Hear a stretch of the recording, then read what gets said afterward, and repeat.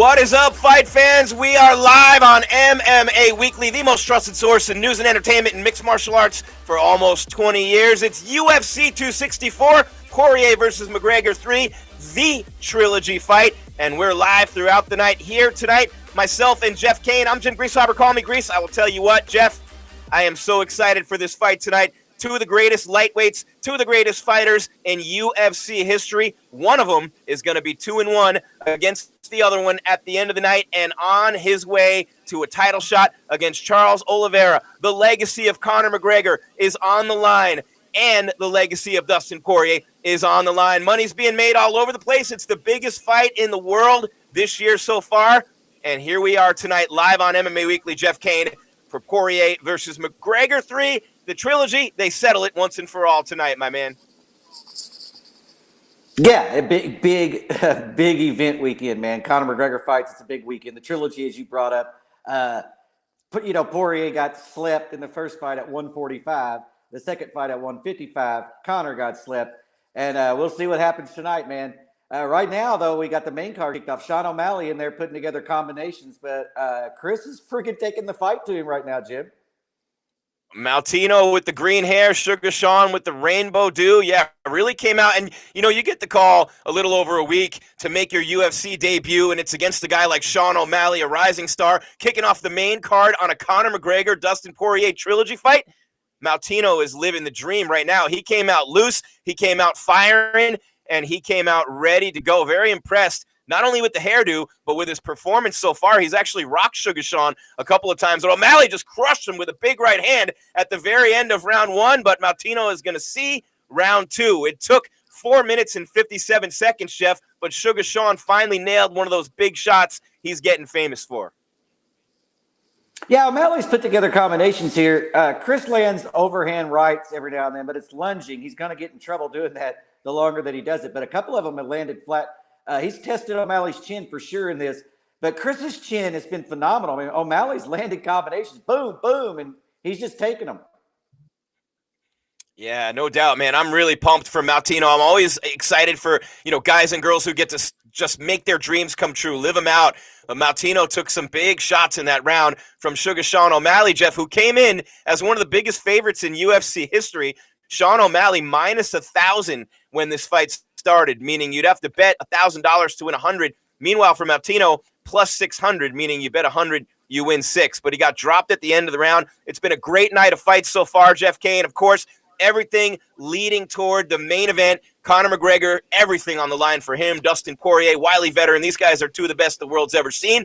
The co-main event, Gilbert Burns, coming off the title loss, the mauling, really, and he was destroyed by Kamaru Usman, which is par for the course. Everybody's been destroyed by Kamaru Usman lately, but he takes on Wonderboy, Stephen Thompson, a guy who we talked about toward the end of last year, possibly being a major contender in 2021, so a huge fight at 170 in the co-main. You've got Tuivasa and Greg Hardy, the rugby player against the NFL player at heavyweight, two very tough dudes right there. Irene Aldana and Kunitzkaya at a catchweight at 139.5 in the women's division. And then, of course, you got O'Malley just getting started here with round number 2 against Moutinho, and Sugar Sean switching stances, popping him with the jab from both sides and starting to really establish himself and take control of this opening fight right now. Yeah, he's doing a good job controlling the range. And like I said, Chris is having to rush in because he's having a hard time dealing with O'Malley's reach. He's had some success, but he's just overmatched in this fight, But if he keeps landing those right hands, he might shock the world. That's what I love about the fight game. You never miss the opportunity to be Buster Douglas, right? And Conor called Dustin Poirier Buster Douglas at the press conference. And we saw something this week, Jeff, that I didn't think we'd ever see, that most fight fans didn't think we'd ever see. Conor McGregor lost a press conference. Do you not agree with that? I feel like Poirier beat McGregor at the press conference. Conor McGregor is undefeated in press conferences, but I feel like Poirier, he's not letting him get to him. He had some great comebacks, not McGregor fast, McGregor sleep. All kinds of great things coming out of the mouth of Dustin Poirier. But one thing we know for sure, Jeff Kane, both these guys are at their athletic peak in terms of their age and their primes. They're both have trained super hard for this fight. They've both been ready for a long time. I believe we're going to see the best of Dustin Poirier and the best of Conor McGregor. That's right, I said it. I think we'll see the best of Conor McGregor. I think he's going to get back to some kickboxing here tonight. The push kicks, the spinning kicks, all the things he used to use to set up that beautiful boxing. Well, he claims he was training for Manny Pacquiao. He put so much weight on his lead leg. Everything was about just standing in the pocket and boxing in that last fight in January. And McGregor definitely landed some big shots in that fight. But, man, I will tell you what, brother, Conor McGregor coming off a loss like that, everything on the line for him. He's got a level of greatness very few people have ever had, and we might see that tonight. He can dial it up. But what people misunderstand, and I'm still, my mind's boggled by this, is how great Dustin Poirier is. He had Khabib rocked. He almost had the choke on Khabib. Poirier has only lost one fight in 4.5 years since he went up to 155, a much different fighter than he was at 145, which is the weight class in which Conor McGregor beat him years ago. Which is the exact opposite story for Conor McGregor. Conor can say what he wants about the preparation for the last fight. At the end of the day, Conor McGregor's 1-2 at lightweight. 1 win, 2 losses. He is 3-3 in fights above 145. So take that for what you will. That's the stats of it. I like the way Poirier's looking in this fight. I felt like Conor McGregor during the press conference looked a lot like Ronda Rousey did against Holly Holm. You know, it was just weird. You're going all crazy and still in the hot sauce and trying so hard to get a reaction out of Poirier. It just never came. It just never came. And so I feel like at the press conference we saw Conor McGregor possibly even intimidated. I mean, that's crazy to say, and I didn't see that, but I understand what you saw. McGregor was a little bit off his game. He was a little bit off his game. Very, very serious. He knows what's at stake here, Jeff. Not only a title shot, but his legacy, his greatness has been called into question, and rightfully so. 1-2 at 155. Not a lot of wins recently for Conor McGregor. I mean, obviously, when you count the Mayweather fight, it hasn't been good for him. He got choked out by Diaz. He got finished by Mayweather. He got choked out by Khabib. He got finished by Poirier. So now Conor McGregor has been finished. And you know this. When you fight a guy and you finish him with your hands like Poirier did to Conor McGregor, that gives you a whole new level of confidence coming into the next fight. Poirier loose all week long. Very excited to be in there. Nothing McGregor did phased him. I've been watching all the embeddeds and keeping up with Poirier. I know his coaches, been talking to a couple of coaches a little bit. This is something that Poirier is completely unfazed by, I think. And like you said, Poirier coming into this fight, McGregor's the one who has everything to lose. For Poirier, sure, it's a title shot, and he took the money fight over the title fight, and he's got to win this fight to get the title shot. But McGregor's the one with all the pressure on him because his legacy is on the line, and his place in the history of the fight game is as well. And when you're as famous as he is, when you've made as much money as he has, everything changes for you. The question then becomes, is Conor McGregor able to do what Rocky Balboa did and dial it back up, make it happen, come back and be better than ever? We'll have to see. That's a movie. This is real life. Look, there's no question. Conor McGregor can knock anybody out. You know, Conor McGregor connects cleanly, and he connected cleanly in the second fight with Poirier in that first round. I just don't think maybe Conor has the same punching power as he does at 145. But Conor can sleep Poirier tonight. I mean, you know, I think he almost got him last time, Jeff, and that opened a bunch of shots, and Poirier's chin was able to withstand them, and then they got to round 2. Jeff Kane, I'm Jim Greashopper. We're going to go to the podium in Las Vegas. We have Michel Pereira, a beautiful performance and a victory tonight, hanging on late, though, barely hanging on late to beat Nico Price. Through the podium now, the MMA. Let's go. Estou batalhando por isso e eu acho que agora eu devo entrar no ranking, eu preciso entrar. E eu acho que agora eu entro.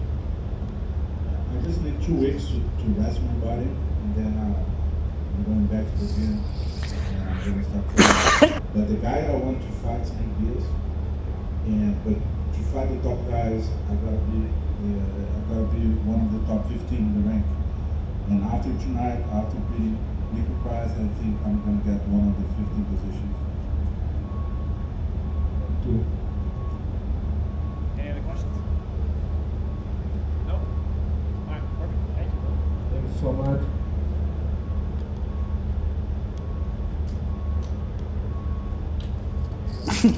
All right, that was quick. Jim. Michel Pereira, yeah, we got to the podium a little late, but he doesn't really speak English, so it's he doesn't have to when he performs like he did tonight. What a great win by Pereira. I've seen him fight a couple times in person.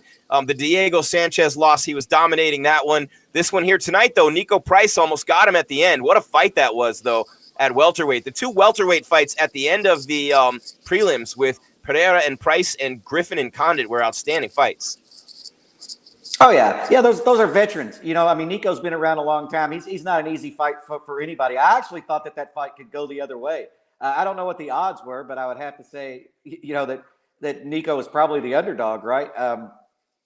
But yeah, that was a phenomenal fight. We've had some knockout finishes, and we've had some really wars in there, and we got a war right now. I mean, Chris is taking it to O'Malley. He's losing the fight, but he's staying in his face, and he's giving him all kinds of problems.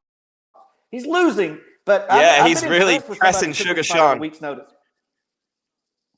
Yeah, and it's also very tough to fight the guy who takes the fight on the week's notice, especially the guy who's never been in the UFC. You don't have a lot to go by with him. I mean, you get coaches call coaches and, opponents that he's fought before and things like that, Jeff. But, man, I will tell you what, I'm really excited to see what's going on here with O'Malley. And Moutinho's a guy who definitely is rocked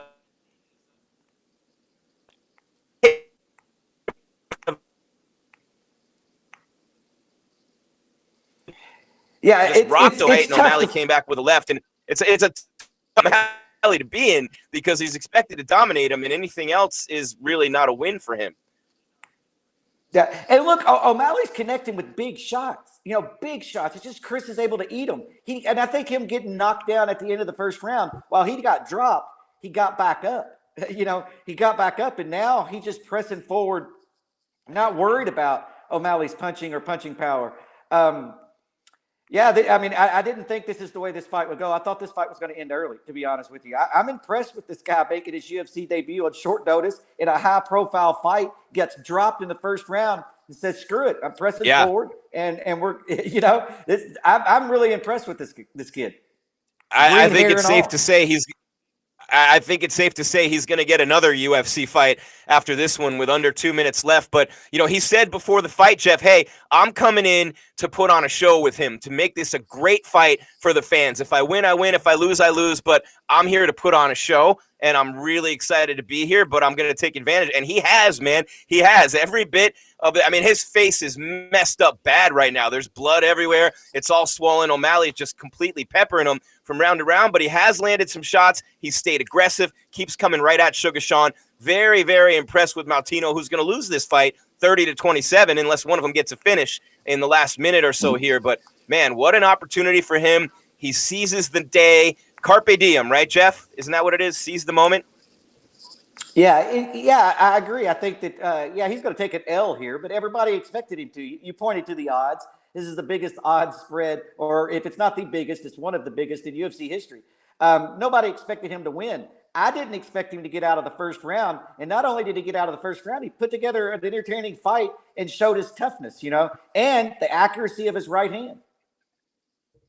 There's Sugar Sean right there walking across the stage at the UFC headquarters this week with the big weed leaf. He's in the marijuana cannabis business. And, man, O'Malley just teeing off. A big uppercut. O'Malley and Herb Dean, this dude's literally out on his feet. Herb Dean steps in, stops the fight. Moutinho's still coming forward, but taking shot after shot after shot. Man, he just like Rocky Balboa when Drago goes, he's not human. What a chin on Moutinho, and a very, very hard-fought victory for Sugar Sean O'Malley as the Sugar Show rolls on. Yeah, Sean was able to find, he was able to land punches the whole fight. But there towards the end, with Chris pressing forward, because he needed a finish, and he did what he should have done. You press forward and you try to put hands on him and end the fight with one shot. He wasn't able to do that, but props to him for that, man. O'Malley dominated this fight, but Chris showed his toughness for sure. What an absolute just a crazy fight to get us started. UFC 264. How about, Jeff, we do a roll call? We got a chat room full of people here on MMA Weekly. Want to remind you guys while you're here, smash that subscribe button, hit that like, jump in the chat. Let us know what you're thinking about this epic night in the Ultimate Fighting Championship. Donald Trump's there. Mel Gibson's there. Every celebrity in the world is in Vegas tonight except for part UFC owner Jeff Kane and myself. We're here. We're the studio gangsters tonight. And we're loving life, man. The first one's in the books. O'Malley gets the win. Big night of fights coming your way. But, Jeff, some really impressive performances on the undercard, too. And then in this one right here, to get the main card started, Moutinho with an outstanding performance against O'Malley, just to go as far as he did. And O'Malley does get the stoppage. He gets that finish late in the fight. And Moutinho's face is all busted up. He's just pissed that he stopped it. I don't know why Herb Dean stopped it. There's 30 seconds left. Let the guy finish the damn fight. Come on, Herb. Herb never stops anything. Yeah, I mean, I'll agree with that. I mean, he took a lot of shots, and he got rocked with the uppercut, but he was still pressing forward, still there. He wasn't really wobbled. I think that maybe Herb just thought he had taken too much damage. But like you brought up, there was like 24 or 26 seconds left in the fight. Well, why stop it then? But, yeah, a good performance by O'Malley, but not the one I expected. I'll say that, Jim. O'Malley did look good in this fight, but I think everybody in the world expected him to get that short note, the UFC newcomer short notice replacement out of there early. I take that back. I just saw the replay. Yeah, I take that back. I just saw the replay at the end of the fight. O'Malley lands a jab, knocks his head back. Then he hits him with a big right hand, an uppercut, and then two more. I'm fine with Herb stopping that. I really 10th am. knockout. Okay. Yeah. I mean, with 30 seconds left, I know Herb's not looking at the clock in fairness. He's looking at the damage that's being inflicted and the future for this fighter. But Moutinho kept coming forward, and this guy got his shot in the UFC. He's got 30 seconds left to finish the fight. So I'm not gonna rip on Herb too much for this, but I am gonna say that it is a shame that he didn't get to finish the fight because he was just gung-ho throughout this fight, and he really showed up big time when he got his call and his opportunity, man. Like Eminem said, you only get one shot. He took advantage of that shot, and he will get another shot. There's no doubt he's going to get another UFC fight. Yeah, I wish Herb would have let that fight continue for the 24 seconds that was left, or 26. It was hard for me to see what it was. It was one of those. Because the kid had fought so hard, and for him to take O'Malley, the distance would have been big. But at the same time, I don't have a huge problem with that stoppage because that is a UFC newcomer, took a fight on short notice, had taken a lot of damage, and O'Malley was just pouring it on. But yeah, man, I agree with you. I'm kind of on the fence on that. I would have liked to see him let that go the extra 24 seconds or the rest of the 24 seconds. But I don't have a problem with the stoppage, man. I understand why Herb stopped that. Derek Lewis in the house, the Black Beast, now an interim title fight against Cyril Gane. Dana White took a lot of shit for that one. And making it an interim title fight, maybe a little beef with Francis. Also needed a main event in Houston in the title fight between Lewis and Gane in Derek Lewis's hometown. Robert Kraft, the owner of the New England Patriots, is there. You got the owner of the Raiders, Mark Davis, there. I mean, it is just crazy at T-Mobile Arena tonight, Jeff. First time the fans have been back in Las Vegas. This one second. McGregor and Poirier, the trilogy.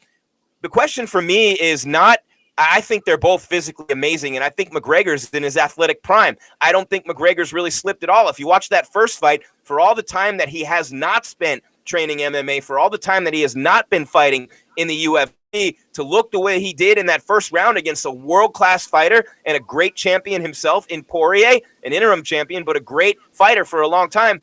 Look, for Conor to look the way he did in January, to me, was amazing. He came that close to finishing the fight in both rounds, especially the first. The question becomes, what does Conor McGregor need to do to get back to being the best in the world? What was missing for Conor in that fight? To me, he was one-dimensional. He was all about boxing. He said he was training for Manny Pacquiao. He ain't training for Manny Pacquiao anymore. And for this one, there won't be any excuses. He won't be able to call Poirier Buster Douglas again. But what do you see in watching that fight and watching Conor McGregor right now as opposed to what he has been in the past? What did you see that Conor McGregor was missing in that last fight, and what would you do if you were him coming into this one differently than what he did in January? I would be more aggressive in the first round. I would be more aggressive in the first round, but it's a dangerous damn thing to do against Dustin Poirier, right? I don't know. Mm-hmm. I don't make any excuse for Conor McGregor. Conor McGregor was not the better fighter. He might not be the better fighter tonight. And so I don't know. I feel like Dustin had a great game plan, and he took the couple of big shots from Conor and realized that Conor, this isn't 145. Dustin's better at 155 than he is at 145, and I think Conor's better at 150 or 145 than he is at 155. And so we're all going to meet this at 155 for the second time and see how it plays out. But I think Conor just needs to be more aggressive, Jim. That's what I feel. I feel like if Conor doesn't give him a second to kind of breathe in the first round, he can get him out of there. But like I said, you're pressuring a really, really good fighter and a good boxer, and particularly somebody who can fight on the inside. So I don't know. And then I think for Poirier, we'll just flip the coin on what I think Poirier. I think Poirier should take Conor down. I think Conor comes out aggressively, put him on his back. Easy win. Easy win. He did that early in the second fight. He did that early in the first round of the fight in January. Yeah. Except I think he just keep him on the ground. I think that Poirier has more ways to win this fight than McGregor. I think Poirier can knock out Conor. I think Poirier can submit Conor. He can decision Conor by out wrestling him and probably decision him on the feet, to be honest with you. For Conor, it's a knockout. It's a knockout. That's it. That he cannot, if this fight gets into the third, fourth, and fifth round, I don't like Conor's chances. Early, and I know that sounds terrible because it's what everybody says. It's what Khabib said about this fight. If it's early, it's Conor. If it's late, it's Poirier. I don't know that I necessarily agree with that, but I agree with that, the line of thinking there. But Poirier could end this fight early as well. Yeah, so he could. I look forward to this one, man. I look forward to this one. This is the big, the big one. This is a big fight of the year. Huge implications. This is the title fight. When you get down to it, as far as popularity, the eyes on it, Conor brings the celebrities out. Now, I don't mean to disrespect Charles Oliveira. Charles Oliveira is the champion. Charles Oliveira is I'm high on Charles Oliveira and was saying, that guy's the worst matchup for anybody in that division. He's the champion now. I didn't mean to degrade him by saying this is a title fight. This feels like a title fight, though, Jim. That's because Poirier should be the champ. And you said it in January, that one should have been the interim, and Dana didn't want to do it because he didn't want to piss Khabib off because he thought there was still a chance he might get Khabib back. By the way, Poirier walking into the building right now, cool as a cucumber, man. He is, and my boy Stuart Scott, since we're on ESPN, cool as the other side of the pillow. McGregor walking with purpose, strutting into the arena, an angry look on his face. Poirier just kind of walking, chilling, relaxed. And, you can tell a lot by body language. You can tell a lot by facial expression. Conor McGregor is all business coming into this fight, as is Poirier, but Poirier's relaxed. Conor is walking in with a look on his face like this is the biggest moment of his career right now, and it is. Conor McGregor knows that he has so much on the line tonight when it comes to his name, Jeff, and his legacy. McGregor knows if he loses this fight, his stock drops way down. He might not get a title fight ever again if he loses this fight. That's actually bad for the UFC if that happens. Poirier, red panty night again, selling a whole bunch of hot sauce, making a ton of money with a win here, goes on and fights Oliveira. What I'm wondering about in fight, really good on Conor's got underrated grappling and takedown defense, and I did say that. He has underrated grappling and takedown defense, but as for Dustin Poirier, he switches stances. He throws with both hands with power. He's tricky. He comes at you with that left and then that quick right where he's running at you where he can go down. He goes for chokes from that position, takedowns. He's just so good and so fluid. There's nothing he hasn't seen in there. And let's just be real. Since Dustin Poirier moved up to 155 pounds, he's a completely different fighter. You look what he did against Max Holloway at 155. You look what he did against Eddie Alvarez, Justin Gaethje, Anthony Pettis in a fight of the night performance. But ever since he went up to 155, Dustin Poirier has taken his game. His game went from here to here just by going up 10 pounds. And you've talked about it on the show a whole lot of times. McGregor appeared to have been that much better at 145, where it's been the exact opposite for Dustin Poirier at 55. Yeah, I mean, Dustin Poirier is as complete of a fighter as you get. You know, I mean, he can finish you anywhere. He can finish you on the outside. He can finish you with either hand. He can finish you with his legs. He can finish you in the clinch, and he can submit you on the ground. He's a look. I mean, I'll say it. Dustin Poirier is the better fighter than Conor McGregor. I don't think that a lot of people would argue against that. What Conor McGregor has that Dustin Poirier doesn't have is the ability to sleep you with with one shot. He's got that one punch walk off power, and it's his whole career's been built around that.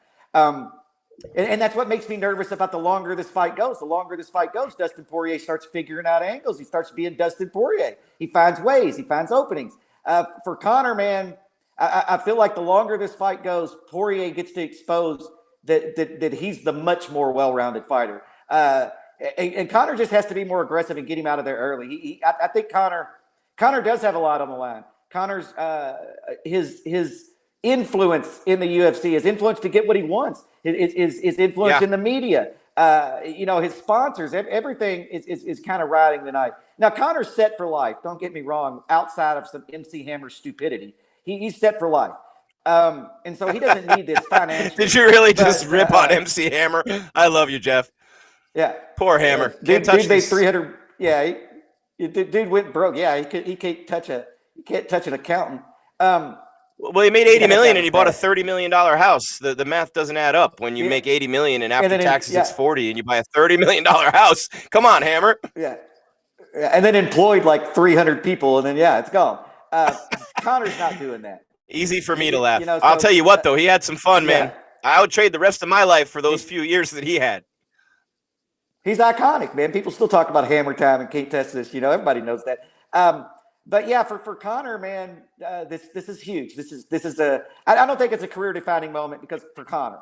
I think it is for Poirier because some people are going to think that first fight or that second fight was a fluke, And so Poirier is out here trying to prove that no, I'm the real deal. And it's weird because Poirier, in my opinion, in some ways is a more accomplished fighter, but Conor has the accolades. Conor's the 2-division champion. He slept Aldo was Aldo. He went up and won the 155 title. Nobody can take that from Conor. I feel like his legacy is intact, but it's just what longevity does he have moving forward? And if he loses tonight, not a lot. I'll say this: if Conor McGregor loses tonight, it might be the last time we see him inside the octagon. Maybe. I was wondering about that, but I mean, he's still got a Masvidal fight. He's still got a Gaethje fight. He's still got a Tony Ferguson fight. He's still got the trilogy against Diaz. So he's got fights where he can make money forever. He's Conor McGregor. But the one thing I will say, he's a proud dude, and he knows every single fighter in the UFC who's making a lot more money now than they were, as much as people still bitch about fighter pay. And that's another topic for another time, Jeff. But when I look at Conor McGregor, he's the Tiger Woods of MMA on one level. He made everybody a lot more money. The ESPN deal might not have happened without Conor McGregor. The $4.2 billion sale very well might not have happened without Conor McGregor. And a $10 billion valuation and a public offering of the parent company may not have happened without the notorious Conor McGregor. Let that sink in for 1 second. Just let it sink in, guys. None of that might have happened without the notorious Conor McGregor. He has been the rising tide. He is the rising tide that lifted every fucking boat in the sport a mile high, and we cannot forget that. And we got to give the guy his due. He deserves it. He did. He took Mayweather fought him. He if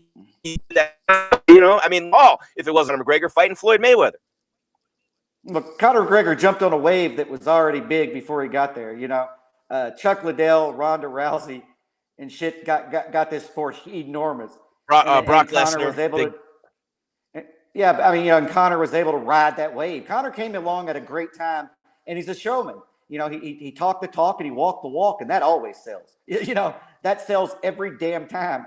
And so right now, where we are in Conor's career is he can still talk the talk, but can he walk the walk? And a lot of people are questioning that. And in my mind, I think Conor's questioning that, and I think that's why he looked the way he did at the press conference, and Poirier looked so calm because I feel like Conor's reaching right now. Now that doesn't mean shit. That's a press conference. That's Conor in front of the media after being finished with strikes. You know what I mean? That doesn't mean shit about what's going to happen tonight. Conor McGregor might have just had an off day on the mic and wasn't comfortable listening to Poirier say, "I slept your last fight," and then that question from the media guy, man, woo, he went after Conor pretty hard. And so I kind of like, fuck it. Conor wasn't able to control the room for the first time in his life. He wasn't able to control the room at a press conference. Big deal. We're going to see if he can control the octagon. That's a good way to put it. Yeah. Yeah, that's a great way to put it, Jeff. He was not able to control the room, which he's done every single time. Yeah, 100%. Jeff Kane, Jim Grieshaber, MMA Weekly. Hit that subscribe button, smash that bell so you get notified whenever we go live. We're pushing hard this year on MMA Weekly. What a jacket for Bruce Buffer tonight. He's got the green tuxedo jacket on. He had a tan one on for the prelims, Jeff. Buff bringing the A game tonight as well. You got Irene Aldana and Yana Kunitzkaya at catchweight at 139.5, Jeff. But these are two very, very good female fighters in the UFC. And when you look at the two of them and what they've done in their careers, I mean, it's just you look at they're just, Amanda and Valentina just keep beating everybody, and the rest of the women are fighting to see who gets another shot against them. And that's what we saw earlier tonight with Jennifer Maia and Jessica Ai at flyweight. It's no different in this fight, trying to work their way back toward the top to get another shot at Amanda.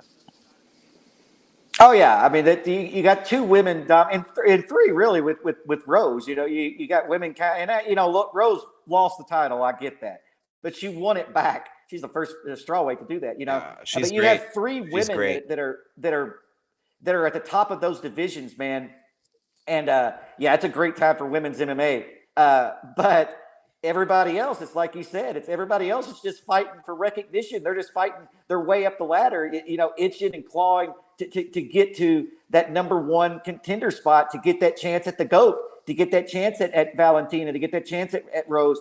But right now, you've got three women who are incredible fighters at the top of the game who I don't know that they'll lose their belts. I don't think Amanda and Valentina will lose their belts anytime soon. Rose is hit and miss, Rose is still as good as any fighter in the world. But I feel like there's sometimes in fights where Rose can be beaten. I don't feel that way about Valentina. I don't feel that way about Amanda. They don't have weaknesses right now. Rose, I'm not saying has weaknesses. I just feel like she looks more beatable when I watch her against Amanda, compared to Amanda and Valentina. That's not taking anything away from Rose. Look, Amanda and Valentina are like on a different planet, But Rose looks so good in that title fight. I mean, Rose so good. Again, nobody thought she was winning that fight. Yeah, she's amazing. Rose and these two girls coming out throwing bombs, Jeff. Aldana and Kunitzkaya throwing hard at the beginning of this fight. It's a big night. It's a Conor McGregor fight card with Poirier. Golden opportunity for both these women here tonight, and they're coming out, they're on fire starting this fight off. I love this so far. Yeah, you're a little bit ahead of me, and I'm not even going to mess with it, man. I'm in Denver, so I'm not in my usual place tonight. That's right. You're going to a concert. You got a big concert coming up. Back-to-back, Monday and Tuesday nights. 2 nights at Red Rocks Auditorium or Red Rocks Amphitheater here in Who are you going Red to see? Rocks is actually Billy and the Kids. It's Billy Strings with Bill Kreutzmann, who's the drummer for the Grateful Dead, Hamilton, who's the guitarist for J-Rad. You got one of Trey Anastasio's members in the band. It's basically an all-star band that's getting ready to melt faces with Grateful Dead songs. And I'm going to be there both nights. And yeah, man, that's what I came out here for. It's been a weird trip right now. They lost my bag. But I'm going to get it back. I'm wearing Jeff, one of my wife's shirts right now. I hate to tell you this, man, but Mr. Chube says Willie Nelson wants his hair back. I'm sorry. I had to read that in the chat room. He says Willie Nelson wants his hair back. Well, Willie can pay for it. He can come get it. I'll braid it next show for you. Tell him to give you one of those joints he smokes, and you'll be good. You'll give it back. I stole Willie. It'll be a good one if Willie gives it to you. You what? I stole Willie Nelson's lighter. I stole Willie Nelson's lighter, and it was so stupid because I would show people that's Willie Nelson's lighter. It was a yellow Bic lighter. It just looked like any other ordinary lighter, but I absolutely stole it from Willie Nelson. He stole it and he wants his lighter back. Well, Jeff, right now, Irene Aldana has really caused some damage to Yana Kunitzkaya. She's bleeding heavily already. Some big shots early on in this fight. There's a lot of lumber being laid down here by these two girls. Irene Aldana is no joke, and she's definitely got a lot of power. She's got 6 knockouts and 3 submissions in her 12 wins. She's 12-6. Lost to Holly Holm in October of last year on Fight Island. But before that, she beat Vanessa Mello and Ketlin Vieira, following a loss to Raquel Pennington. I mean, you look back, and she's fought a lot of big-time fighters, going all the way back to Tanya Evinger and, Caitlin Chukagian and Betty Carrera and all these fights. Raquel Pennington, some really big fights for her. Nice knee by Kunitzkaya, who has had a pretty good career herself. And, she's definitely, a big-time knockout artist herself, but she just got knocked down by Aldana. Kunitzkaya is in big, big trouble right now, Jeff. Huge trouble with elbows and punches raining down on her. Yeah, look, Aldana had to give up 30% of her purse, so she needs this winning bonus right here, and she's going out here and putting hands on. She's putting in an impressive performance, man. For sure. She's fighting angry right now. And you got 1:20 left there, about 4 feet off the cage, man, and she's got a bloody face. Kunitzkaya does. She's getting peppered from top position, trying to throw some up kicks, doing anything she can to keep Aldana off her. Yeah, Aldana's looked great in this first round. For Yana, Aldana's kind of fighting like a girl who decided to stop cutting weight about 4 pounds before he hit the mark. And Yana is taking some damage, man. Taking some damage. Yeah. I'm not knocking. Look, Irina Aldana is a legit fighter. That's not what I just hate to see people miss weight, man. It pisses me off. But yeah, she's a legit fighter, and she's putting it together tonight. Oh, yeah, and she's blasting away now with some big lefts, and Yana's in big, big trouble, and she just can't take too many more. These 30 seconds left. Can she survive round number 1 against the onslaught of Irina Aldana? 25 seconds left. Not going to happen. Not going to happen. Irina Aldana in our car. It's going to be interesting. I can't see. Where were they ranked? And y'all got to have people are going to have to forgive me, man. I know I'm on the rankings panel and everything, but it's been a long 4 and 5. 3 days. 4 and 5. Aldana's 4. Okay. Kunitzkaya was 5. So Aspen Ladd, Holly Holm, Jermaine Durandamy, and then Amanda Nunes are ahead of Irina Aldana. Okay. Yeah, I don't. Yeah, the reason why I was asking is because I don't know what the ranking, what you do with somebody who missed weight, but she had such a dominating performance. But she was ranked 1 spot higher. I don't know, but she looked great tonight. She made Yana look like. And you would give her a bonus? Do you give her a bonus? Because based on what she just did, that's a bonus right there. But missing weight, you're not allowed to get a bonus, right? Yeah. Yep. Yeah. So there you go. Doesn't mean she won't get one, but she's not going to get one publicly. Dana's been known to throw some paper bags around. Man, what a win by Irina Aldana, though, Jeff. Great performance. Best I've seen her. Dude, that was a sneaky little left hook that dropped Yana. Dropped her hard.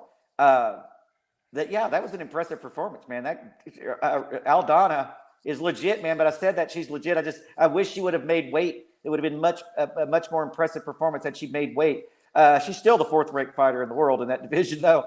I don't think she moves up. I bet Stephen A. Smith hates this one. Stephen A. Smith, who doesn't like women's fighting, is on the desk tonight. And Kunitzkaya's got a crooked nose. She definitely got a broken nose in that fight. Her nose is going this way. And so I don't think Stephen A. likes it all that much.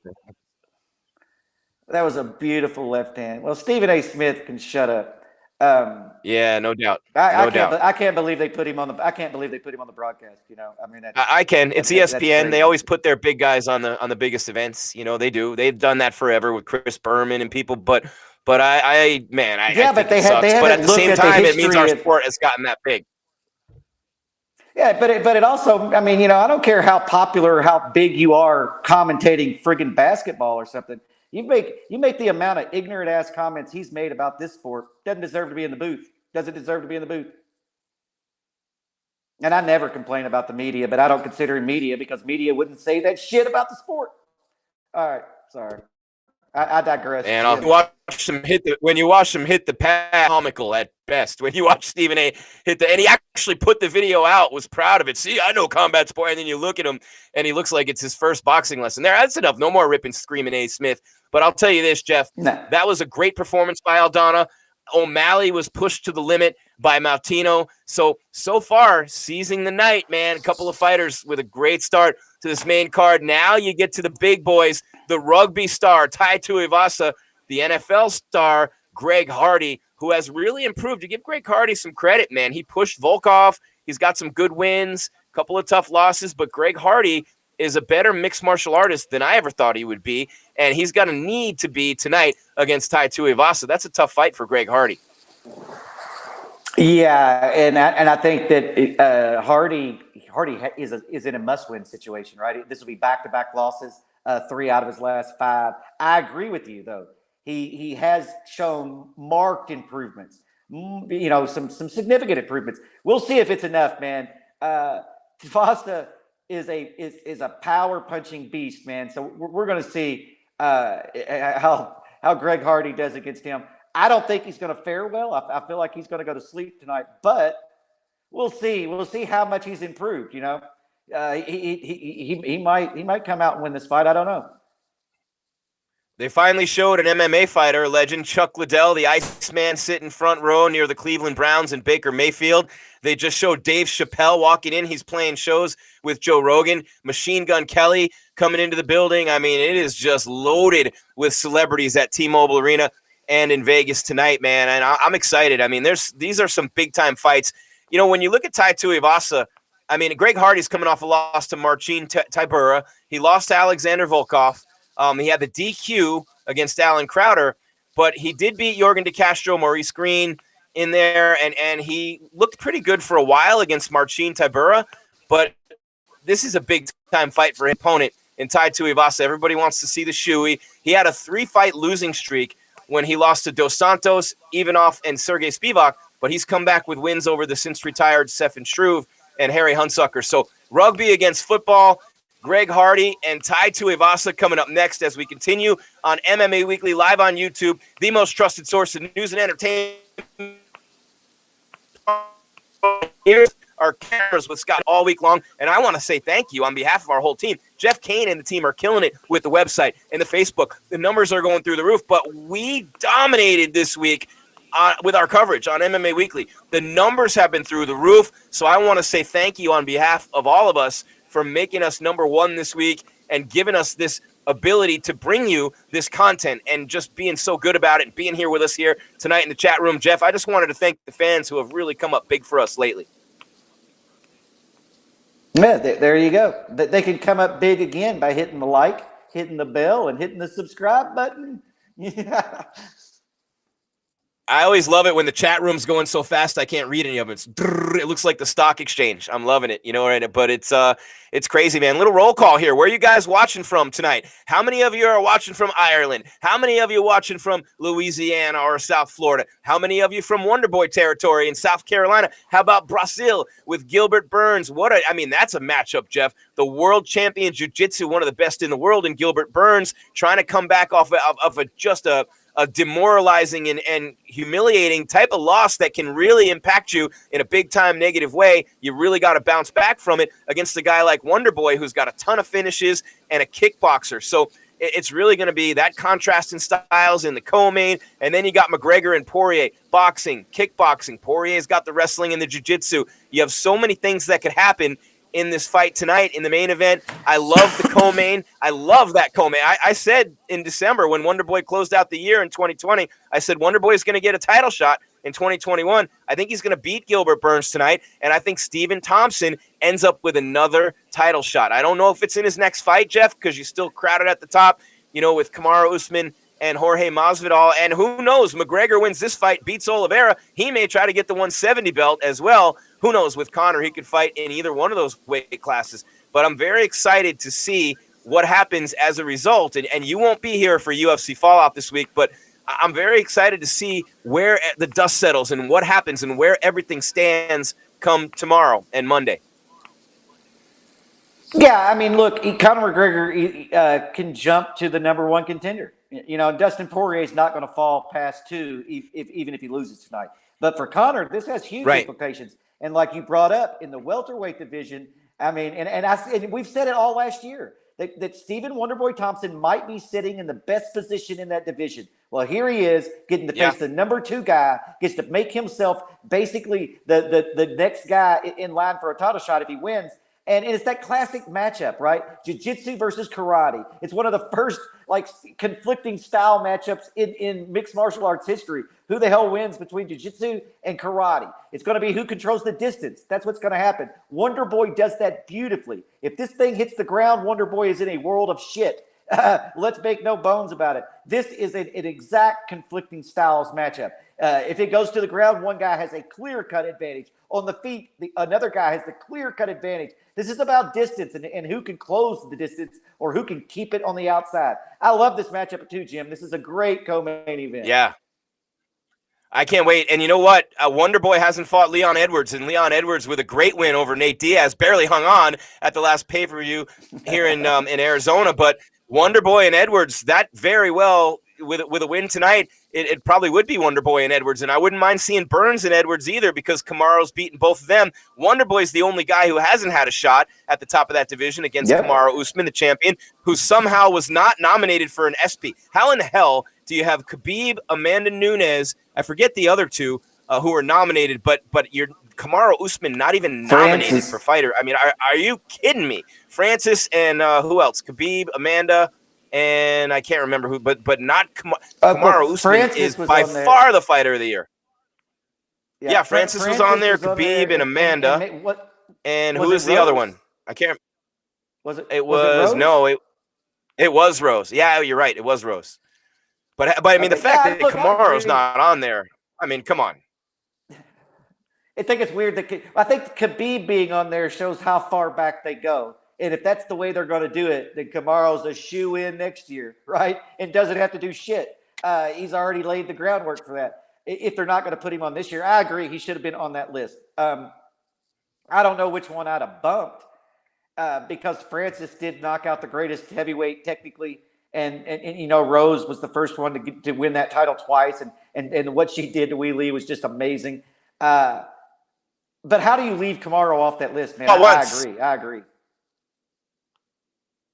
Khabib fought once, Jeff. Yeah. And who was it against? Justin. Yeah. Gaethje. I mean, that's what I'm saying. It was one win over Gaethje.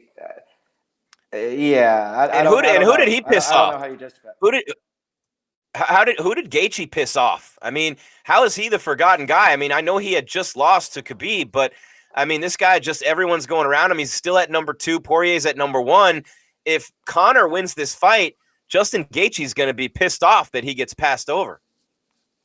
Justin Gaethje's going to have to fight Michael Chandler, which is beautiful. The fans win here, Jim. The fans win. If Conor wins, he's going to jump over everybody. That's a given. No question about it. He'll be 2-2 at lightweight, but he's going to be 2-2 in a title fight. If Dustin wins, then Gaethje is right there, right? Dustin's going to get the title fight, and then Gaethje. You could see Gaethje and Conor if Conor chooses to fight again. I agree with what you said earlier. Conor does have always the trilogy with Diaz. That's the go-to for sure. Do crazy numbers even if Conor loses tonight. You still have the Masvidal and the smack talking between Street Jesus and the Notorious would just be that could sell a pay-per-view, right? They don't have to fight. The press conference alone would be yeah. And so there's things for Conor. I just don't know if Conor's time in mixed martial arts because he could get. Conor's still a huge draw, and in boxing, he lost to the greatest boxer of our generation.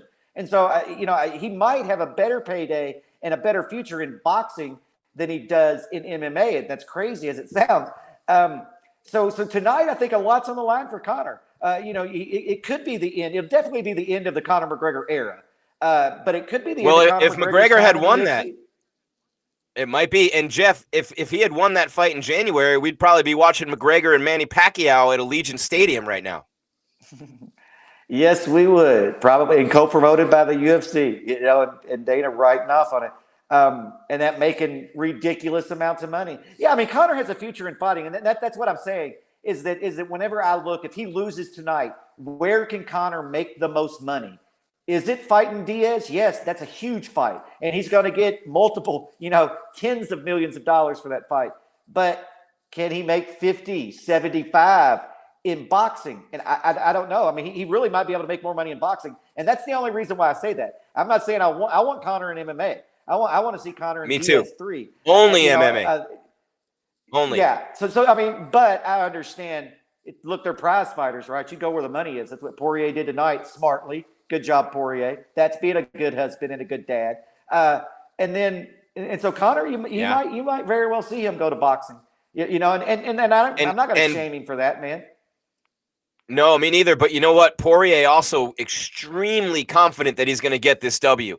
I don't think he takes – I mean, the money fight's the money fight, but his ultimate goal has been that belt. But he is supremely confident coming into this one to the point where he's willing to wait another fight to fight for the belt because in his mind, it's already a foregone conclusion that he's going to win this fight. That's how confident Dustin Poirier is coming into this trilogy. And I can't say the same.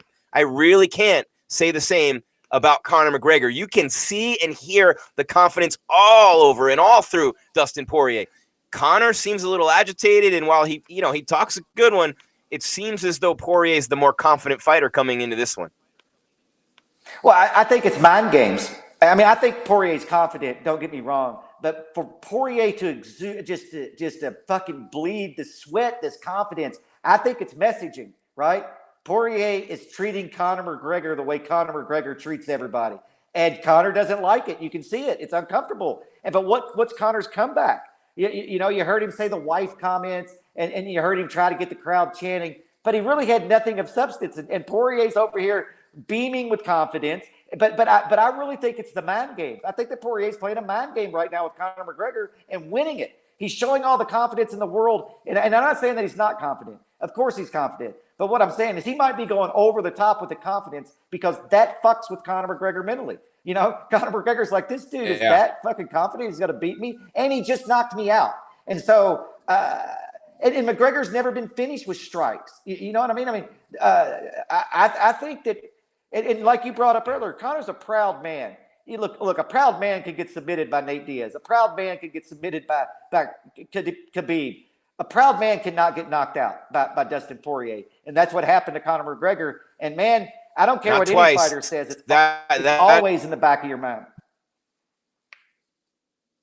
And he did get knocked out pretty badly in that last one. Meanwhile, Tuivasa and Hardy in the center of the octagon, 263 and 264 pounds. They epitomize the word heavyweight. They're the bigger end of that division. Some of them are 235, 240. These guys are right there tipping the scales. And I'll tell you what, man, they're right in the center of the octagon. Hardy wants to lead with that jab. He's so long and so strong with that quickness. But Tuivasa's a beast. He's got a great chin and a lot of power himself. So they're underway, man. About 4:15 left in round number 1. Yeah, and Tuivasa is also durable. He's extremely durable. So this fight's going to be crazy, man. We'll see what Greg Hardy's improvements are. He's always had a decent jab. I think what the fuck? Oh, Tai Tuivasa. Are you kidding me? Hardy rushed him, and he got knocked the fuck out. Oh, my God. Wow, it's like Debo and Friday, Jeff. He just dropped. Wow, what a shot from Tuivasa. Hardy got really aggressive. Oh, man. Wow, Tai Tuivasa. We're going to see a shoey right now sitting on top of the fence. He's doing a shoey out of an Air Jordan that's probably $1,000. Yeah, the leg kicks forced Hardy to just rush forward. It forced him to. He was just his legs were getting eat up, and then man, that's the end of Greg Hardy in the UFC as far as I'm concerned. I'll be shocked if they bring him back. Shocked. Oh my God, that was incredible, man! Watch this replay, Jeff. When it comes, Hardy rushing toward him, throwing that jab, feeling really confident in the stand-up, drops his hands, comes in. He actually connected with a straight right, Hardy did, and then he lowers his head, he changes levels, came in, and the counter just dropped him. Counter left. Oh, man. I'm wrong. Hardy staggered Tuivasa, staggered him. His legs went wobbly, and then Hardy rushed in and got knocked the fuck out, like you said. But watch that replay. Tuivasa's legs go limp. And yeah. Wow. I mean, that was a devastating we're an hour and knockout. 20 minutes in. Devastating. We're an hour and 20 minutes in, and we're already at the co-main. I mean, it's a quick-moving night. 2 first-round finishes back-to-back. Fans back in Vegas, Jim. Tuivasa. You know, look. I don't want to be the first night for fans to be back in Las Vegas with the fans that Conor brings to Vegas for these events. An early night could do nothing but great things for Las Vegas' economy. Turn those fans loose on Vegas, all happy as hell because the fighter won.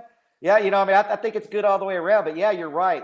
On the pay-per-view card, they're probably going to show a preliminary fight before we get to the main event. Well, that and Jeff, I would say with that right hand. The $300 to $500 a night room rates this weekend are pretty huge too up in Vegas. They're making up a lot of that pandemic money right now with Conor McGregor in town, the Irish invasion. Even though I don't think you can fly in from Ireland yet, but that's another story. You won't have as many fans there for Conor McGregor. But man, Greg Hardy just got starched. I got excited. Greg Hardy, whenever I see him get knocked out, I'm a very happy guy. He stole a lot of money from my Dallas Cowboys.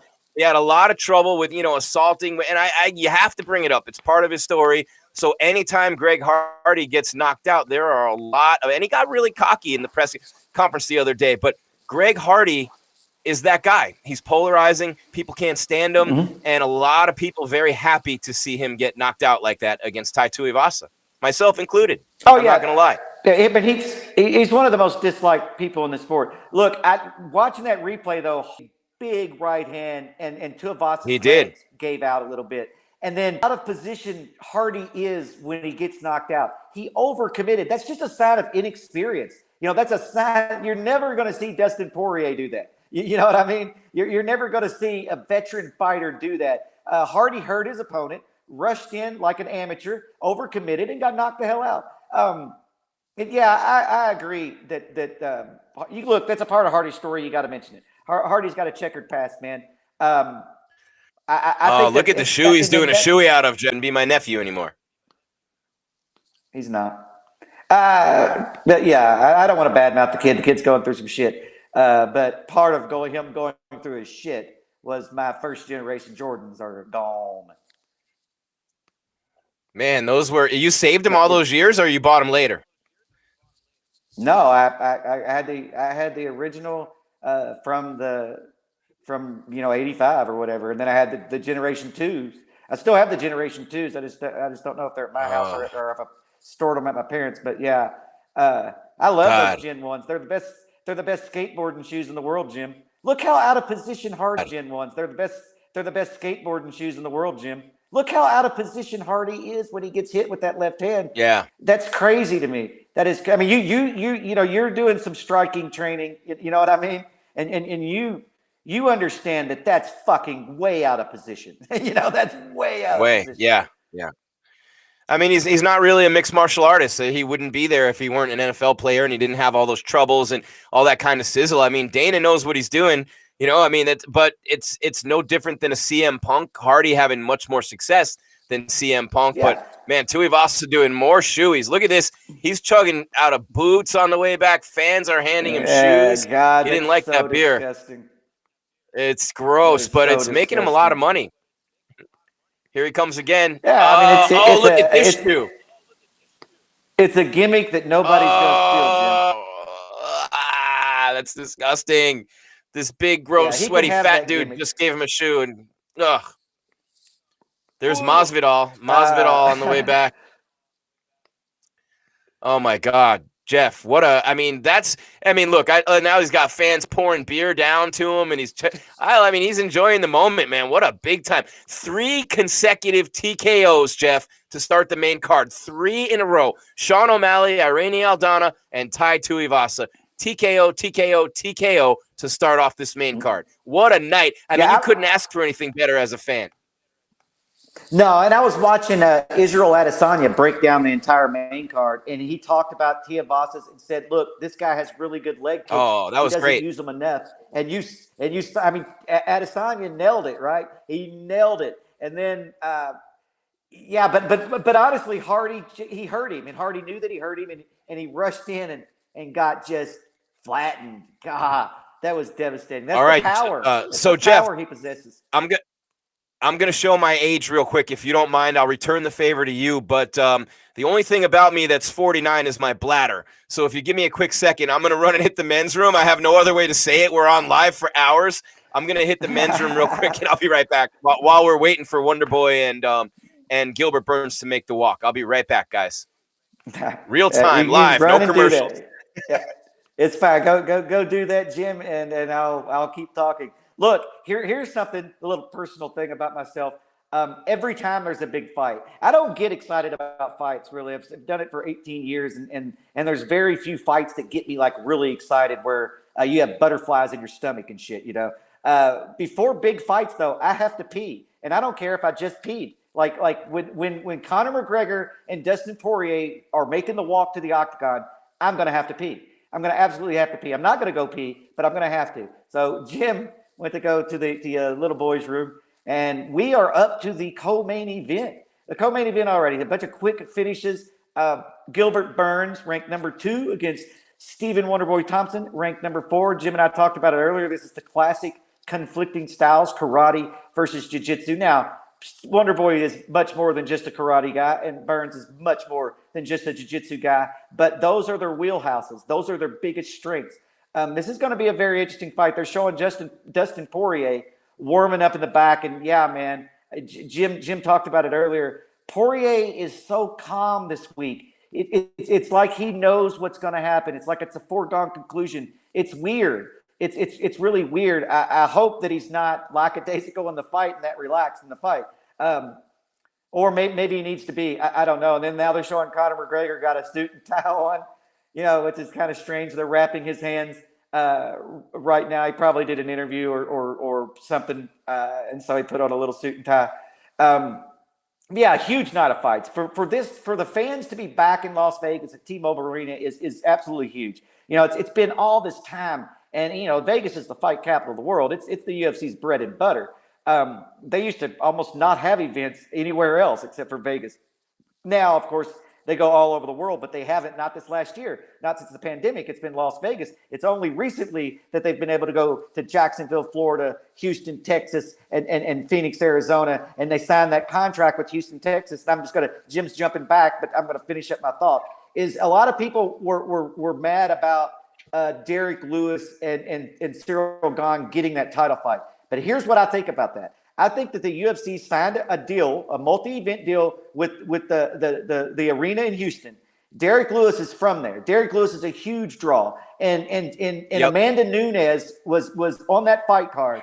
And you cannot put someone as a headliner above a title fight unless it's a title fight. And I feel like that's what the UFC did. I don't think it has anything to do with bad negotiations with Francis Ngannou. I think it was a business move by the UFC, and they seized on an opportunity to sign a contract with a place that allowed them to come during a pandemic. Maybe this is the UFC throwing Texas a bone back again. But I feel like that's what it was. They had to be a title fight to bump Amanda Nunes out of the main event slot. And so that's why that fight happened. That's my take on it. I absolutely, wholeheartedly, 100% agree with you, Jeff. There's no doubt that's why they did it.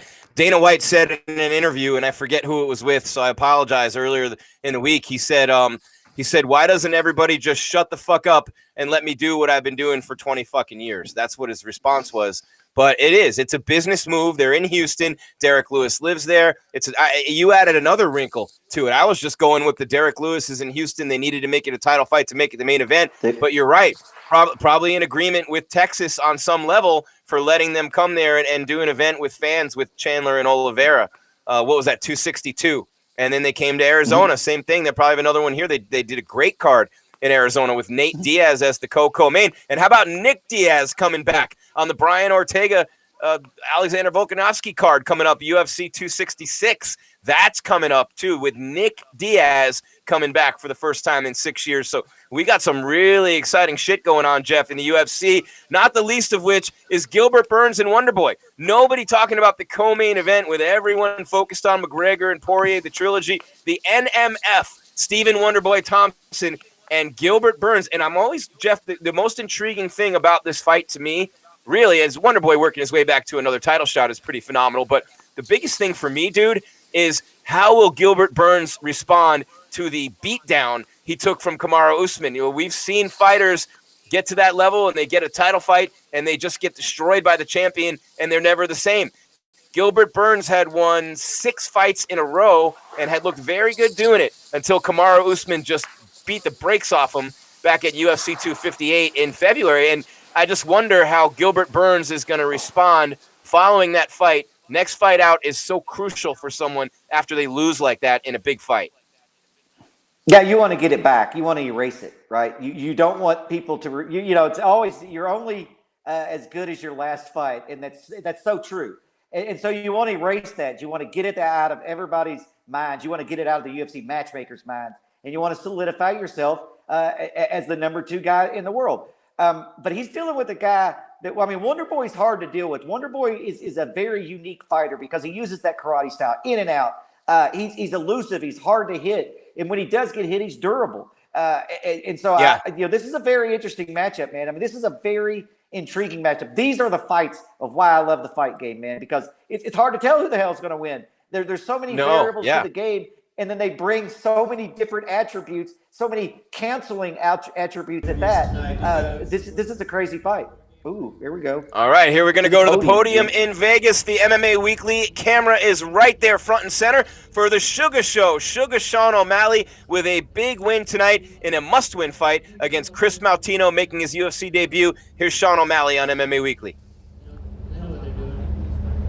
Were you thinking any at all about the 75K? Because obviously there have been a ton of great just performances tonight. Yeah, I really, really, really hope, not just for me, I hope it was fight of the night. I hope Chris gets 75K, taking that fight on short notice. Hope he gets that too. Thank you. Thanks. Sean, of course Chris took it on short notice, but who were you surprised didn't take the fight? A lot of the guys on Twitter weren't even on the people that the UFC sent me. So I don't know if, you can post anything on Twitter. I'll post right now, I'll fight Francis Ngannou. I'm not really gonna, so, unless it makes 135. So you can say whatever you want on Twitter, but, I don't know, Chris, props to him.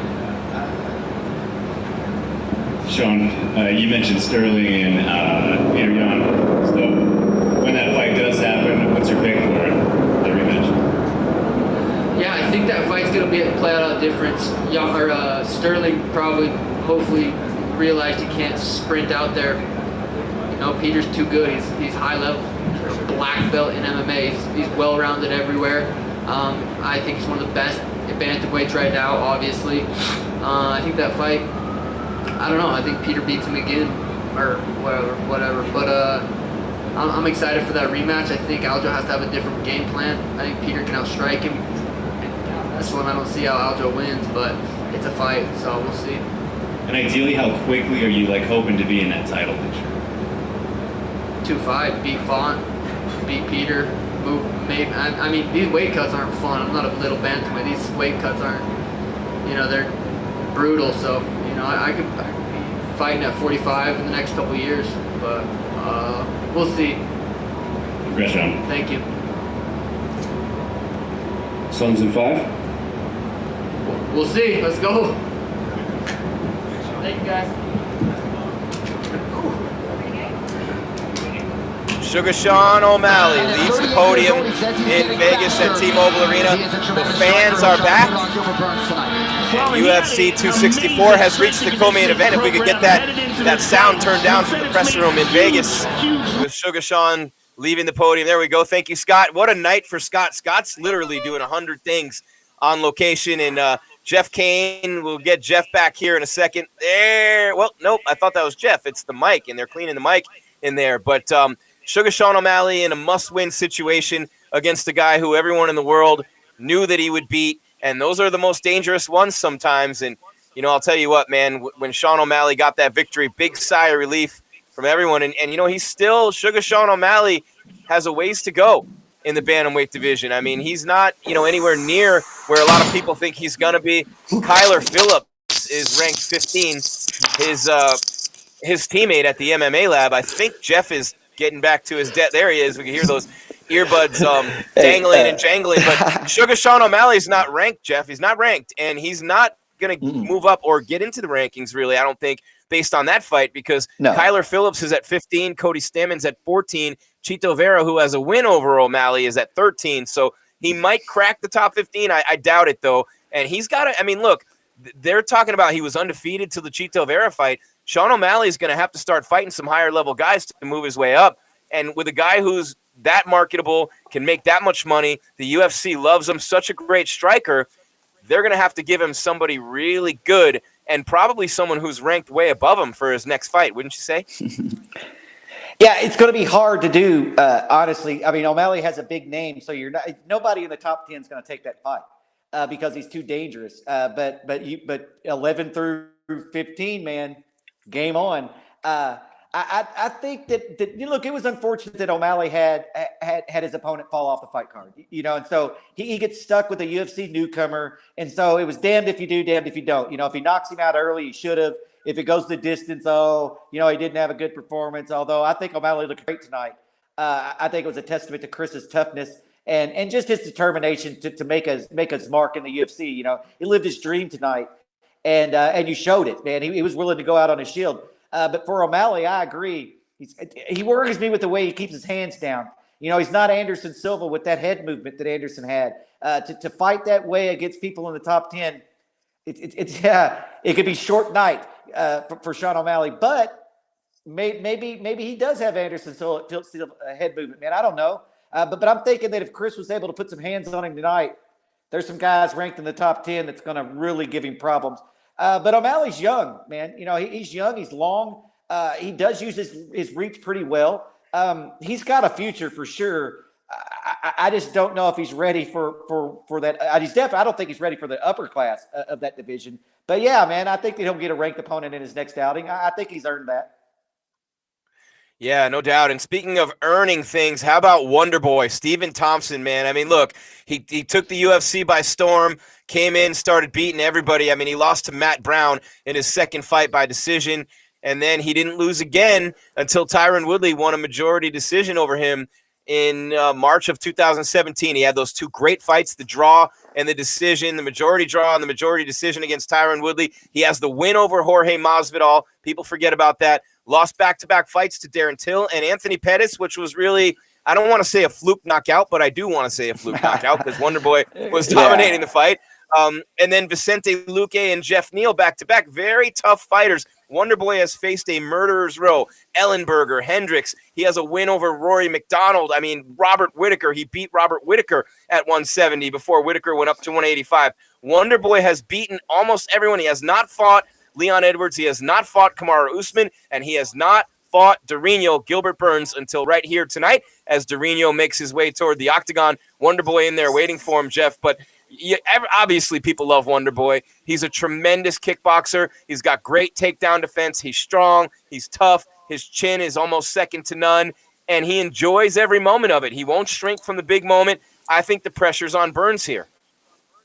Yeah, no, I agree. I agree. Look, Wonderboy is one of the most likable people the sport's ever seen. You know, here's a bit of trivia about Wonderboy. He's Chris Weidman's brother-in-law. He's married to Chris Weidman's sister. That's and a lot of people might not know that, but I recently watched an interview where Weidman interviewed Wonderboy recently, and he tells this great story. Wonderboy dresses up like a ninja, right? And he has since he was a kid, running through neighborhoods and kind of, doing some shenanigans, innocent stuff. But he gets kids to do it with him. And Weidman made him read this police report where, like, it was this kid was 15, this kid was 16, this kid was 14 or whatever. And then it gets to Wonderboy, and he's like, read your age. And he's like, 27. They're running through the freaking neighborhood. But Weidman's podcast is pretty good, man. I like it. And Wonder Boy has 800 kids in his dad's academy. They have 800 kids, and Wonder Boy's the coach. He's got a locker in there. He's there all the time coaching those kids. He's very well liked. He's coached by his dad. He's a good golly gee, aw shucks kid from South Carolina. Such a nice guy, man. But let me tell you, when that door closes in the octagon, he's a fucking murderer. Wonder Boy's a killer. Make no mistake about it. He can be as nice as he wants, but he's a killer. Yeah, he's really competitive, but he's competitive in the right way, a really good way. You know, he'll pick you up off the ground, you know, pat you on the back and be like, you know, see you next time. You know, maybe you learned something tonight. He's unembedded. He was saying that. He was apologizing to someone for hitting him with an elbow. He's like, I'm sorry, I didn't mean to cut you.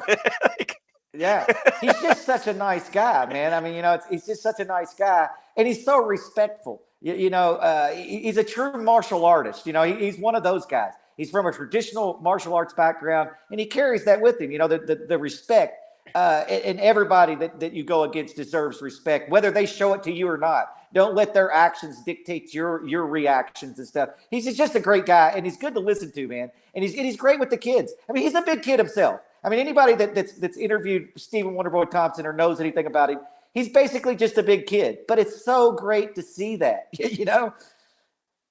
He trains on his dad's property, runs hills in his dad's yard. I mean, he's just an unbelievable dude. I mean, you don't see many people like him in this sport. Wonder Boy Stephen Thompson. But, you know, when you look at Gilbert Burns, he's a third-degree black belt in Brazilian Jiu-Jitsu who's trained by Henry Hooft in striking. I mean, that's a lethal combination. He had been just really dominating people until Kamaru Usman. And let's not forget, he rocked Kamaru.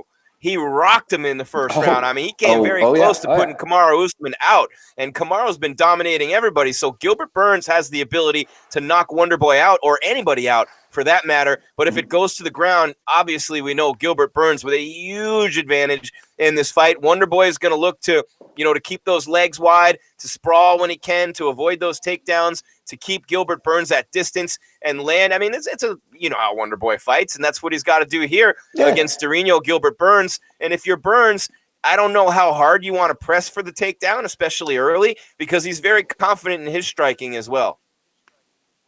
Yeah, I think that, oddly enough, because Usman is, you know, one of those pound-for-pound argument guys right now, what he's doing in that division, I think that Burns matches up better with Usman because it's a boxing range fight. You know, and this is going to be a kickboxing range fight. So for Burns, for him to land those strikes that absolutely he could put him to sleep, he's got to close the distance. He's got to get past the kicking range and get into boxing range. And where Usman allowed him to do that, because Usman uses his boxing as well. And so, you know, it ends up being in a boxing range fight. This is not going to be that way. He's going to have to force that on Stephen Wonderboy Thompson. I like Stephen in this fight. I really do. But I'd be crazy to sit here and say that Gilbert Burns doesn't have a shot. Gilbert Burns has a huge shot in this fight. This is a really, really and here they come, fight. Jeff. Yeah. Really? And Wonderboy's got the height advantage, and he's got a 4-inch reach advantage too, Jeff. Wonderboy does at 75 to 71 inches. And he uses and he looks pretty long. I'm sorry, man. I got distracted. He does. I got distracted for a second watching Megan Fox make out with Machine Gun Kelly. Right there on TV. I'm like, whoa, wait, Megan Fox is making out with someone. Hold on. Okay, I'm back. Yeah. Making out with Machine Gun Kelly. Yeah. Could be anyone, yeah. Yeah, interesting. Yeah, interesting. Yeah, it could be anyone. It's a shame that it's him, Jim. It's a shame that it's him. It's a shame that it's him. He may be the greatest guy ever, man. I don't know him. He's no Eminem, though. He's from Cleveland. I have buddies who know him. Eminem murdered him, without a doubt, if you didn't see the little dispute. So Burns is coming out aggressive. Burns is stalking down Wonderboy, controlling the octagon and trying to take away that distance very aggressively. A big-time aggressive start for Gilbert Burns, Durinho. Yeah, and Wonderboy, I mean, his stance is super wide, and he could just, I mean, from anywhere, just like one of those Jackie Chan movie dudes who can just kick you from anywhere, punch you from anywhere. But he also keeps his hands low. Burns shoots in for a takedown. Wonderboy stuffed it, but now Burns has got Wonderboy up against the cage, working for either a single or a second. Wonderboy, and you remember his takedown defense against Tyron Woodley. He's got great takedown D. Yeah, he's got great takedown defense, but Burns is where he wants. He just closed the distance. He's inside of Wonderboy's kicks. And if you take Wonder Boy's kicks away and his ability to catch you at the end of his punches, he's his effectiveness drops dramatically. And Burns has already done that. So props to Burns for this. Now we got to see Wonder Boy get out of the clinch, circle away, get back to distance, and get back to being Wonder Boy kickboxer. He's walking him along the cage. Burns going to throw some knees at the inside of that thigh. Wonder Boy with his legs wide apart, almost standing sideways and keeping him, up against the cage, kind of walking him along. But Gilbert Burns not giving up on that takedown. He doesn't have a leg of Stephen Thompson, but they're kind of like Burns digging that shoulder into the armpit of Wonder Boy. This is MMA Weekly, the most trusted source of news and information in MMA for almost 20 years. I'm Jim Greasehaber. Call me Grease. We got Jeff Kane, where my Caniac's at tonight. And Jeff, I'll tell you what, man, we are in the midst of a great night of fights, 3 consecutive TKOs to start this main card. The co-main event, a top contenders matchup at 170 against Wonder Boy Thompson against Gilbert Burns, and they're just kind of, still Burns just kind of holding him up against the fence. Wonder Boy trying to spin away, and Burns gets the takedown. Wonder Boy's in big trouble now. He's on his back about a foot away from the cage, and now Gilbert Burns can start to be the anaconda that he is. Just under 2 minutes. Gilbert Burns, kind of like Khabib, he starts with a certain, like, get your ankle, then he get your knee. But Burns has literally got his head right there with Wonder Boy's head. He's on top of him. Wonder Boy trying to keep that left leg of Burns under control with his legs, but now trying to back up to the fence. But Wonder Boy with minute 37, 36, 35 left. Very bad position. The last position he wanted to be in this fight. Oh, yeah. You don't want to be on the ground with Gilbert Burns unless you're somebody other than Stephen Thompson. And Stephen's got a decent ground game, but he's going up against Gilbert Burns, man. He just needs to weather this. He just has to not make a mistake. Don't give him a lin. Don't give up your back. Don't do anything crazy. I don't even know that you should try to improve your position. Just hang on till the end of the round and don't. He's sitting up now against the cage, Jeff. He's managed to back up to where he's sitting down, and now he's almost on his feet, but he's bleeding. Well, someone's bleeding. Oh, Wonder Boy looks like he's bleeding from his ear, his right ear. It could be, but now Wonder Boy is up on one foot and one knee, so he's pretty close to getting back up here. Yeah. He just has to be careful getting up. Okay, good. He just got to be careful that he doesn't give up his neck, man. Because Burns will slap on a guillotine quick and pull guard to tighten it, and then you're just done. Props to Wonder Boy for getting back to his feet. That's a big test for Wonder Boy. He got taken down by Burns on the ground with him, and he got back to his feet. I think Burns and Wonder Boy can end this round with a little bit of success. Wonder Boy's like, I can get up if he takes me down, but Burns also is like, I can take him down. Yeah, and both guys going to be a little tired and sweaty too, because that's a lot of effort that you're exerting with 5 seconds left in the round. Oh, Burns tags Wonder Boy with a left on the way out, and we're at the end of round number 1 as Wonder Boy grazes him with a head kick at the end of the round. Good Lord, man, what a round. Wonder Boy survives 2 minutes on the ground with Durinho Gilbert Burns to get to round 2. Yeah, 100%, man. Like I said, I think both of them can take a positive away from that round.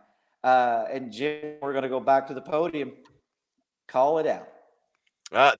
There we go. We got the podium. We got Irene Aldana with a big-time TKO over Yana Kunitzkaya. She missed weight, but that's where her troubles ended. She was fantastic. Here she is on MMA Weekly.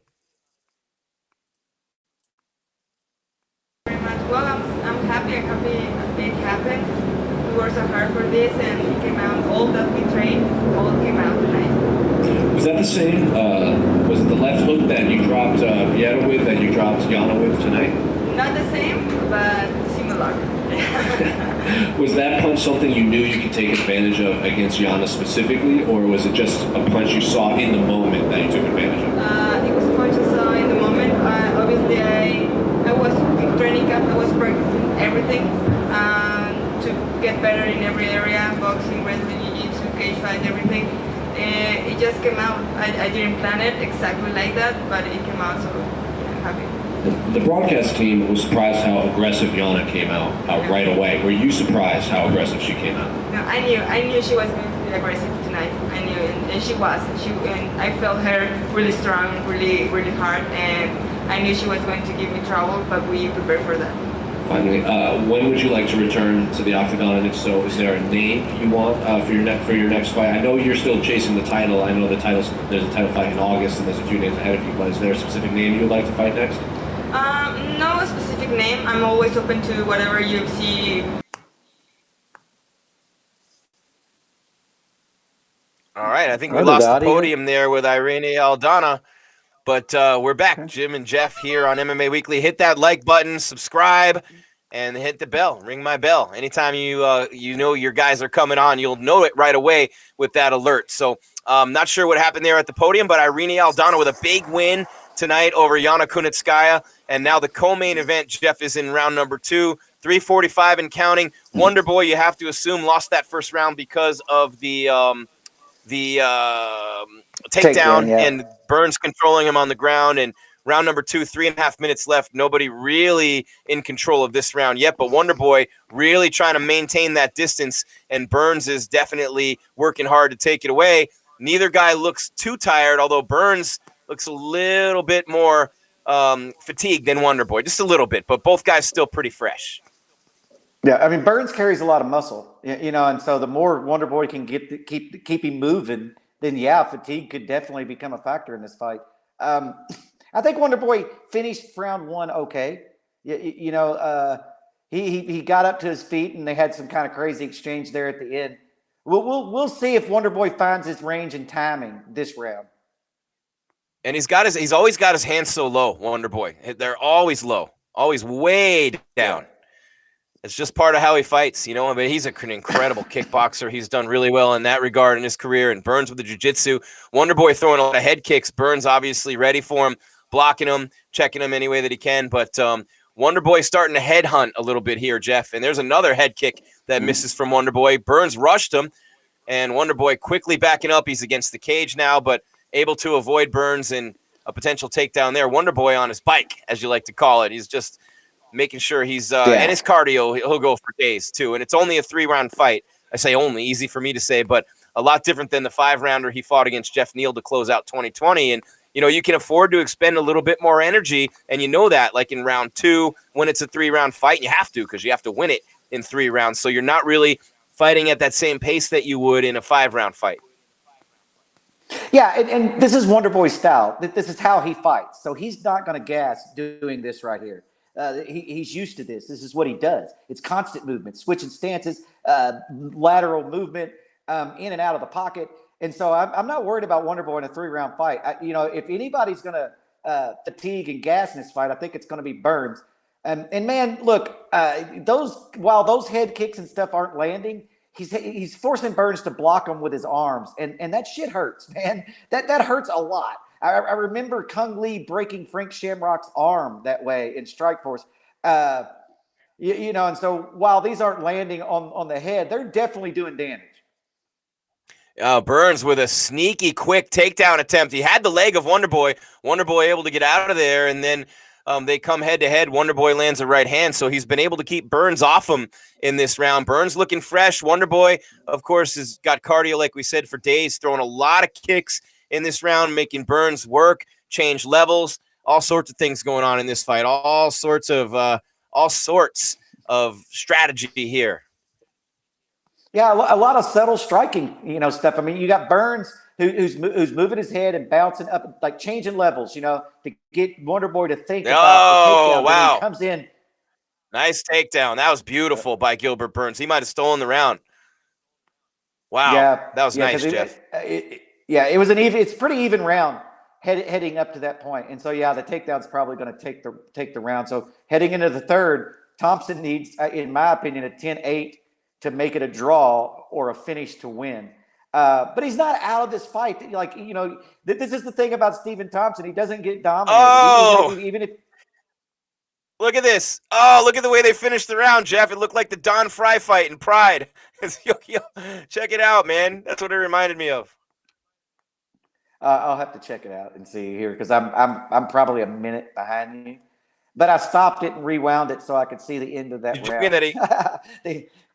Did you? Speaking of which, when Don Fry, this is the way they ended the round. They ended the round the way that Don Fry did in Pride, and it was against Yamamoto. But what was really cool Don Fry did an interview, and it just goes to show you that these guys never stop wanting to compete. He did an interview with Joe Rogan where he wants to come back and fight Ngannou for the belt. He wants to get his back right and come back and fight a title fight. These guys never lose that competitive edge. I love seeing the Predator, Don Fry, one of my all-time favorites. I love the guy. I've known him for years. He's a great dude. The stories, I mean, just being in a room with him and Dan Severn, you just feel lucky. It's like a history lesson listening to those guys. But look at the way they're exchanging blows here at the end of the round up against the cage. That's badass. Nice job, Wonderboy and Gilbert Burns. But I do think, Jeff, that Wonderboy's down 2 rounds. Yeah, Wonderboy's definitely down 2 rounds. It's the takedowns. The rest of the rounds are pretty even in the striking department. I feel like Wonderboy's more active, but Burns is the one dictating the distance and the pace of the fight. And then the takedowns have Burns clearly winning rounds 1 and 2, in my opinion. So we're going to go into round 3, and I think Wonderboy needs a finish here, Jim. Yeah, until the last minute, it was a pretty good round for Wonderboy, but I have it 20-18, Gilbert Burns. So that means Stephen Thompson would need a finish, and I'm sure his corner told him that. I don't have the volume up on my TV, but I'm sure his corner told him that as he left for round number 3. It's a very short fight. It's not a title fight. It's not a main event, and it's not a Nate Diaz co-main, so it's only 3 rounds. Yeah, I mean, I would say that Wonderboy's going to pick up the pace here in the third because he doesn't fatigue, and he's going to have that energy in the gas tank, man. And he's got to get aggressive. Burns at minus 245 to win it now. I'm sorry, Jeff. Gilbert Burns came in as an underdog at plus 135, and he's now live odds minus 245, been dominating this fight. Wonderboy was the favorite at minus 165 coming in. Yeah, I mean, he's getting the takedowns. I mean, this is a pretty even fight outside the takedowns. The takedowns clearly tilt both rounds to Gilbert Burns, no question. On the feet, it is what it is. But Thompson needs a finish, in my opinion. I agree with your assessment that Thompson is down 2 rounds. It's coming right back at him. This is exciting. And Burns shooting in for another takedown. If he gets it here, that's it for Wonderboy. With 3 minutes, you better fight like hell and fight like your life's on the line to avoid this takedown if you're Wonderboy. Because Burns has him up against the cage now, and another takedown here would seal the deal. Yeah, I mean, Wonderboy was having a good round, a good third. He's mixing it up. He landed his right. His jab started to land. He had Gilbert standing in front of him, and then he got taken down. And now they're up against the cage, and Wonderboy having a hard time getting him off. Burns so strong and thick, and there's the takedown. There's the takedown. Wonderboy flat on his back with 2:30 remaining. And there's always the threat of that submission as well. Gilbert Burns could literally ride it out here and win the fight. He could win by submission. He's going to obviously try for one to get that finish. And, Leon Edwards waiting in the wings for either one of these guys. You'd have to presume. You never know what's going to happen with Colby and Kamaru and that whole circus there. And they're just throwing blows. And Burns just pounding away underneath the rib to the side of Wonderboy Thompson. And now we hit the 2-minute mark. Wonderboy flat on his back, up against the cage with his head pinned between the actual chain links of the fence and the pad. Not a good spot with Gilbert Burns on top of you for sure. Yeah, it prevents you from creating the space you need to get up as well. Wonderboy's got to get back to his feet here, separate and get back to striking. He was having a lot of success in this round in particular with his striking, but Burns was able to close the distance and secure a takedown. And now, we are where we are. Minute 30 left, under a minute 30, and Wonderboy hasn't moved. Yeah, it's going to be interesting to see what happens in the rankings after this. I don't think Wonderboy drops when you lose to the number 2 guy and you're the number 4 guy. Or he might drop to 5. I don't know. But I'm wondering what everybody's going to do to Gilbert Burns. There goes that title shot for Wonderboy with this one. If he's not able to get up and somehow get a miraculous late finish, because this was his shot. But with Burns, you have to think Leon Edwards would be next, unless they want to keep Edwards as the alternate for Covington and Kamaru, or the third man in that group, and give somebody else to Burns, but I would love to see Burns and Leon Edwards. I'll tell you that. And Wonderboy up now. He's in a seated position. 40 seconds left. Not much time to do anything right now for Wonderboy. He's toast, Jeff. Well, I mean, see if he can get up. 30 seconds. He's got to get he's got to get up and separate. Not only does he have to get up, he's got to separate. No, He also just gave Gilbert Burns his neck for a choke, and now he's right back down. Yeah, he's done, Jeff. Flat on his back again. I wonder it's over. What is going to happen. Does Burns jump to the number one contender? It was my point. Does Burns jump to the number one contender after this win, or does he stay in second? I don't know what people are going to do, because Kobe does like wins over ranked guys for sure. So I don't know. Burns finishes it with a flurry of punches to the face and head of Wonderboy, and a very impressive performance by Dorino. Gilbert Burns going to pick up I would think, a unanimous decision over Wonderboy, and they dap it up and hug it out in the cage. Yeah, without a doubt. Yeah, that's a 30-27 fight. Yeah, I mean, he didn't blow Wonderboy out of the water. I don't feel like that's the way the fight looked to me. But when he got the fight to the ground, he did what he wanted to do. He clearly won the fight. That there was no question. Wonderboy had his moments. Disgusting. And that third round, and here we go to the podium one more time, Jeff, in Vegas. Tai Tuivasa knocks Greg Hardy out. Here he is talking to the media on MMA Week. Better grip. So anyway, how obviously you were rocked towards the end there before you caught him with the left hook. How hurt were you in that final close? Well, I was rocked. Yeah. Me. He touched me. Exactly. And I felt it, and I knew maybe take a couple of steps back. I think the old me would have put the head down and threw some more bombs. But I feel like I'm maturing in this game, and I had to step back, and I caught him on the way in. As soon as the fight started, he pointed to the middle of the cage and was like, "Oh, come on, meet me here." He won't point in the middle again. Good answer. You started firing off the leg kicks. Was that the plan going in, to just chop down, or just that's what was available? That's what I do. Well, this is a fight.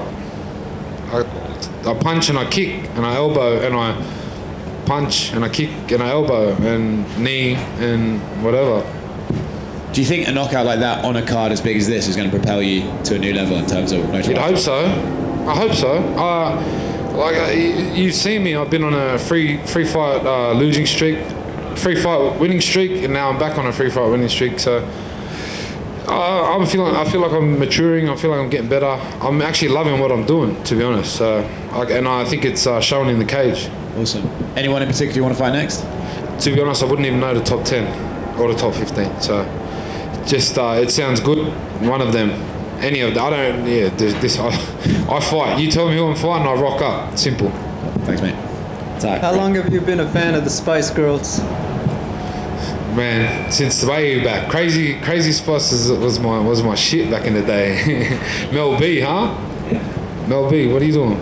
When did you know that was going to be your walkout song? I picked it the other day. And did you feel the crowd get into it? It seemed like the broadcast really loved it. Did you feel it? I did, right here through the TV. That's what I'm talking. As long as everyone feels it, and then that's my thing, and just to feel the crowd back, fuck, what a buzz. Ty, there are a lot of fans who don't like Greg Hardy for a lot of stuff. Did you feel that from just the fan base ahead of this fight? Did you feel like people wanted you to win it for them personally, kind of deal? Old Bud was hated, Everyone hates him, but he's got a bit of a head on him, and he was talking a bit of whack. So I don't trying to point in the middle of the cage, bruh. Not me. I'm not the one. I think you learned that. Thank you. Ty right here. Yo. How many shooters you do leaving the arena? Only 4, I think. One was a hot sauce. I think the hot sauce took everything else away. It was fuck. I was like, I think it was Poirier's too. Yeah. Before they cut to the commercial, it looked like someone was just pouring beer. Well, this guy was up on the top level, and he was like throwing he had the thing at me, and I was like, well, you're not going to throw it because I'll drop it. So I said, just pour it down, and hopefully it looks good on the cameras too. You know what I mean? So it was a good scene. Yeah, it was good. Yeah. See what I mean?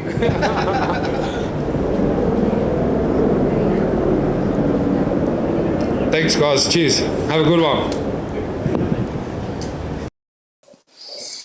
Always a lot of fun. Tuivasa with 4 shoeys on the way out of the arena tonight, including one with a little diss of Dustin Poirier's hot sauce. 4 shoeys and another guy pouring beer from 10 feet above. But you heard him say, Greg Hardy pointing at the middle of the octagon, like, hey, I'm not the one, bro. And I think he found that out tonight. So Tuivasa had a lot of fans before. He has a fuck of a lot more now after he knocked out Greg Hardy. Yeah, I did it on a big stage, a Conor McGregor fight card. That's the biggest thing. He did it in front of a lot of eyes, a lot of celebrities. It's going to lead to a lot of things for him, and he's a likable guy. He's kind of happy-go-lucky. He seems always happy, and he cracks jokes. He's a funny guy. Like I said, he's likable. He's marketable. He's good on the microphone, and like he said, he had the guy pouring beer down from the upper deck. He interacts with the fans well. I mean, it's hard not to like him. And like you brought up, he gained a hell of a lot of fans tonight, not only because he won by vicious knockout, but it was who he knocked out. Yeah, and he's going to get a bonus for that knockout. I mean, I would think, based on what I've seen so far tonight, Sean O'Malley's probably not going to get a bonus for a third round, 4-minute, 33-second knockout of Chris Moutinho. Irene Aldana is not going to get a bonus because she can't. She came in 4.5 pounds overweight. Man, the Vegas skyline looking good. The Bellagio fountain's going good to see. Sin City back to life. Pereira and Griffin won by decision. Topuria's knockout of Ryan Hall was pretty badass, though. I would say that and Duplessis too. But I'd say Topuria 1 and Tuivasa 2 as far as the KOs. What do you think, Jeff? Yeah, those the 2 KOs on the early fights, man, those are pretty devastating, especially the one you were talking about, Ryan Hall. So I don't know. I think that's a given, and I think that Tia is going to get one for knocking out Hardy like that. They're showing Poirier and Conor, and only one submission. Look! I tell you what, Conor looks laser focused. They just showed him warming up.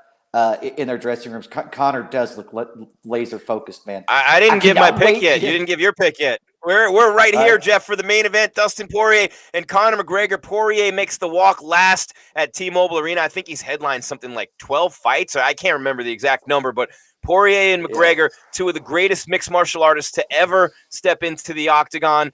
2 of the best for sure. And even though Conor's 1 and 2 at lightweight, all the attention he's brought to the sport, all those dramatic wins in the biggest moments, he showed up at his best with Jose Aldo. Who could forget the Eddie Alvarez fight at Madison Square Garden? Just an unbelievable moment. And I've been in the building 4 times for Conor McGregor fights, including Khabib, including Cowboy Cerrone. And when I see Conor McGregor in person, there are very few things, and I've been a regular sports guy for years before I just switched over to the UFC. I've covered World Series, Super Bowls, Final Fours, NBA Finals, Stanley Cup Finals, and the reason I bring that up, Jeff, is because things like the Super Bowl and the BCS title game, they're neutral sites, right? So, and you get all the corporate bullshit.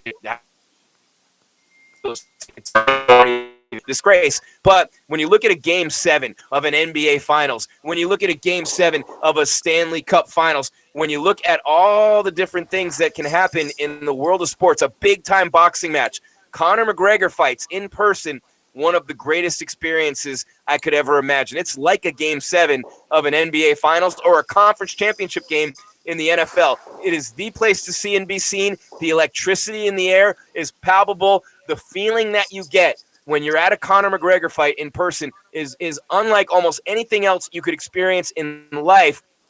Dustin Poirier's already experienced it, but he has not experienced it with the fans. Now, on Fight Island, they had some fans. This is a full house. I don't think Conor McGregor's the same without the fans. I think that plays a role in this fight tonight. I haven't broken it down yet. I love the way Hooker fought Poirier. If Conor could look at what Hooker did in that 5-round fight last year against Dustin Poirier, that to me would be a place to start. Conor McGregor with the kickboxing was so fast and so smooth. His precision, his connectivity off the charts, but he didn't do much kicking in the last fight. Didn't do much kickboxing. Didn't look super light on his feet, and then Poirier took it away with the calf kick anyway, which he said wasn't even in the game plan.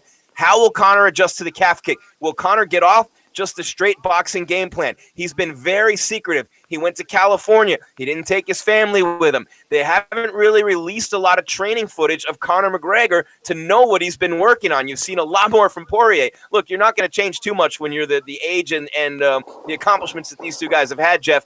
But which notorious Conor McGregor shows up tonight? Will it be the dizzying, fast, literally accurate kickboxer and get away from the straight boxing? I believe if Conor McGregor comes out tonight with his speed, throwing kicks with those angles, and then setting up that left, I don't think Dustin Poirier has much of a chance if Conor McGregor's on his game in that regard. I think Conor McGregor knocks him out in round 1. But if Conor McGregor comes out and tries to box him, and if Poirier is able to get a takedown, that's another factor. There are so many things to think about, but I wonder, Poirier is too much of a vet. If he falls in love with the idea of standing and trading with Conor instead of trying to win the fight, get the takedown, win it on the ground, I don't think he will. But if he falls into that trap of wanting to stand and do a slugfest with Conor, I'd have to favor Conor McGregor. Look, Conor was this close to finishing Poirier in round 1 of the last fight, and that was without all that cage time. That was without all these months of training for an MMA fight. I believe Conor McGregor had room to grow and get better coming into this fight, whereas Poirier was already at his best. How much better will Conor McGregor be tonight than he was in January? That's going to determine our winner. I think what's going to determine our winner is Conor doesn't have the same power at 155. I mean, even the Eddie Alvarez fight, he had to hit him 75 times to get him out of there. You know, he doesn't have the power. And so he can see, you know, they could get out here in a kickboxing match all they want. You know, Poirier's got more weapons at his disposal than Conor does on the feet. Conor has big, heavy punches. That's what he has. That's definitely what Poirier has to avoid. But Poirier could stand out here toe to toe and pick Conor apart just as easily as Conor could knock him out. I don't know. I think we're going to see Poirier wrestle a lot. That's how I see this fight. I think that he gave Conor something to think about with the calf kicks. Conor definitely had to work on the calf kicks. Man. Except this fight, if I'm Poirier, I don't throw a calf kick. And a lot of people are saying Israel Adesanya said I throw a calf kick early just to get him thinking about it. Now maybe you do that, but I don't go to that. I don't go to that a lot. I'll go wrestle Conor McGregor.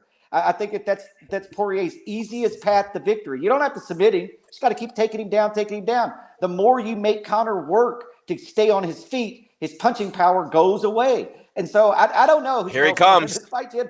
I think look at his focus, Jeff. I really do. I think this is a 50-50. He's ready. He looks like the Conor McGregor of old coming to the octagon. He's not the nice guy. I don't think it serves him to be the nice guy. Conor McGregor bouncing toward the octagon, and very few things in the world, let alone the world of sports, compare with a Conor McGregor walkout and entrance at a UFC event. My man AL3 killing it on the turntables up there too, the DJ for the UFC. But Conor McGregor, what do you guys think in the chat room? Who are you going to pick? We're going to give you our picks in a minute. Will it be the notorious Conor McGregor, the double champ, the first one, the legend, the icon, the red panty dropper, Conor McGregor, or will it be Dustin the Diamond Poirier? This is the trilogy. Very few things in our sport compare to a trilogy. Just like we saw, Jeff, with Stipe and DC last year, the third fight wasn't as good as the other one because they had seen a point, and it was something so simple like Stipe with the underhooks walking DC up to the cage and avoiding the takedowns in that third fight that won it for him.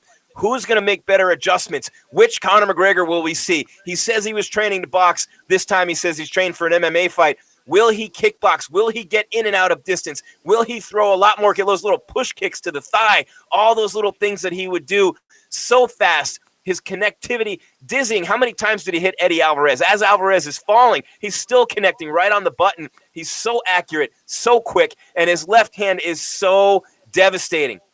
I mean, just talking about Conor McGregor, it gets me all excited. I think I'm going to pick him, and then I switch gears and I start talking about the diamond, the hooks with both hands, the takedowns, the jiu-jitsu, the mental awareness and the toughness and the ability to not let Conor McGregor beat you mentally. And that's huge in this fight because once those fighters like a Mike Tyson, like a Conor McGregor, once they lose that edge where he can't beat you or at least get ahead of you with his trash talk and his mind games coming into the fight, that takes his toll. Poirier wasn't having any of that coming into this fight. McGregor's in the octagon right now. The fans are going crazy. And in just a second, Dustin Poirier will make the walk. I'm filling, I'm stretching, I'm doing everything I can. I'm bullshitting my way through this whole thing so I can avoid making a pick until the very last second, Jeff, because I still don't know who I'm going to pick. That's how close this is right now. And the odds makers agree with me, man. And the money's been coming in.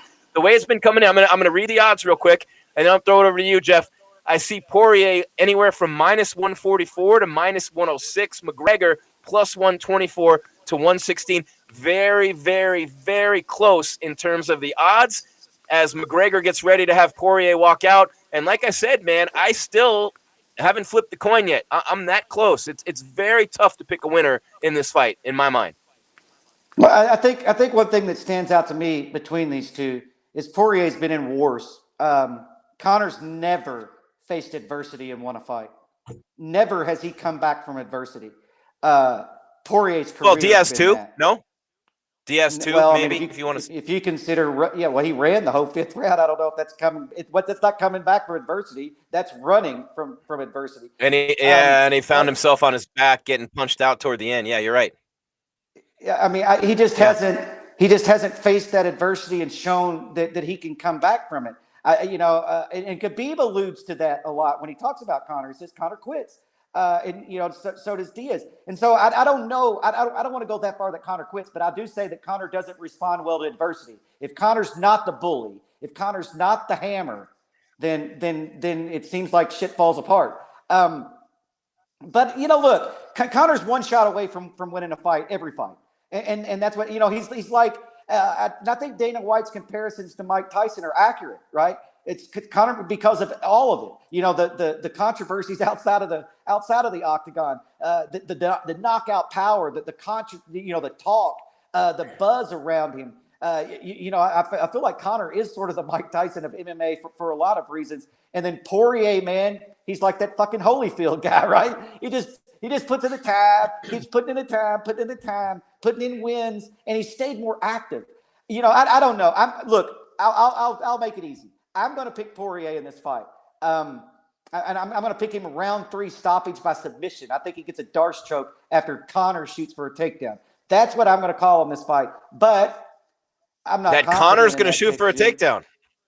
Damn right. Like so he's going to eat a shot and shoot for it because that would be what it would take. We got the chat room going crazy. What do you guys think? Who's going to win? What round? How are they going to do it? We're right here for the main event. Poirier loose as a goose out there, getting the Vaseline on the face right now. We are moments away from the start of the trilogy fight. The one that was started all the way back when these guys were fighting at 145, September 27th, 2014, UFC 178 in Vegas.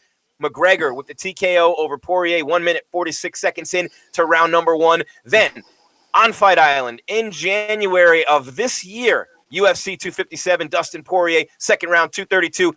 TKO by punches over Conor McGregor. Poirier about to make his way into the octagon. His only loss since 2016, Jeff, to Khabib Nurmagomedov, that rear naked choke in round number 3 in Abu Dhabi in September of 2019. If you're looking as a Conor fan to see what Conor could do in this fight, look at what Dan Hooker did in their fight of the night, June 27, 2020. They went the distance at the end. Poirier was coming off the injury too, but Dan Hooker was able to get in close. That's on a little Muay Thai in that fight. Conor McGregor and Dustin Poirier about to get it on. Jeff just picked Dustin Poirier. I still don't know who I am going to pick. Common sense tells me Poirier. Common sense tells me Poirier. Common sense tells me Poirier over and over again. Everything that I know about fighting, everything that I know about strategy, everything that I know about what I think will happen in this fight logically tells me Poirier.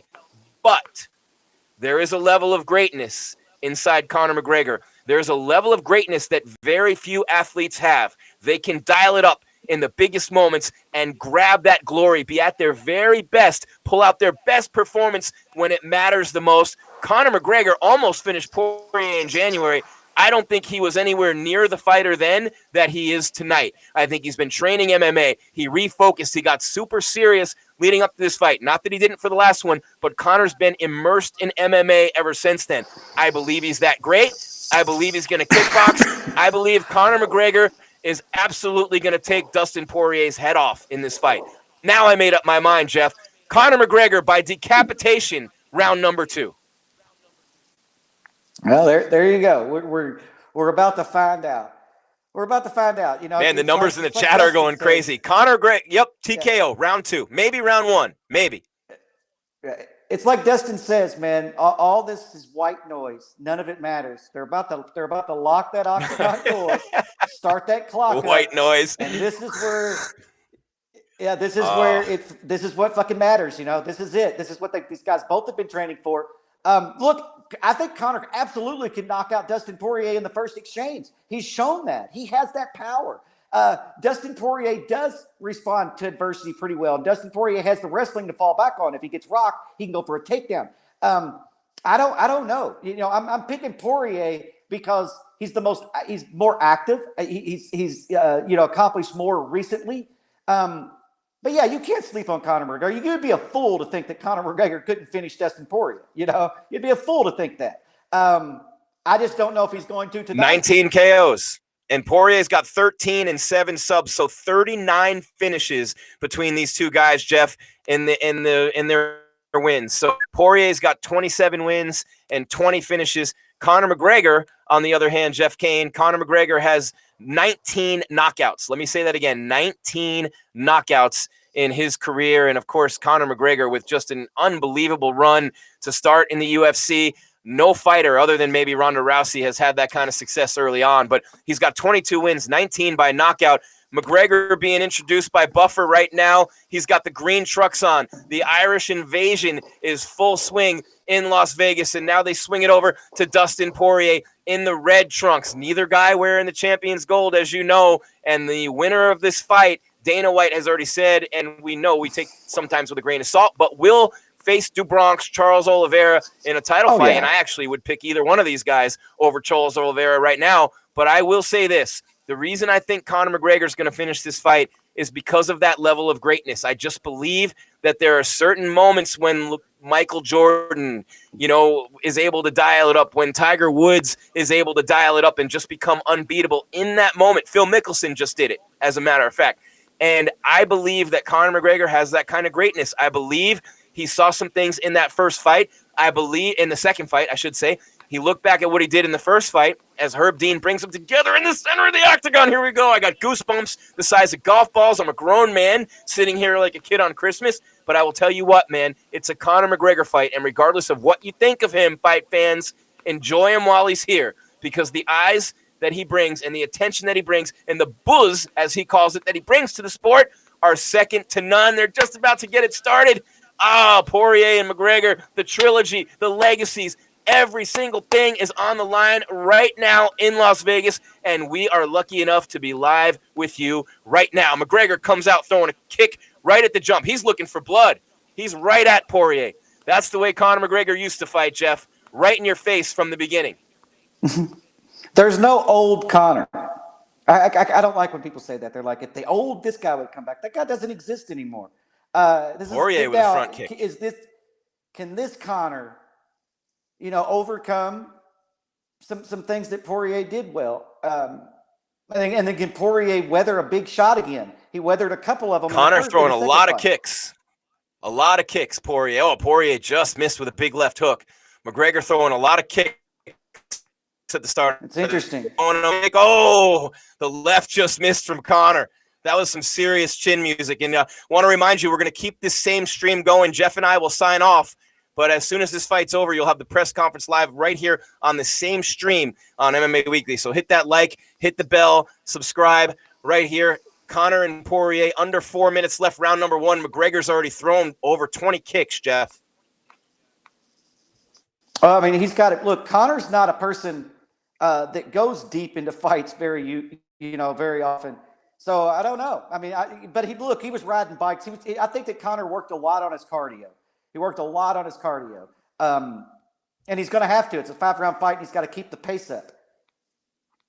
Poirier just landed a right and then a left on the break, off the break. And McGregor now looking to come in tight. As Poirier landed a couple of pretty big shots, now he backs McGregor up against the fence with 3:20 and counting remaining. Poirier might be looking to work for one of those takedowns you were talking about. Man, the energy, the tension, the nerves. My hands are sweating. What a fight so far. Well, yeah, you got to keep Conor honest on that. You have to look for a takedown. You don't necessarily have to be wanting to get it, but you've got to keep Conor thinking about it. So I think that's a smart tactic. Poirier got it. Oh, McGregor's got a choke in, though. A big-time choke. Poirier better watch out. And he's in good position to fight off this choke. McGregor's going to have to let it go. McGregor's going to keep it sunk in. He's only got the one arm, though. Yeah, no, it's not really a choke anymore. He's going to wear his arm. He started off as one. Yeah, he's going to. But McGregor right up against the proper 12 pad, too. On his back with Dustin Poirier, who, let's not forget what a great jiu-jitsu artist he is and can finish him from top. This is a great position for Dustin Poirier right now. Yeah, and look, and Dustin could be getting around in the books right here. Look, Dustin, before that takedown, Dustin landed a combination, a little uppercut, and it was Conor that engaged big elbow. the clinch. Big elbow from Poirier from top position. Yeah, Conor's the one that engaged, that initiated that clinch. That led to Poirier's takedown. Poirier landed a combination and a little uppercut, and Conor clinched him. That's interesting, Jim. That's interesting. Conor with huge elbows from the bottom. Huge elbows, Jeff. That really took a toll on Poirier there, and now he's going to try to hug him close. 1:45 left. Now Poirier throwing elbows at McGregor, but none of them are really connecting. Oh, there's a couple that get through. Conor better watch out. And now some more elbows from Conor elbows, from bottom. 1:30 left. Yeah, the elbows from the bottom typically don't have a hell of a lot of power, but they'll cut the shit out of you. It's very rare to see a finish from the bottom, although it has happened before, Jim. Poirier just misses with a right. McGregor is eating some shots here, but he's also giving him some. McGregor's ear's bleeding. He also, he just missed with an up kick, and Poirier now coming right down the middle with 1 minute left, but kind of wearing McGregor out a little bit, trying to get some of that cardio. And now he's throwing bombs at Conor, but they're not really connecting. Yeah, McGregor's getting hit pretty hard now on the bottom. Oh, Poirier sneaks through with another right. 50 seconds left. A lot of action here. Poirier looking for the finish. The up kick lands from McGregor. That was a big up kick. And now Poirier, more elbows. Man, 45 seconds. This one's got to go to round 2. You can't, well, let's see. Poirier aggressively looking for the finish. McGregor's got to ride out 35 more seconds here. Yeah, and like I said, this wears Conor down a little bit. Those are big friggin' elbows that Dustin was landing. 20 seconds left in round 1. Poirier dominating from top position, and you said it was set up by a combination, a flurry of punches from Poirier. 15 seconds, McGregor's up. McGregor bleeding heavily from his ear. He's a little tired, but he's up, and he's looking to throw some shots. Poirier knocks McGregor down with a big right hand. 5 seconds, 4, 3, 2, 1. End of round 1. McGregor turtling up. Poirier bombing him with punches at the end of the round. Is that a 10-8 round? Is that a 10-8 round is the question right now. Oh, no, McGregor's foot. His foot is severely bent. I think something's really wrong with his foot here. McGregor's foot could be seriously damaged. Conor McGregor's foot is really. You're a full minute ahead of me, but Dustin had a They're waving it off. He did what he wanted. Herb's waving it off, Jeff. TKO, injury, 5 minutes into the first round. Wow. In a way, Conor's face that it's an injury. In a way, Conor's going to save face because it's an injury. But Conor was getting dominated. He got taken down. You got the flurry on him. Man, oh man, I'll tell you what. Poirier talking to Dana. I don't know what. I mean, Conor McGregor's foot just got mangled. I don't know what happened to it, but it was literally dangling sideways. So, but he was throwing up kicks. Poirier was, pouncing on him. And so Conor's foot, man, I mean, that is, let's see if we can see what happened here. He's got a broken ankle. Holy shit, that's bad. He's got a broken ankle. Oh, there it is. Yeah, there it is. Oh my God, that looks nasty. When he fell on the ground, and what happened is when he fell on the ground, it wasn't even a shot that Poirier connected on. Conor just on the side of his foot. Yeah, he's got a broken ankle. Because Conor threw a kick right before, and then he tried to step back on it. I want to see the replay because when Conor steps back on his foot, he goes to the ground. And so I think he's got a Weidman. I think he it's broke his leg, fucking Jeff. leg on a kick. Yeah, he broke his leg at the ankle. I think it's his tibia. Yeah, it's right above the ankle. It's literally right above the ankle. It wasn't a blow by Poirier that caused him to fall. It was the injury to his ankle, his foot. No, I think it was a blocked kick. I think Conor threw a kick, Poirier blocked it, and it broke his foot. It broke his ankle. Watch right before, because when Conor steps back on the foot, he immediately falls to his ass, and it's because that leg wasn't there. Here we go. I'm going to see the replay right here. Conor's foot looks fine. He's stepping on it. He throws it. Wow. He rolled his ankle. Oh, shit. Conor threw a punch and oh my God, Jim, that leg is fucking broken. He rolled his ankle and it broke. He rolled his friggin' ankle and it broke. Oh my God, that's so nasty. Yeah. Conor McGregor is out for a while, ladies and gentlemen. But that, God, Jeff, I can't believe that. What just happened there, Jeff, is it wasn't anything from Poirier that made him fall. It was the way he put his weight on his leg. No, but I mean, watch the replay again. It was the way that he put his weight on his leg and made him fall. It broke right then and there. For Conor McGregor to finish the round the way that he did. We don't know that. Yeah, I mean, he threw a kick that Poirier checked a kick that hit him in the knee, and then. Listen to me, Jim. Hold on. Hold on 1 second, Jeff. I'm watching the replay right now. Conor stepped on the foot, on the side of his foot, and the leg snapped in half. That's why Conor went for the choke when he got on the ground, because he already knew it was done. It's like I said, his leg's broken before he steps back on it. The step back on it just exposed that it was broken. Okay. So I see what you're saying. Yeah, something happened before that, because when Conor plants on that punch, they show that overhead. His back foot's weird when he does that, and then he takes a step back, and that's when you see the break. I'm wondering. I want to see that. I want to watch that whole fucking round again, Jim, because somewhere in that exchange, Conor McGregor broke his leg. I don't know if it's a check kick, or something Poirier did, but I want to see that whole thing. It sucks for Conor McGregor, man. I don't care what you say about Conor. I'm not a big Conor McGregor fan. I admit that. I'm not a Conor hater, but I'm not a big Conor fan. You got to feel for that shit, man. That's Anderson Silva. That's Chris Weidman. That's the second friggin' leg break we've seen this year. And that's terrible. That's terrible. Poirier's talking trash. Just call Conor a bitch, I think. He's earned that. I'm going to see if I can get a little bit of what Joe's saying here, Jeff. Okay. Yeah, I want to see. We don't know where Conor's leg broke. It breaks right above the ankle, just like just like Chris Weidman or just like Anderson Silva. That's the type of break it is. It is not a compound fracture, but his foot was parallel 90 degrees that way, and his leg straight up and down on the canvas. That's a rod in your leg, that screws. That's a long fucking recovery for Conor McGregor. Terrible, terrible turn of events, man. Terrible turn of events.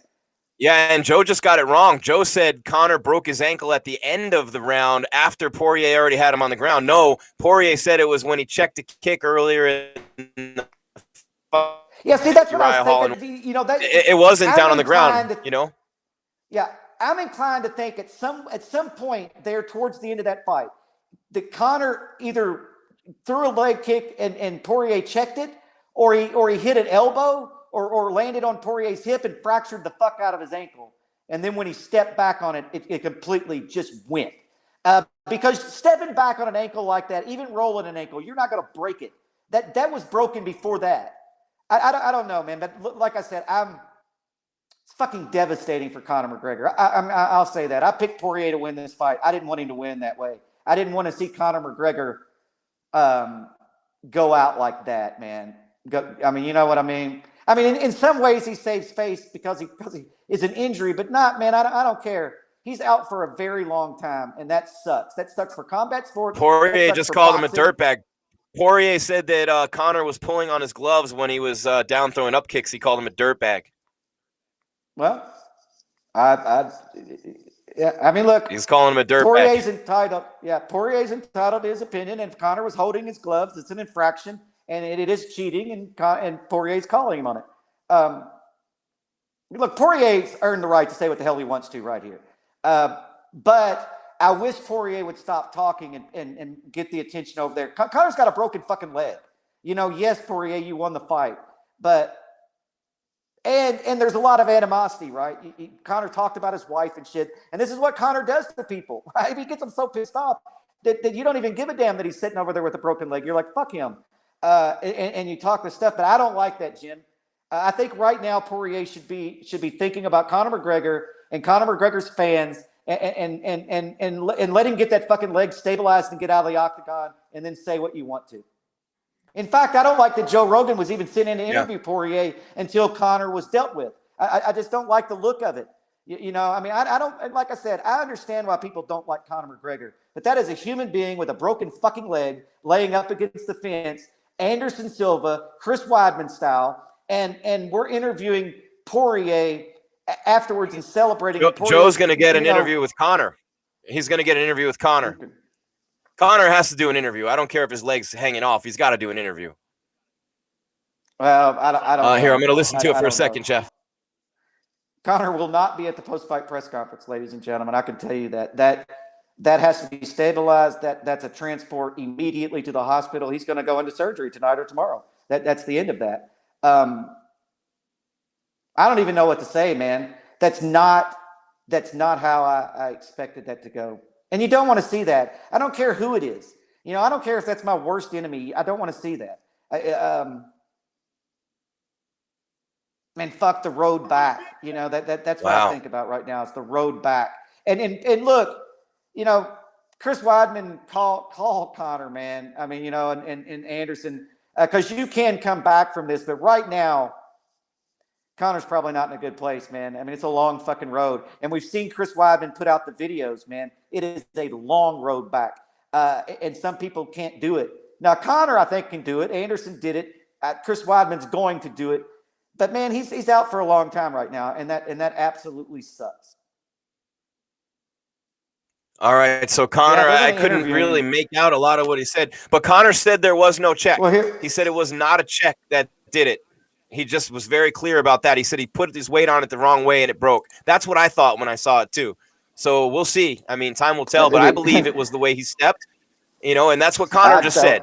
And that'd be the first the time opposite. I've ever seen that would be the first time in my life covering combat sports for 18 years that I've ever seen somebody break their leg by stepping wrong. That literally. In fact, that would be the first time in my life I've ever seen anybody break their leg stepping wrong, inside or outside the octagon. That leg was broken from something that happened in there. You just don't break it like that.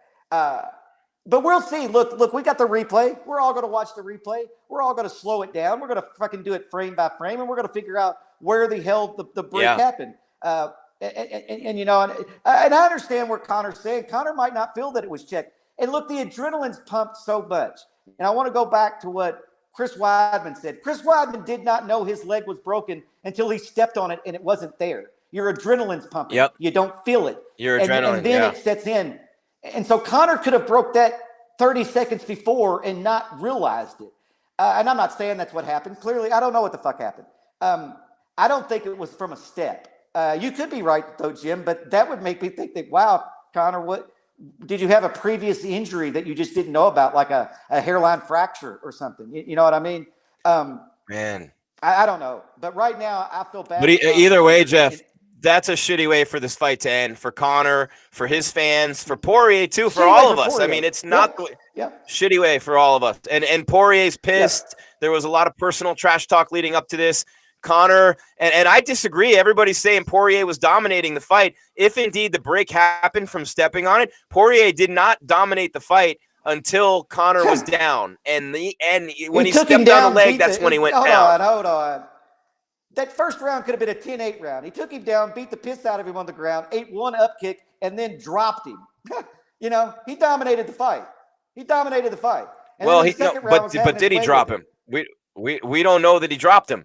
I mean, if he stepped on his leg wrong and it broke it that way, here's my thing. Yes, Poirier won the round. Now. Yeah. Well, I mean, we'll see. A punch landed. A punch landed, and he fell.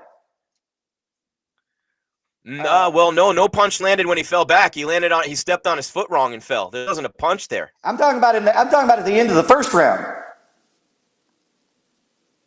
During the first round, or maybe it was the second round. Look, no, this was the first round. It was the first round, Jeff. It ended in the first round. At the end of the round, we're going to find out why the hell is Teddy Atlas there. Now they have Max Kellerman and Teddy Atlas breaking to get those guys out of there. Go back to your shitty sport. Sorry, just venting there. But literally, Jeff, I'm sitting here and I'm watching the replay.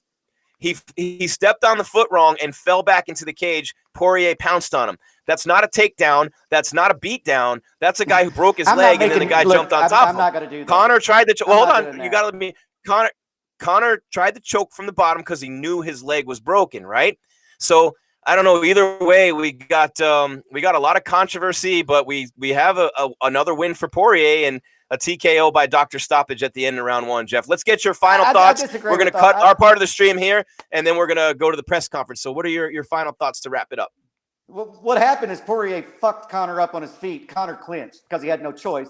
Poirier took him down, and on the way down, Connor tried to throw on a guillotine choke, as you see 99% of fighters do, didn't get it. And then he got back up to his feet, and Connor threw 2 kicks when he got back up to his feet. One of them broke his ankle, and then he stepped back on it and found of it. I just got to figure out which one it was, and was it did it hit his arm or did it hit his hip? Did he check it with his leg? I don't know, but that's look. Conor McGregor wasn't in that fight. I mean, I'm thinking back on it. There wasn't a second Conor McGregor was winning that fight. I mean, outside, I guess if you want to say when he landed the leg kick to start the fight, Poirier fucked him up in every aspect. He hit him with one good punch too. He hit him with a good punch. Yeah. No, you can't take it away from Poirier. I'm with you there, Jeff. You can't take that away from Poirier, and he did perform great tonight. But I will say that sucks for Conor McGregor, and we won't know. You know, I mean, so that's what people are going to say. You're going to have the Poirier fans say that Conor was losing that fight and lost the fight because of Poirier, and the Conor fans are going to say that he got a leg injury and that he wasn't really hurt, and that's why he won it. Look, I don't even give a shit at this point. I just want Conor to get to the damn hospital and us get a diagnosis and a time frame of what's going to happen. And look, I don't want to see that shit, man. I don't want to see Conor McGregor. I don't want to see anybody go out like and people that. think you hate Conor, but you don't hate Conor. People think you hate Conor, but you don't. No, right. I don't know Conor. You know, I don't know Conor enough to hate Conor. You know, you have to know somebody to have a personal opinion like that. I don't know Conor, man. I don't know Conor from anybody. Conor's a fighter that I cover. Have I been around Conor? Yeah. Conor seems like an okay guy to me. You know, he's done some bonehead shit that I don't like the camera deal that rubbed me wrong. The dolly deal where he throws a fucking dolly at a UFC bus. The cell phone, and freaks out. Yeah, and the punching the old guy in the bar, man. I mean, yeah, I don't like that shit. And I'm not going to make excuses for Conor because before that, Conor owns that. Those are Conor's deal. I don't hate Conor for that shit though. You know what I mean? He's a human being. You know, none of us are fucking perfect. And he's a high-profile athlete. The camera's always on him. And you know, and sometimes you don't want a fucking picture taken and you slap a phone out of a hand. I get all that. I don't like the punch in the bar, though, and I don't like the dolly. But Conor deserved that. No, he deserved better than that, rather. Conor deserved better. He deserved better than that. He dedicated himself, and he really trained hard, and he came in ready. I'm not going to sit here and say that Conor McGregor was winning that fight at any point in time, but I think I'm going to go back and watch it as soon as we're done here. And as soon as we're done, I'm going to watch it, and I'm going to look and see when I think that break happened, because anything that happened after the break, in my mind, is because of the break. So I will say this: Poirier looked great. It's a shitty way for that fight to end. Everybody's going home with a little bit of a sour taste in their mouth.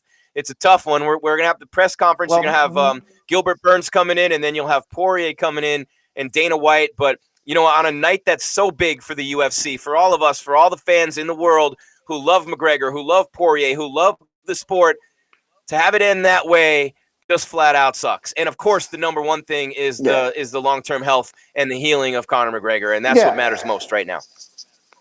Yeah, I think Conor's got to be careful in what he says right now because Sean O'Malley, when Sean O'Malley got injured and lost, he got a lot of flack on that. You got injured in a fight. And if it's from a check, look, I also agree with you. I don't think that Chris Weidman beat Anderson Silva with that leg break. You check the fucking kick and his leg happened to break. It sucks. And yes, that can happen when you check a kick. That's why you check a kick. It hurts like fucking hell, and you don't throw another kick. Yeah. But in that case, it broke it. In Weidman's case against Uriah Hall didn't beat Chris Weidman up. He checked the kick and he broke it. Poirier was winning the fight. Yeah. There's no question about that. I want to see when the leg broke.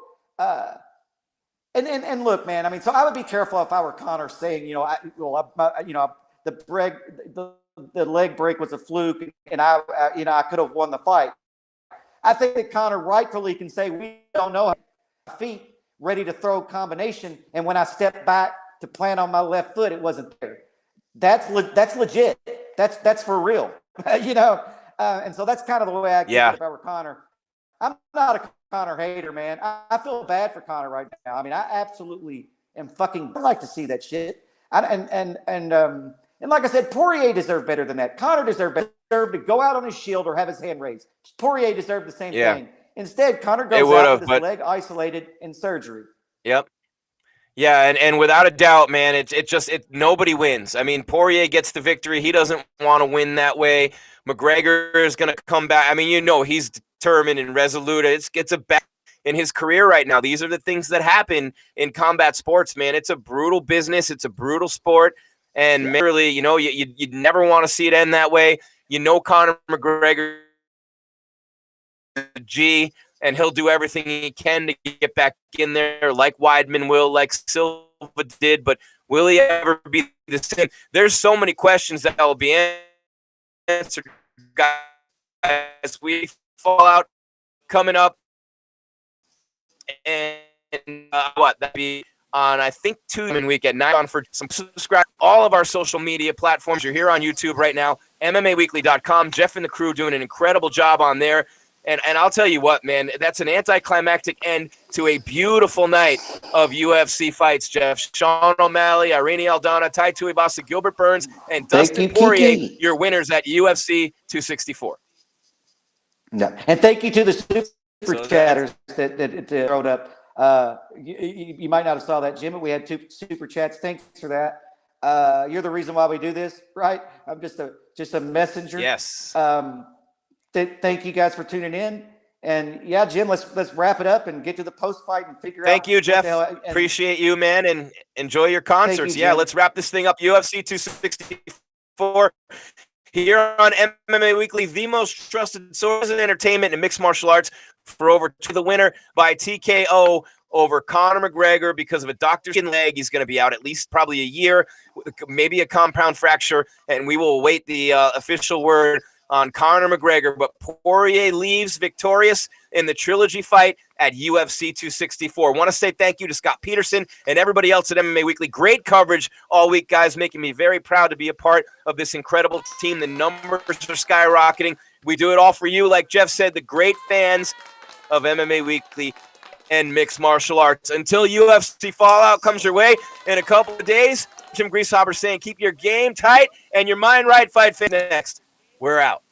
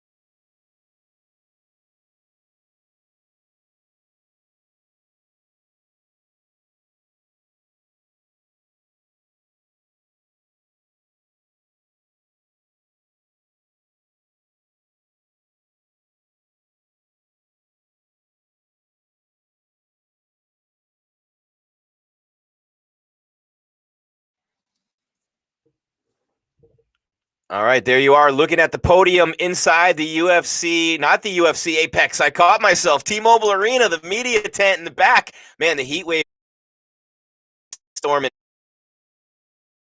Tell you. There we go. Are we good? Yep, unmuted. Okay, there we are. UFC 264 is in the books. You're looking at T-Mobile Arena in Vegas, where soon Gilbert Burns will come and talk to the media after his win over Stephen Wonderboy Thompson. Dana White will as well. And then, of course, Dustin Poirier. And I've been watching the replays, and Jeff got pretty heated, man. Jeff and I had some fun at the end of that show. I love it when Jeff Kane gets worked up because he's such a peaceful dude, and he's be a concert for a couple of days and be the most mellow guy in the history of the world. But, man, we got his blood. But I love this sport. But I'm watching the replays, and I've watched, Joe Rogan and DC and John Anik talking about this.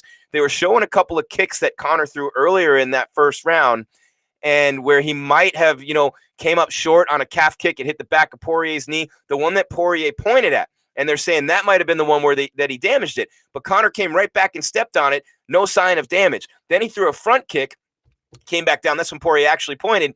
And Conor stepped all over that foot, and everything looked fine. Later in the round, Conor had that foot. He was going backward. Nothing connected on him. He stepped on the side of that foot, and it buckled. I'm telling you, I don't think anything caused that break but the way he stepped on that foot. I could be wrong, but that's what I see. If that's the case, Poirier got on top of him right after that, and that's when all the damage ensued. McGregor went for the choke. They're saying it was a mistake for Conor to go for the choke. His foot's already broken. He's pulling guard at that point, trying to get that choke. So I think that you're going to see a lot more in-depth analysis of this, and we're going to try to figure out when that injury happened to Conor McGregor. But, man, these guys nailed it, DC, Joe, and John Anik. But I think they had that finish wrong, or when they think McGregor broke it wrong, as they wrap it from T-Mobile Arena. But I will tell you what, man, when you see all those celebrities in that building and you see all the people who show up ringside, and I am against 100% against having Max Kellerman and Teddy Atlas do the post-fight show.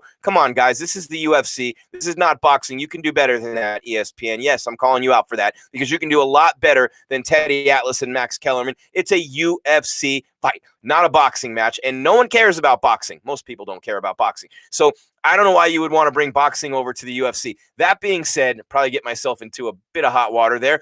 Charles Oliveira will fight Poirier for the title. It's the right move. Had McGregor won and leapfrog Justin Gaethje, probably the wrong move for sure. And I would say that about anybody, even though you guys are going to say, oh, Gaethje, so that's your boy.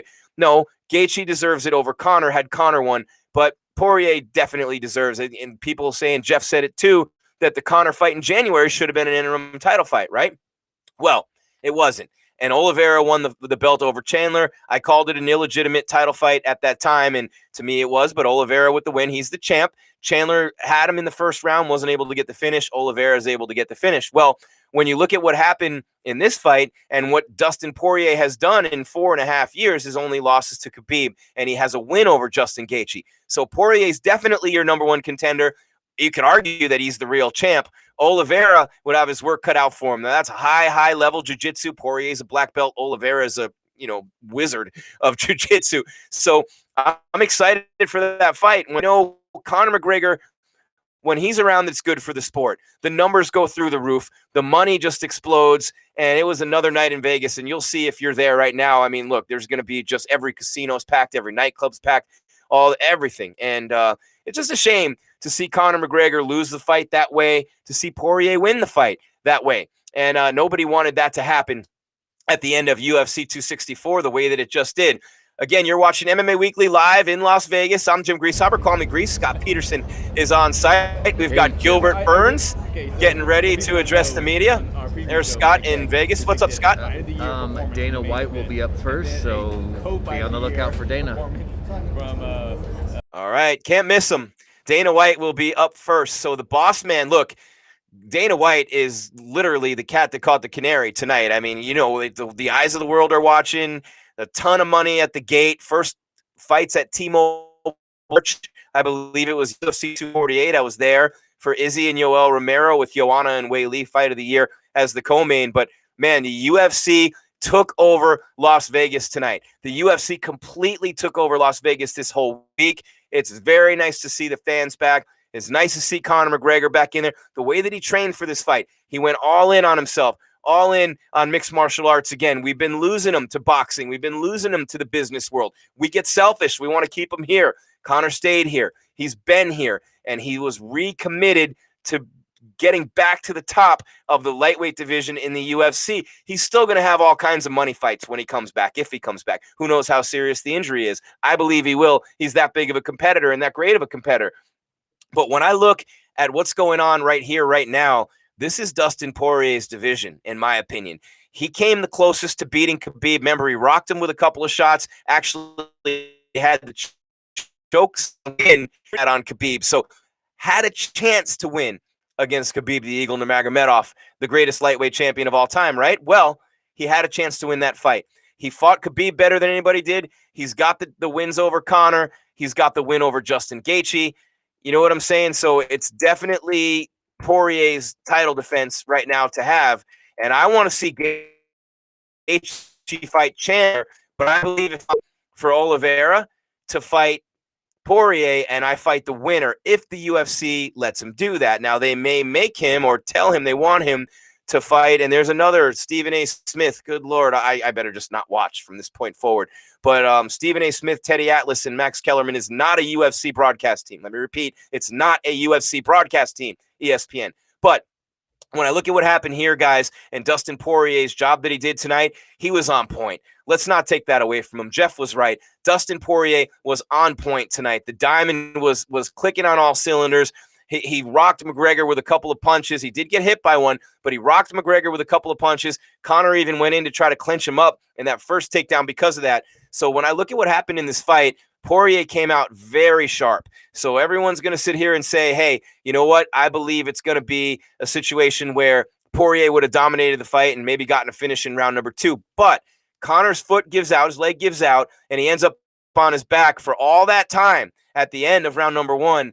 You have to wipe that out almost if it's caused by him stepping on the side of his foot, breaking his leg, and ending up on the ground. And I just think that when you rewatch the fight, you're going to want to look for when that possibly happened. And I know Dana's going to have some things to say about it. He'll probably have a lot more of an update than anybody else does. And there's a look at the doors coming into the media tent. The boss man is in the building. Dana White going to give his comments to the media and answer some questions here. UFC 264, a massive success. Poirier the win over McGregor. Here's the boss man, Dana White, from Vegas, live on MMA Week.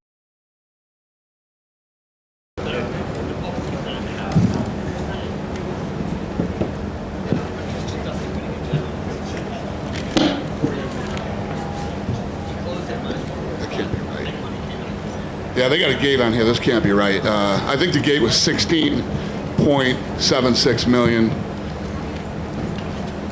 Attendance was 20,062. Tai Tuivasa and Duplessis got the performance of the night, and then fight of the night was the O'Malley fight. The kid comes in on short notice, wouldn't go away, trying to win. Fought his ass off, and he deserves. And bonuses were $75,000. So congratulations to all of them. Yeah, no doubt. Dana, got to get your thoughts on the main event, right? A great fight while it lasted, and then kind of a bizarre ending. So talk about your immediate reaction to that. Yeah, these second leg break, and the last 3 fights or something. It sucks. It's brutal. It's not the way you want to see fights end. So Dustin Poirier will fight for the title, and Conor's healed and ready to go. You do the rematch, I guess. I don't know. Obviously it appeared a pretty clear leg break. Do we have official medical confirmation? He goes into surgery in the morning. Okay. Yeah. Did you get a chance to speak to him at all before he was transported? Just when I was standing in the octagon. Yeah. You said it right there. You said do the rematch, right? He said he thinks the rivalry isn't over. Do you feel that way, that the rivalry isn't over and needs to happen? Listen, the fight didn't get finished. You can't have a fight finished that way. So, we'll see how this whole thing plays out. Who knows how long Conor's out? So, Poirier will do his thing until till Conor's ready. Yeah, you said it. I mean, obviously that's the fight to make, the title fight. Did you speak to Charles or Dustin? Like, any idea like how soon they'd like to fight? No. Did want to ask you about Gilbert Burns as well in the co-main event. Obviously not the most exciting fight, but a big result against a top contender. What did you think of his performance? Yeah, he won. I mean, what else is there to say about the fight? It wasn't a good fight, but he won. Yeah. He had 3 call-outs. He said Masvidal, Leon Edwards, Nate Diaz. You know, you got all those guys at the top knowing that we're waiting on the title fight. Do any of those matchups stand out to you as one that makes sense for him? Yeah, I mean, obviously, Edwards and Masvidal make more sense than Nate does. But I don't know. Right here, right now, it's the last thing I'm thinking about. And I did want to ask you about Sean O'Malley. I mean, he got a huge pop in there tonight. As you said, I don't think he did anything wrong in there. The other guy was just incredibly tough. So what did you think about him and kind of where he stands? He seems like just becoming a massive star. Yeah, listen, he did what he was supposed to do. He stayed on his feet, kept moving, hit the guy with tons of combinations, didn't gas out while doing it. I mean, he was looking at the clock a little bit there in the fight, but when you're in there against a zombie, I could just imagine what it's like. So I thought he put on a good performance. Yeah. The last thing for me, I just meant to ask you earlier. I know you say this is fight business. People are going to say mean things, but did you have any disappointment in Conor, still chirping at Dustin while he's sitting on the ground? I didn't hear it. I didn't hear one word of it. He brought his wife back into things. Yeah, I don't like that. Yeah, that's not good. Yeah, leave people's family and wives and all that stuff out of it. The family has nothing to do with it. Dana, to your left. What do you make, one of the things Conor said at the press conference the other day was he doesn't count submissions, that, he's 19-1, right, or whatever his record will be without submission losses. So here he's out there going for guillotines. So the fact that guys says he doesn't count it, why was he going for a guillotine? Listen, you say a lot of things at press conferences, and when you're in a fight, guillotines are part of the sport, so if it's there, you take it. And it was actually a very risky move for him to take that. I think if you're going to take it, you keep it standing and try to do it standing instead of going to the ground. But, you're in the heat of the moment. And you probably had a good view of that across the octagon. Did you think Conor was badly hurt when the round ended, forgetting the ankle, just from the punches that Dustin was landing? He landed a lot of big shots from the top and then the left hand that knocked him down. Did you think Conor was in bad shape just from, being buzzed? I think he got, he definitely was on the receiving end of some elbows and some punches, but that's part of the game. I mean, everybody takes that. No, I guess what I'm saying is, do you think that would have been a situation where you might have seen Dustin finish it if Conor hadn't gotten injured like that? You see what I'm saying? Well, he got back up on his feet and was throwing punches. I mean, his ankle snapped from throwing punches. He was fighting back. It wasn't like he was up against the cage and defenseless and Dustin was on low. Dustin landed a punch that knocked him down, and that's why his leg collapsed back on. Dustin landed a left hand that knocked Conor back, and and when he got listen, I don't know. Only Conor knows the answer to that question. But if his ankle doesn't break, I think we get to the end of the round and go to round. What do you make of Dustin's performance? I mean, he had, he took a couple shots early, and he shows a lot of resilience as a fighter, right? I mean, is that what you make of it? Yeah, the shitty part for Dustin is that he gets out of the guillotine. He's got the top position, lands great elbows, punches, ends up winning the round, and then Conor breaks his ankle and so the storyline is, Conor broke his ankle instead of Dustin looked good. Last thing, do you think that a Poirier from, say, 2016 or 2015 after the Conor loss would have been able to do this, right? I mean, it seems like the passage of time and the experience he's gained has made a big difference in him being able to weather that storm that Conor put on him and then still come back and put on a good performance and win the fight. I mean, yeah, 100%. I mean, the Dustin from then out in the first round, so this Dustin took some big shots and was able to get out of the guillotine and turn that guillotine into an advantage for him.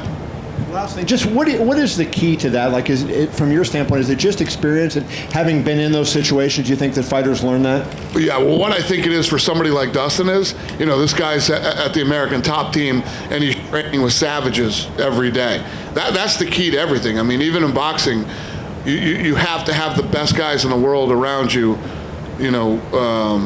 going at it with you every day. Dana, right here. Yeah. Right here. Did you agree with the stoppage in the O'Malley-Moutinho fight? Moutinho was very upset when Herb Dean stopped it with 30 seconds left. I think it could have been stopped 3 minutes before that. He could have stopped it in the second round. That fight could have and should have been stopped at any moment. I had no problem with that stoppage. And what did you make of Tai Tuivasa's knockout over Greg Hardy? It kind of looked like it was chaos in there for a bit until he landed a big bomb, and now he's doing shoeies with everyone in the arena. It looks like he could be a big star, too, moving forward in that division. He's a fun heavyweight. He's a fun guy to watch, and, he's a fun guy in the octagon and out of the octagon.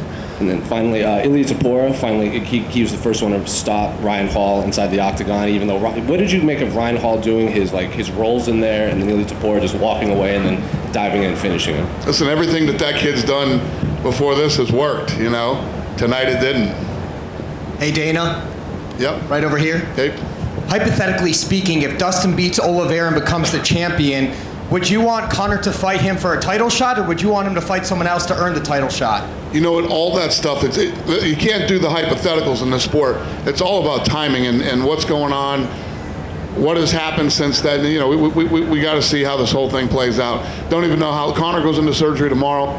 I don't know how long he's going to be out, how much rehab or therapy he's going to need, and. And lastly, Tai Tuivasa, when he gets the victory, he does the shoeies. The crowd loves it. Do you think we can make that a tradition? If he gets the victory, he does a shoey on the cage. Make it a tradition? Tradition. I don't know. I mean, that's up to him. He's been doing it since he won, hasn't he? I mean, since he's been here. He goes out and does a shoey with everybody ever since he got here, right? Sounds like it's already a tradition. All right. Yeah. Dana, to your right. Right here. Hey. Do you have any update on how many stitches Jessica got in the forehead there?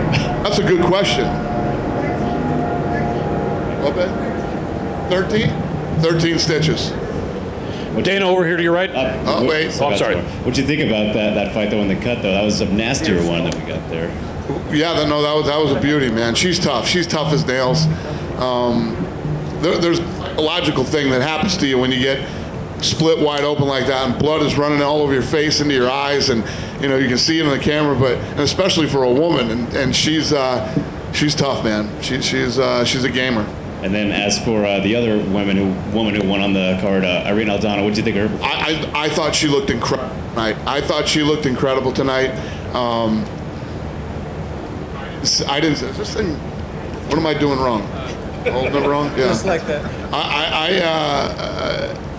I didn't see the fight ending like that. I thought that was going to be a much tougher fight. She made it look easy. She didn't have a mark on her face. And, yeah. This mic sucks. It's not me. There you go. It's been like that all night. All right. Dana, over here to your right. Is it kind of exciting for you to have this emergence of Mexican stars, though? She's been around for a while, but she's continuing to look great. No, she continues to get better in every performance, and I think tonight was a real coming out party for her, man. And to be honest with you, when I think about it, she should have been up for a performance. You know what? I'm going to give her some money. Thank you for bringing her up. Yeah, of course. But we're going to pay her some more money too. Remind me of that, because I'll forget. All right, and last thing for me, Dana. We know that you're going back to Fight Island in October now. Is it just going to be for the one event, or are you going to do multiple while you're over there? Oh, yeah, no. It's going to be, I've been talking about how I can't wait to share with you guys all the stuff we're doing. I just haven't gone there yet. I got to get back to Abu Dhabi and have some meetings to get everything finalized out there. Abu Dhabi is going to be a very big UFC for the next however many years. Thanks, Dana. Thank you. Go ahead, sir. Dana, were there any decisions or stoppages that you disagreed with tonight? Your mic's worse than mine. I better get closer. Any stoppages or decisions that you disagreed? Now we got a plane. All right. I know. Perfect. This is fucking awesome. What are we on the runway here? Should I go a third time? Back to the Apex. Any stoppages or decisions that you disagreed with tonight? Any what? Or decisions. I disagreed with? No. I listen. Like I said, could have been stopped around earlier. I mean, that guy took some serious punishment. We sent him right to the hospital. No stopping, no talking, no nothing. Right to the hospital. Gotcha. Which fighter or fighters impressed you most tonight? Which one? Which fighters impressed you the most? Impressed me the most? I mean, it was a great card. A lot of kids look really good tonight. But the Irene Aldana fight, I thought Irene looked awesome. I thought O'Malley, taking on a zombie that wouldn't stop coming forward at him, no matter how. We all know O'Malley hits like a truck. That kid has one punch knockout power, and he hit this kid with everything he had: kicks, punches, you name it, and he couldn't stop him. And I thought he held his composure really well. I'm obviously tied to Tuivasa. I mean, I could go on and on, except for the co-main event. Yeah, absolutely. And last for me is the fact that Irene Aldana missed weight something that could go against her as far as you getting her another fight with a higher ranked contender? Is that a factor, or can you forgive that and let her go on to bigger and better?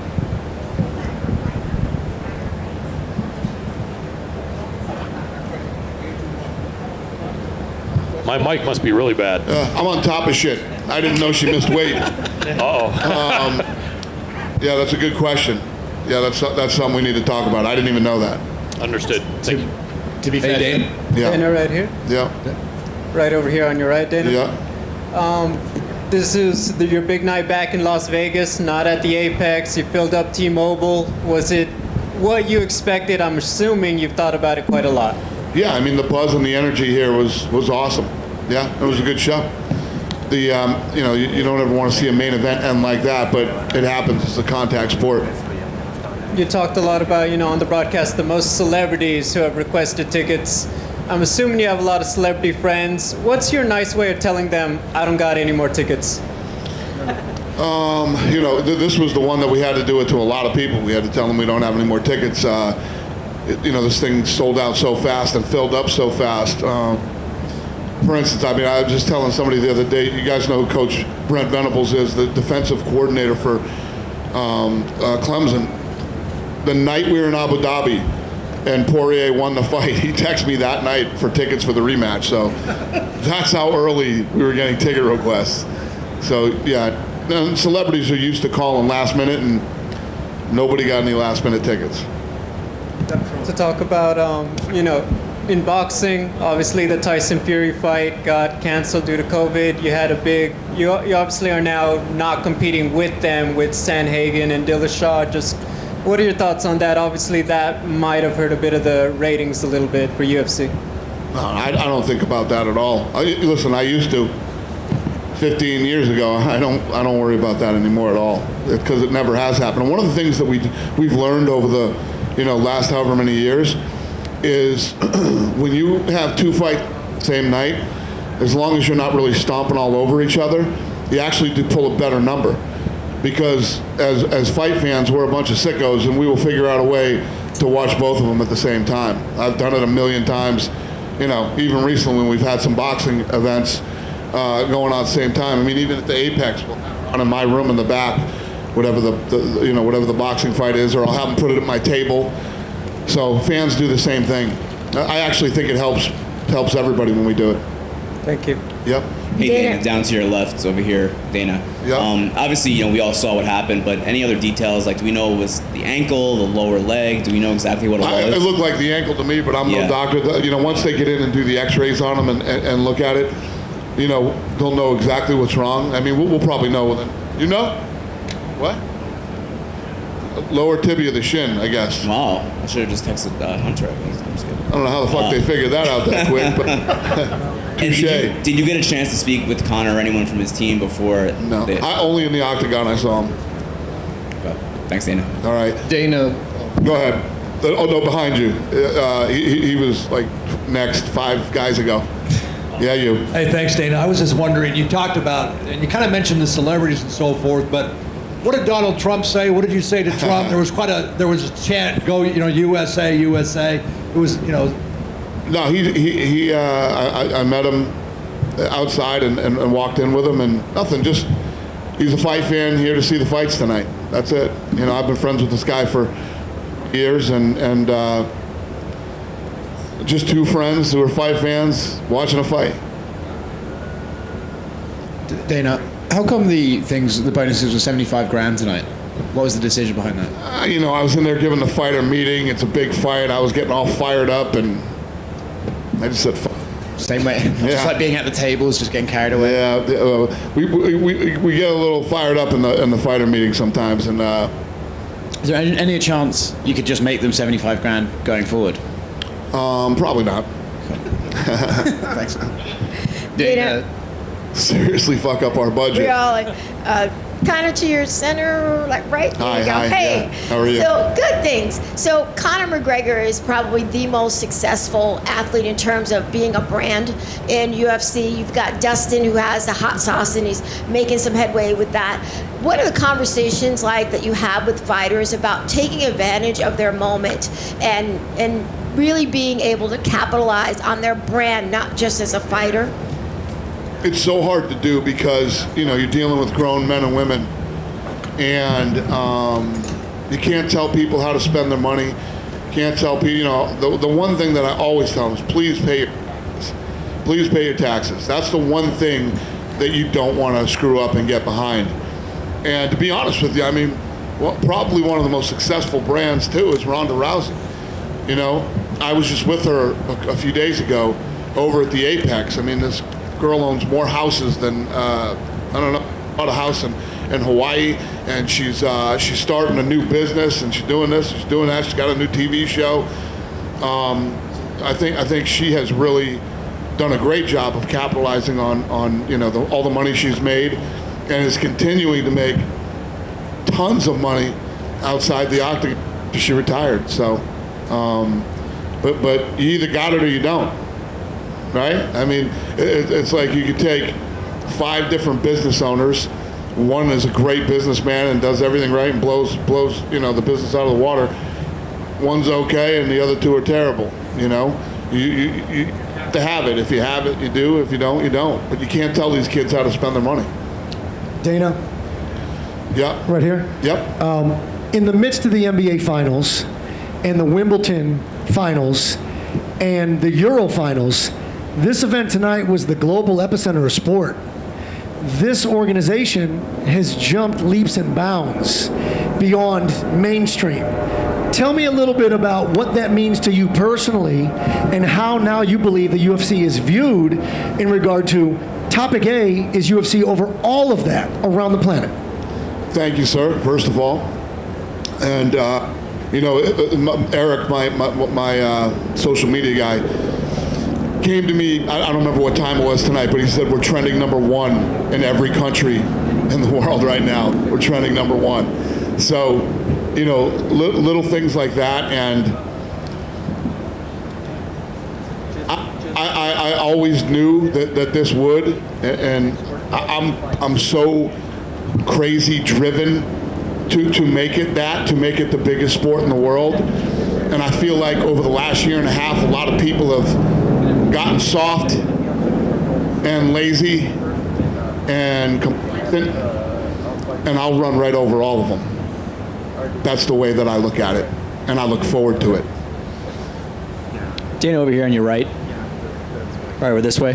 Yep. So all week you were saying most pre-buys ever, most pre-buys ever. Do you have that number in front of you right now, or do you have an estimate of that number?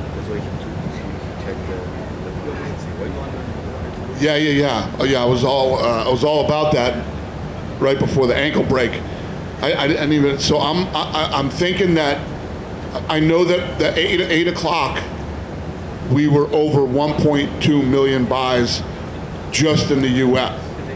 So my assumption, I have to be careful with this stuff now because we're a public company and I can't go out shooting my mouth off and have it be, completely wrong. But I'm going to say that we came in anywhere between 1.7 million and 1.8 million. That's fantastic, Dana. Obviously a huge week, a lot of obstacles in the way. What was the biggest challenge of setting up this fight week?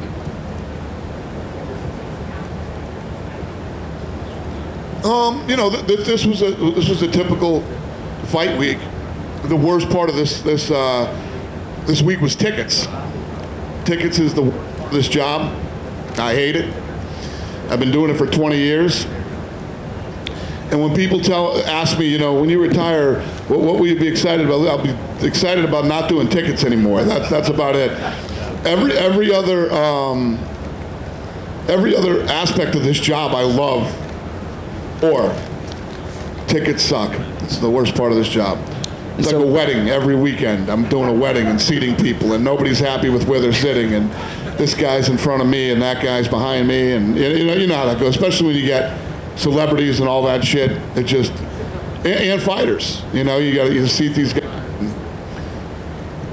I could bitch all night to you about tickets. Dana, you said you had words with Conor in the cage. What were the words? No, I just looked at him. I said, "How you do? You okay? You okay?" And he just gave me the nod, like. But as soon as he's better, you see a rematch happening between him and Poirier? I don't know. Listen, the rematch is there. You got the rematch with him like you got the rematch with Diaz. It's always going to be there. I don't know what the landscape's going to look like when he's ready, or how long it's going to be, and so to say definitively, I can't right here, right now. But you always have that rematch. Usually, people talk about the fighters' entrances, but Tai Tuivasa's exit was maybe one of the best exits ever. Would you share a shoey with Tai? If the world was on fire and everybody was dying of thirst, that's the last fucking thing I would ever do. Ever. But good for him. Not my thing. And we're finally back. Vegas is open. It's alive. T-Mobile. Do you have any dates, more dates here in Vegas for T-Mobile? We do. I don't know it off the top of my head, but we will be back to Vegas, yes. Yep. Right. You mentioned the pay-per-view buys. Before, you were talking a lot about efforts to crack down on online piracy and stuff. Where do you feel like you are with that right now? Yeah, I got a text tonight that there was something like, there were tons of sites out there doing it, but we have a whole system in place that, we're so good at that.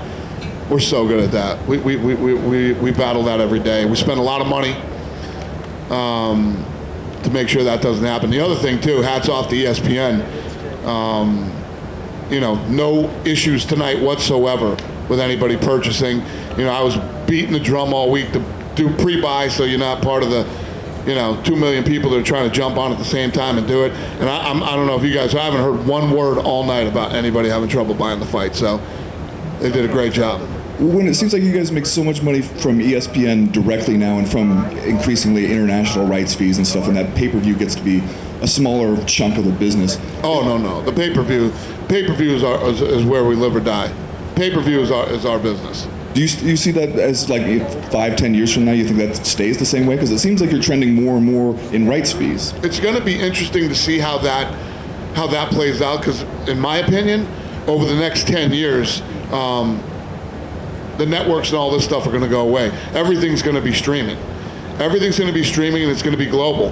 And I think that, like ABC, CBS, and NBC, that we grew up with as the powerhouses in television, there will be 3 of those. Will it be Netflix, ESPN, and YouTube? I don't know. It'll be somebody, there'll be 3 powerful people out there, and they'll start locking up sports rights or whatever's going to do. I think the landscape is going to change so much in the next 10 years. I don't know. Lastly, what do you think about Greg Hardy at this point? Because he's gotten some good placement, and you guys have had a good push behind him, but he hasn't beat a lot of guys who are like notable still UFC guys. Well, tonight was a big night for him. Tonight was a really big night. Tai Tuivasa would have been a real win for him. So, yeah, I don't know what this means for him tonight, but. Dana, back over here on your right. Yep. So both Conor and Dustin this week, they mentioned that they want to challenge Charles Oliveira for the lightweight title at the end of the year at Allegiant Stadium down the street. But since T-Mobile is the exclusive home for the UFC events in Las Vegas, is Allegiant Stadium even a possibility for that fight? No. Is my mic working? No. Not a possibility. No. You know what kind of a fight you have to go into, a stadium? You gotta be in a place, like for instance, you know what we do a stadium? When Australia opens back up and we can go back over there and put on you do an Adesanya versus Whitaker in Australia or New Zealand or something like that. Those are stadium shows, The other thing, I don't love stadium shows here in the United States and other places. Like in Australia, they're used to stadiums. I think it takes away from the experience. When you watch a fight in an arena like tonight, it has a tighter feel. It has this energy and this buzz inside of it. You can see the fight really well no matter where you're sitting. And I don't like taking away that in-house experience. So there's no possibility, even if a big fight presents itself? Possible. Allegiant Stadium, the end of this year with Oliveira and Poirier? No, that's not possible. Okay. So last one for me. There was also a lot of confusion amongst fans about the booking of Cyril Gane versus Derek Lewis in Houston. Did the multi-event... Who's confused? Fans. Oh. Did the multi-event partnership that the UFC signed with the Toyota Center increase the urgency to have Derek Lewis booked for a title fight in Houston next month? No. It was almost simultaneous when we did the deal. I'm friends. He's a Fertitta. Okay, so no relation to that at all? No, he's a Fertitta. He and I, last time we got together, first of all, when the pandemic was, we were coming out of the end of the pandemic here, he hit me up and said, Texas needs you. We need you out here really badly. Can you come to Houston? I said, and then I think you guys remember this. I said, fuck, I'll go this weekend. It was like the Stipe fight, the Stipe DC fight. I was going to bring it there that weekend. Some shit went on internally. We couldn't get it done. We go out there. We kill it in Houston. And he's like, that night after the fight, I met with him. And he's like, I want you to come back more and more often. So let's talk about it. We started talking, and we were going to go back to Houston. But there's no... One thing that I never do is never put any pressure on ourselves that we have to go somewhere or whatever. We did the deal because we're friends and we like each other and we do really good business together. And I like Houston, too. So that's why. All right. Thanks, Dana. Yep. Are we going to London in September? We what? Are we going to London in September? We're supposed to. I think so. I got to go to London here soon. They got me doing something over there. I'll be going there soon, and we're trying to go there before the end of the year. Is there a concern because there's still a travel ban at the moment? Yeah, I know. Listen, I don't know how any of this stuff's going to play out. We'll see how this winter's coming. When we start going to the fall and then winter and Delta, and I don't know, man. Is there any concern that we might start going back and fucking all that stuff, lockdowns and stuff like that? Other people will go back. I'm not going back. Oh, you know what I'm going to do. I'm good. No matter what happens, I'm moving forward. I'm doing my thing. Do I think other sports will possibly shut down? Yeah, I think they probably will again. And but we won't. So you guys will all still be traveling, unless your bosses don't let you. That's it. Thanks for everybody. Have a great night. Dana White. Let's see there. Yep, there's Dana White leaving the podium right there. I think we're live MMA Weekly from Vegas, the UFC Apex, UFC 264. I did it again. T-Mobile Arena, guys. Post-COVID, Jim. Let's go. But, man, Dana with a State of the Union there. And, I mean, the biggest thing I took from that is he said, I always knew this would be number one in the world. I'm crazy driven to make it the biggest sport in the world. And I look forward to it, meaning he looks forward to beating all the other sports, says he thinks the other sports will shut down. And I will tell you what, guys, it absolutely is bad. And if his numbers were right and he was careful because of the publicly traded company thing to say that over 1.2 million buys at 8 p.m.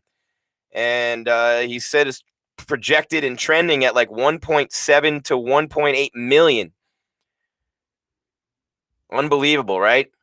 So the boss man himself, Dana White, with us here live on MMA Weekly. And you know, it's what a night. I mean, Conor McGregor breaks his tibia. That's what I called at the time. You remember I said tibia. I believe it was when he stepped back on it, guys. I believe it was when he stepped back. The weight caused the break, and then Poirier ended up on top. Either way, we can spin it that way for the next time those guys fight and get it going again with the hype train and the publicity. But 1.7 to 1.8 million buys, trending number one on social media in every country in the entire world The UFC is on top of the sports world. That's right, I said it. The UFC is on top of the sports world, guys. It's because of the way they pushed through the pandemic. It's because of the way Dana White leads. It's because of the way these fighters grab you and pull you through that screen into the octagon with them. It's because of the stories that they tell. It's because of the way that they live their lives, the way that they train, and the stories and the matchups that result from that, guys. It has really taken and pushed the UFC to the top of the sports world. The NFL's the NFL, right? You're never going to beat the NFL all the way across the board in America, right?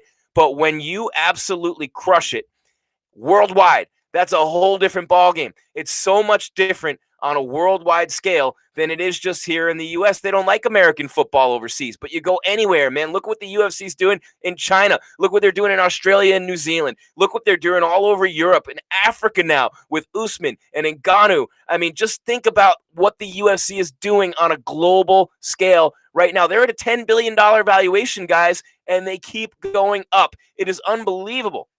I first started covering the UFC in 2012, right? 2011, 2012.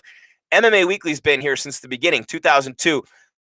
The changes that we've seen throughout the course of the last couple of decades in this sport, from when Dana and the Fertittas came in at $2.2 million, now at a $10 billion valuation 5 years after the sale for $4.2. Are you kidding me, man? On top of the world. And now with Ronda gone, with Lesnar gone, Conor McGregor could be gone. The UFC just keeps on marching on. What will they do when Dana White's gone one day? Who knows? I don't want to find out. I'm sure a lot of you don't either. But what a night of fights. What a night of action. Gilbert Burns with an incredible performance against Wonderboy. And just a great, great night of fights. All TKOs except for one on the main card. And the one that wasn't was the Wonderboy fight in the co-main event. Very dominating performance by Gilbert Burns. But, man, I will tell you this, guys. As a fight fan, I'm proud of our sport. I'm proud of our fighters. I'm proud of the things that have been accomplished here.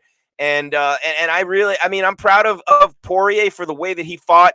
I'm definitely, he deserves to wear that belt around his waist. He gave up the title fight to have the money fight. Now he's going to get the title fight against Dubronk's Charles Oliveira as we await Gilbert Burns. Dorino about to hit the podium. Real quick, I want to tell you, McGregor 14 of 24 on significant strikes, 9 of 9 with the kicks. Poirier 34 of 51, 1 of 2 with leg strikes. More numbers from them coming up. Here's Gilbert Burns victorious over Wonderboy tonight.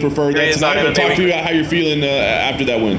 I feel good. I feel special. I just lost a title shot, and then you gotta go back and beat a freaking guy that's very dangerous. The game plan will stay disciplined, hands up, take him down, smashing, make sure I control him when I take him down.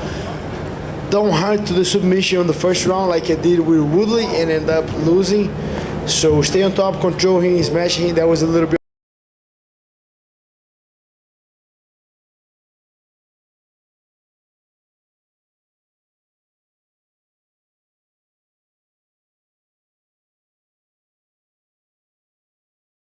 Special. Can you talk about how challenging it was? I mean, you talked about like bringing in Raymond Daniels and getting a feel for that, but he is one of the most unique guys in the division. So, you think you're ready, you think you know what to expect. How different was it when you got in there? I got ready with Raymond Daniels, 3 guys. Raymond Daniels, my guy that was here with me, Jason Jackson, a beast, number 3 on the Bellator. He was the one doing the cage defense, the fed takedown, and he gave me such a hard work that I felt ready. No, Raymond Daniels, Jason Jackson, Leon Jimenez, all my guys at Sanford. I felt great. I felt ready for sure. It's still tricky a little bit. He hit me with a freaking spinning kick on my neck. My neck's sore right now, but besides that, I'm healthy, I'm good, and I'm happy with that weight. Crowd obviously voiced their displeasure a little bit at some point. I mean, you're hearing that in your mind, but you've got to stay in this position to win the fight. Is that difficult to stay disciplined? I mean, what's going through your head as you're hearing the crowd? I just lost my fight for the title because I wasn't disciplined. It wasn't as hard to stay disciplined. I want to win. I want to become a champion. And they give me such a tough guy to fight. A guy that Leon said no, Colby said no. I said, give me this guy, I don't care. And I got to stay disciplined. That was my whole training session.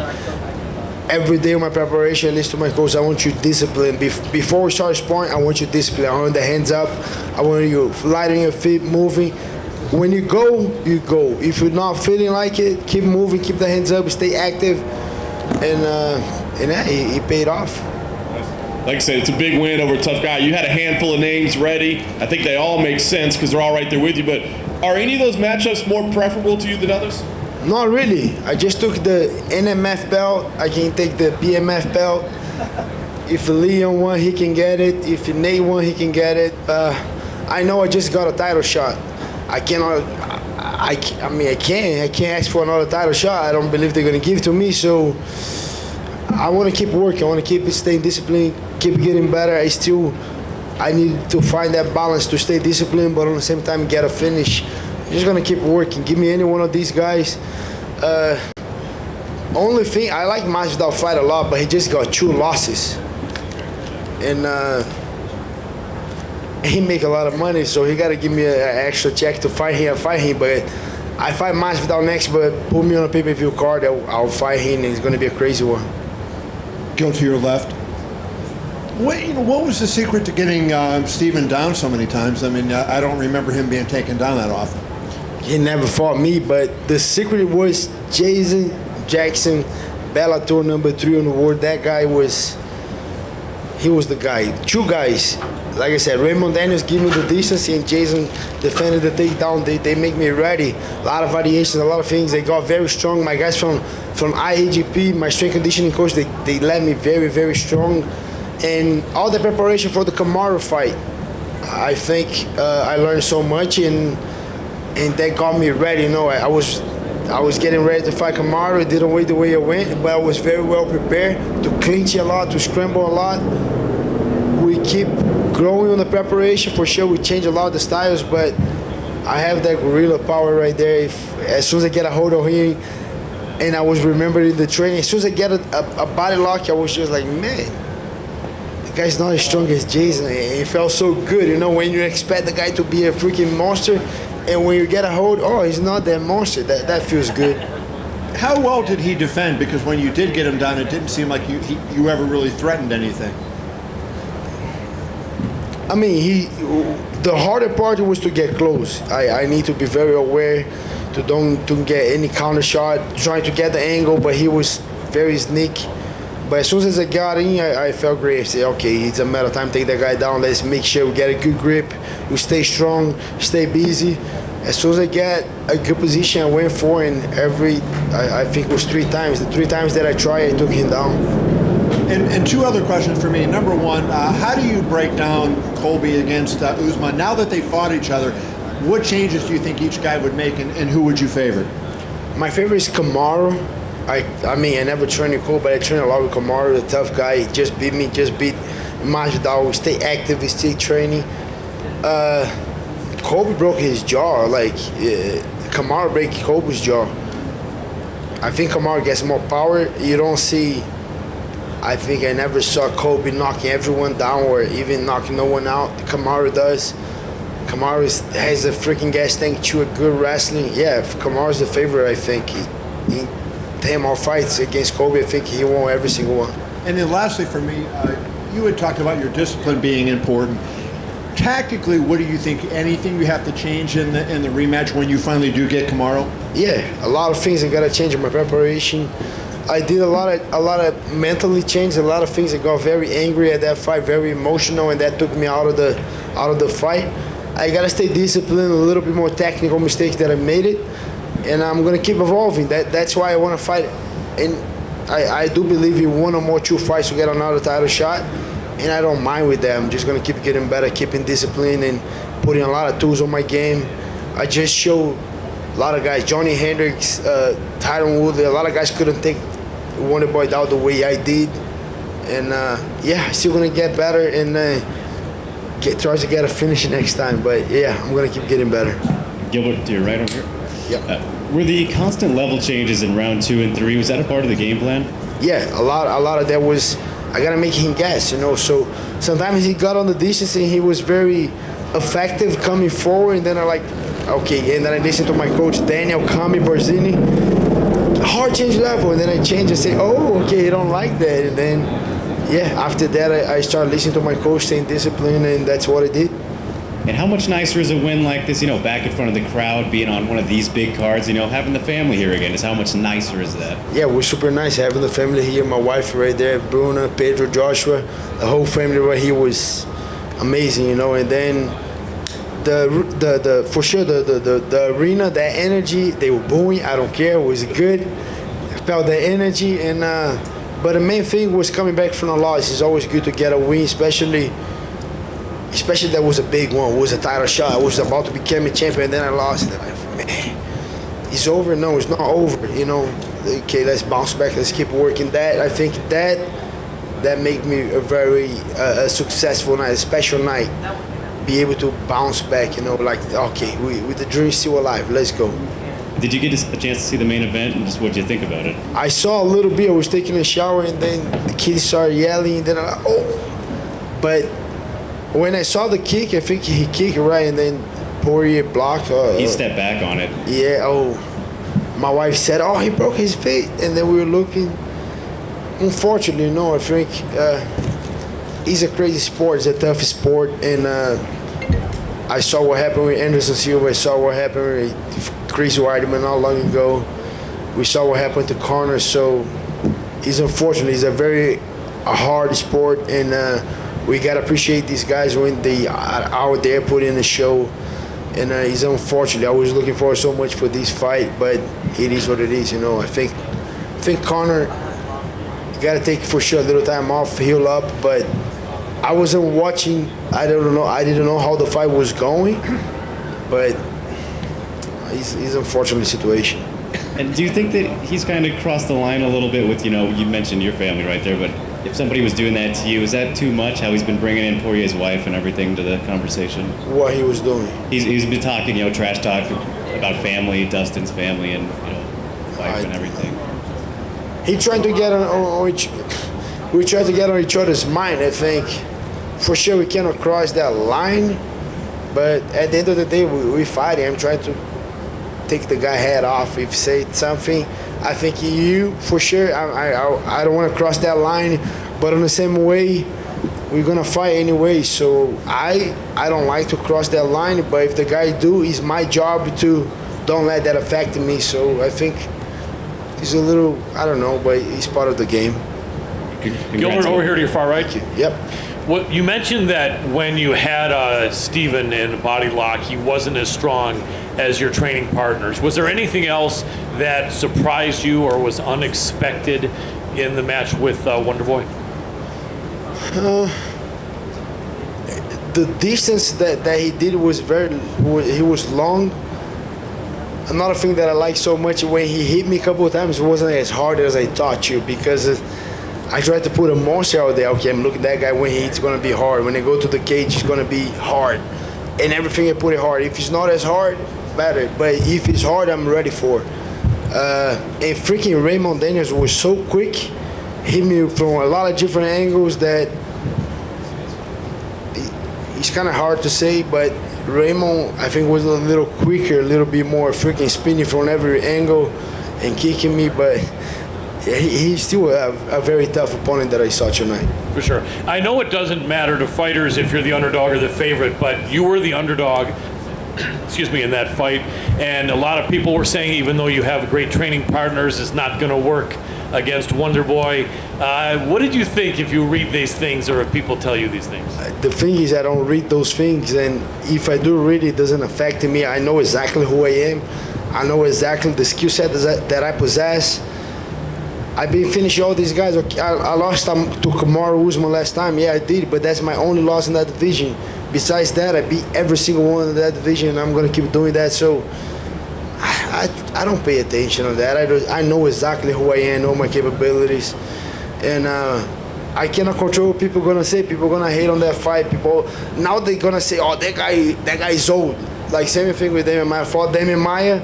Oh, Damian Maia is old. Okay. I fought Woodley. Oh, Woodley is old.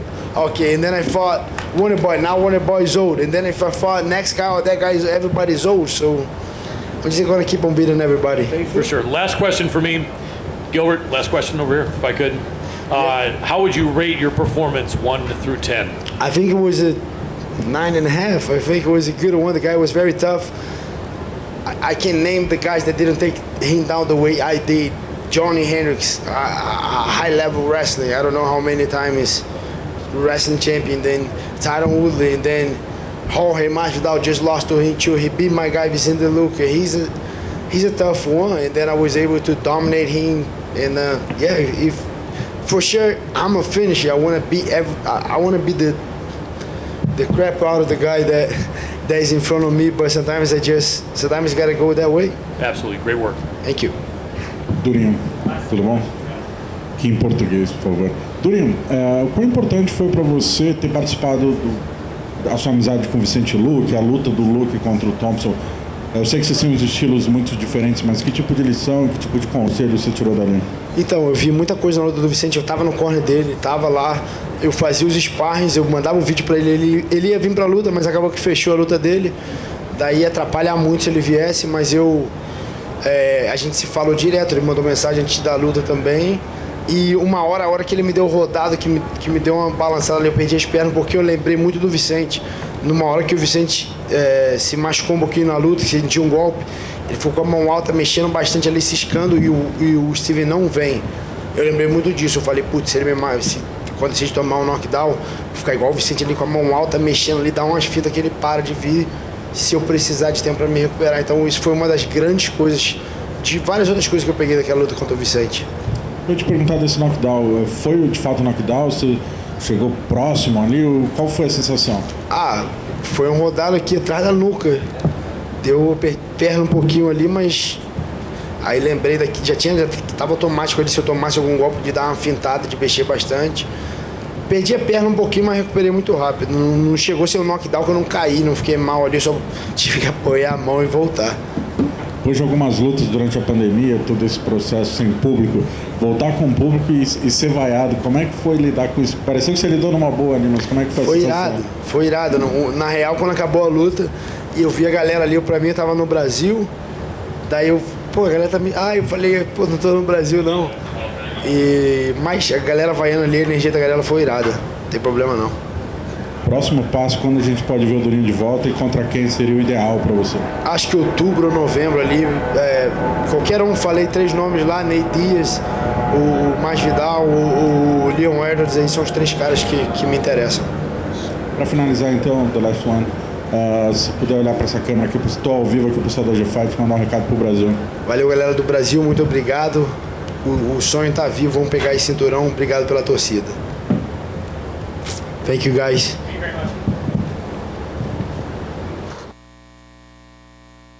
All right, there we are. Gilbert Burns, Durinho with the win. I mean, you know what? I have to say this about Gilbert Burns. That was not just a win.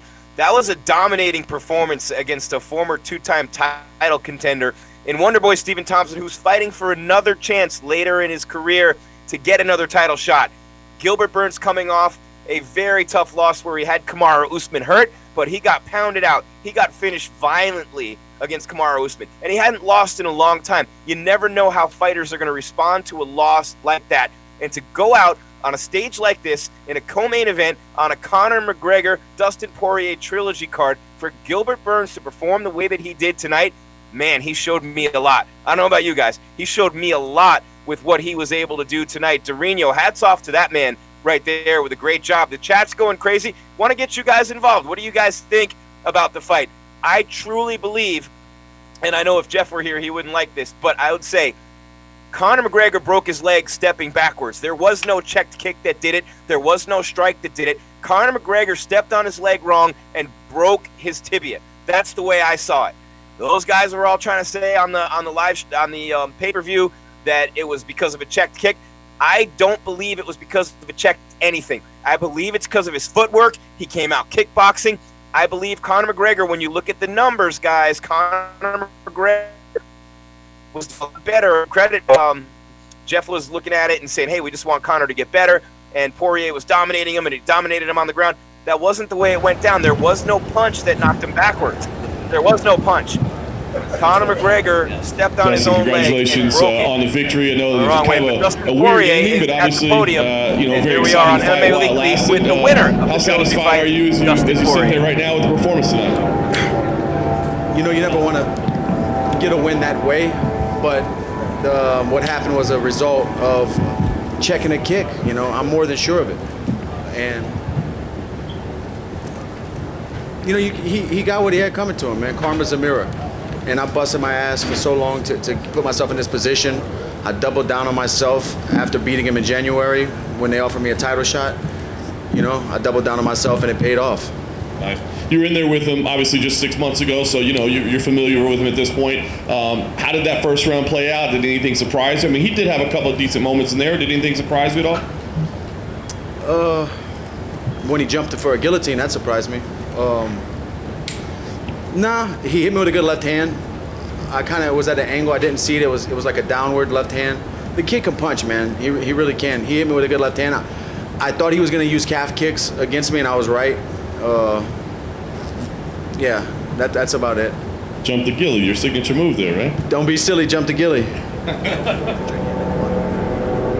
It did look a little bit in there. I was trying to figure out. It looked like you were complaining a little bit to Herdine. That's why I let him up. That's why I let him up at the end of the, I don't know. But I let him up because he had 3 fingers in my glove, you know, the cuff of the tape, so it's a good grip. And he's pulling me down into up kicks. He's pulling me down and kicking up at the same time. You know, I'm not surprised that he does that type of stuff, you know. I was telling Herb that, you know, this guy's, I can't get out of it. Did he acknowledge you at all? That's why I couldn't tell what was being said. Did Herb acknowledge you at all? Or? When I told Herb maybe Conor pulled his fingers out, I got to go back. You know, fighting's crazy. I got to go back and see. But that's what I was trying to tell Herb. Yeah. And then obviously there was a late sequence at the end of the opening round. I mean, you were pushing to the end. When you went back to your corner at the end of round 1, did you know something was wrong? Yeah, when I was walking away, and he stayed down, I looked down at his shin and I saw the bone, like I saw it was disfigured a little bit, and I was like, oh man. It's just weird that it held together because I'm more than sure it happened on when I checked the kick, that it held together, and then, you know, probably when he pivoted on that bone, that's when it probably separated or something. You know, I don't know, I'm not a doctor. Yeah. So as you walk back to your corner, did you go, the fight's over? Yeah, I went to sit on the stool, and I forget who was it in my corner came up to me and said, this is over. You know, like you said, it's not the way you want a fight to end, right? But I do wonder, I mean, he said you were going to be leaving on a stretcher. He ends up leaving on a stretcher. I mean, do you take any satisfaction in that? Listen, Conor said some nasty stuff that didn't make it on Embedded, and maybe when this behind the scenes for this fight airs, you'll see him on the ground still saying some real bad stuff. But even that stuff being said, I don't wish, you know, serious harm like that on nobody. The guy's got kids. I want him to go home safe to his family. I pray before these fights. Every time before I walk through the octagon door, I'm praying that not for me to win. I'm praying that we both get out of this safe, because, you know, I know what I'm going to try to do to him. I know what he's going to try to do to me. You know. He said afterwards the rivalry's not over. Dana White was here earlier. Dana said, you know, obviously you're going to fight for the title next, but at some point you do the rematch down the line. Do you feel like the rivalry is over? Or do you feel like... No, we are going to fight again, whether it's in the octagon or on the sidewalk. You don't say the stuff he said, you know. The things that he did say, especially afterwards, you're saying about your wife and that sort of thing? Nah, my wife's solid as a rock. I'm not worried about that. That's noise. He was saying that he was going to kill me. You don't say stuff like that. That he was going to murder me. You don't say stuff like that, you know. You don't say stuff about people's wives either, but I know that's, you know, I know that's zero chance. But there is a chance, you know, somebody could die, and you don't say that. You don't wish that on anybody, man. Last thing for me, as I said, I mean, you're fighting for the world title next. I mean, I know it's going to be a big moment for you. Early, I'm sure you want to go rest a little bit. I just want to know how much Chad Ochocinco lost tonight. Yeah, you bet on Conor? Okay.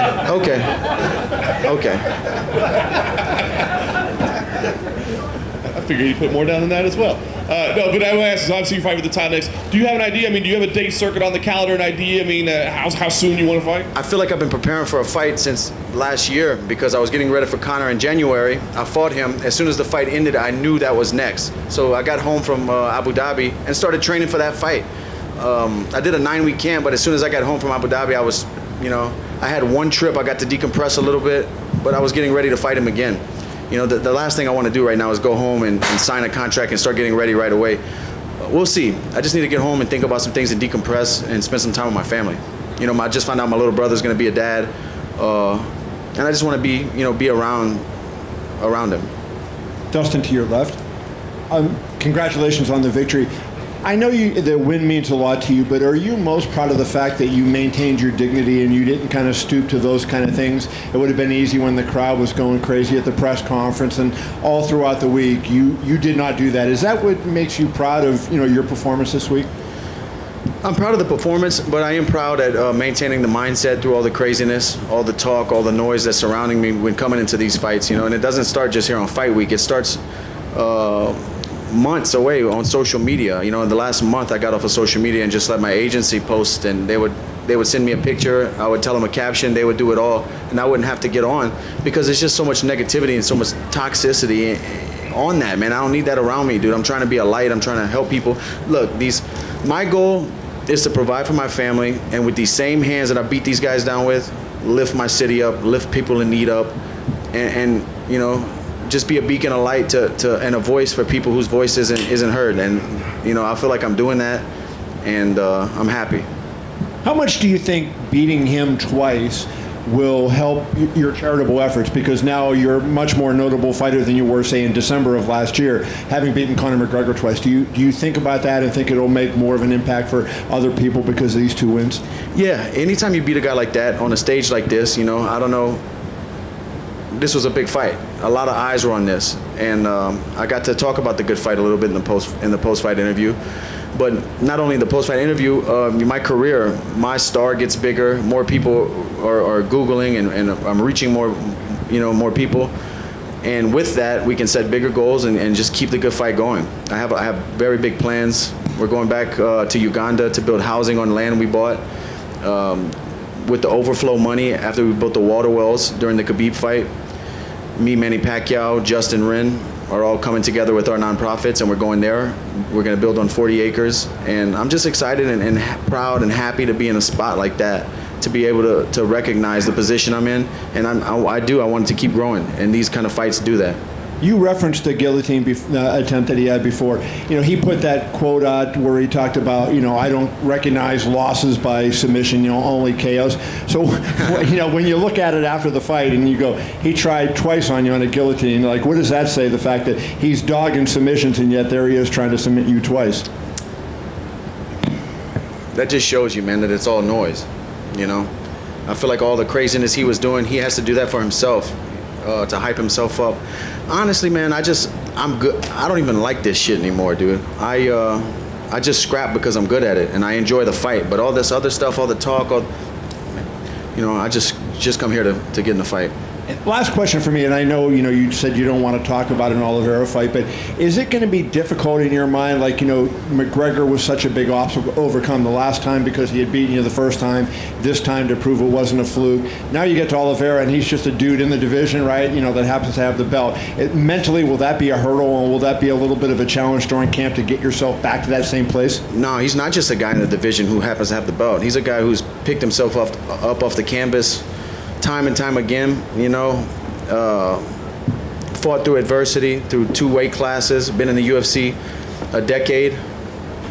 He's not just a guy with a belt, he's earned every ounce of gold he has around his waist, and I have nothing but respect for guys like that. I don't know him personally, but his work history, I can't hate on anything he's done. The guy, it's incredible. That's tougher to do than, I think, to go undefeated, because you never learn things about yourself. You learn so much about things about yourself in those losses, and of climbing back up to the top and getting motivated again. That's when you find out you're a real fighter. I'm not saying that these undefeated guys aren't, but I'm just saying I have respect for somebody like that who's climbed back up and won a world championship. Hey, Dustin, down here to your left. Congratulations on the win. Trilogies in combat sports, there's always a sense of closure and finality for trilogies. Do you feel that coming off of this win? Closure? It sucks, man, because I was gonna beat the guy if his leg would have held up.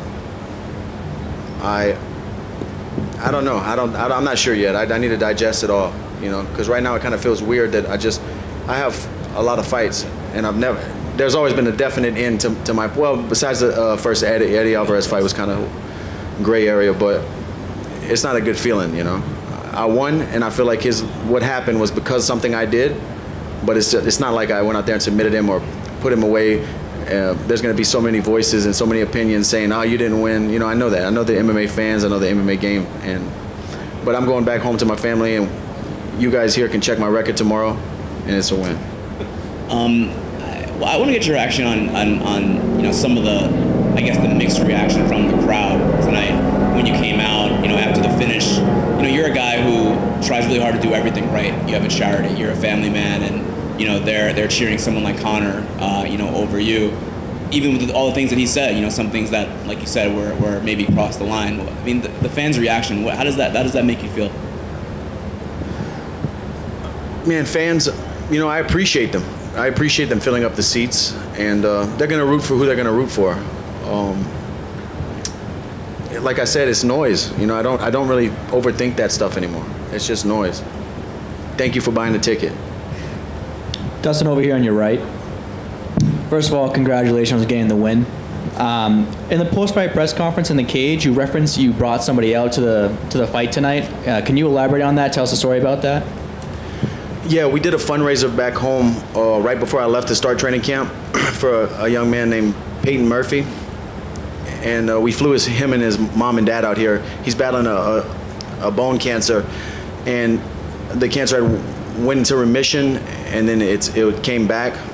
So, you know, he's a real fighter. Guys like that, that's who I want to lift up, and it's inspiring to me to see this guy, you know, going about his everyday life, still, you know, loving life and living life, and never giving up hope. You know, that's a real fighter. So yeah, we flew his family out, and we did a fundraiser and raised some money for them back home in Louisiana. That's good stuff. All week you did a pretty good job of not getting into the trash talk too much. You kind of took the high road all week, but in the post-fight press conference, it seemed like he kind of dug into that a little bit. Did he say something to you afterwards in the cage that triggered that, and if so, what was it? Yeah, he was saying, he was putting, dude, I hope they show the behind the scenes stuff, man. He was like still sitting on the ground, still saying, "I'm gonna kill you." He was putting his hand to his head like a gun. Like, bro, chill out. He was saying that. All right, thanks, Dustin. Dustin, right here, in the front. Dustin, a lot of the times when you have a champion leave, you know, the next guy coming in, there's like, well, you're great, but you didn't beat the man to become the man. You've now had two fantastic performances against Conor McGregor.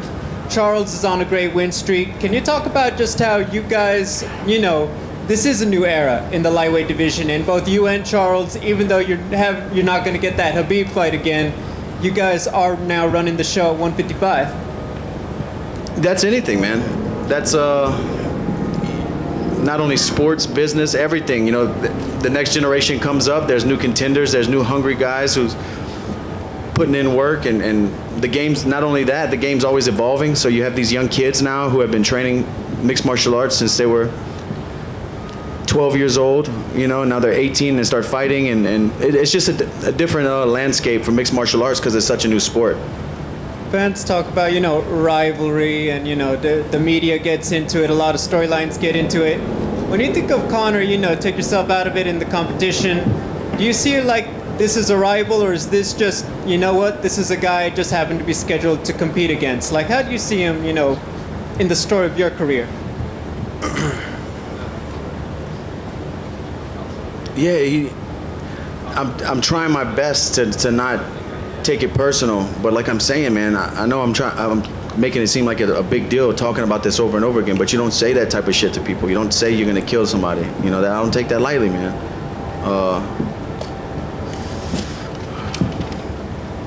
I don't know. Thank you. Dustin, right here. You know, you mentioned that you don't really, you know, like fighting too much anymore necessarily, but I like fighting. I don't like the process. I don't like the sheep fans and the crazy clickbait media. Fair enough. You know, it's turned into a fashion show. You know, I like the real stuff, and that's fighting. That's the only real part about this whole thing. Right. So, I mean, if you were to go back in time, though, like, if you never got into fighting, what do you think you would have ended up doing? I don't know. I was getting in a lot of trouble before fighting, man. I'm not sure. I'm glad I did. For sure. Is it fun for you to kind of see all the celebrities at a big event like this? Yeah, it was cool, man. Steve-O came backstage, David Spade, a bunch of people. It's awesome. Tonight was packed. You know, Trump was right there when I turned around. It's crazy. The Rat King make it out, Theo? Theo's here, yeah. All right. Theo is here for sure. Hey, Dustin. Dustin, congrats on the victory. Right over here. Let's say you beat Oliveira and you become the lightweight champion. In your eyes, does Conor McGregor need to win a fight to get a title shot against you?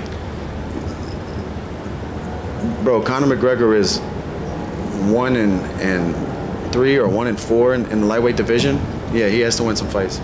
But like I said before, a guy like that goes out there and starches somebody, he's right back in the top contender talk, just because of his star power.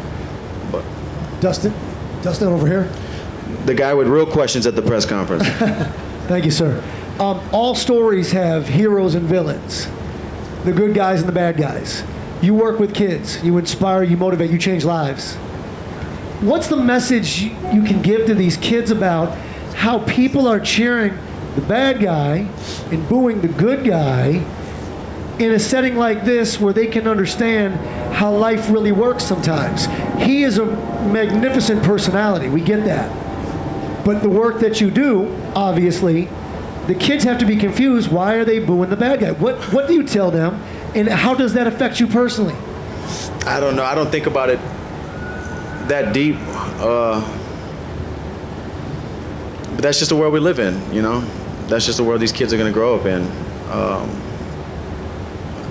I don't know how to answer that question. Does it, when he is being cheered, and listen, this crowd is chanting USA for every other American fighter other than you. Doesn't affect you in any capacity?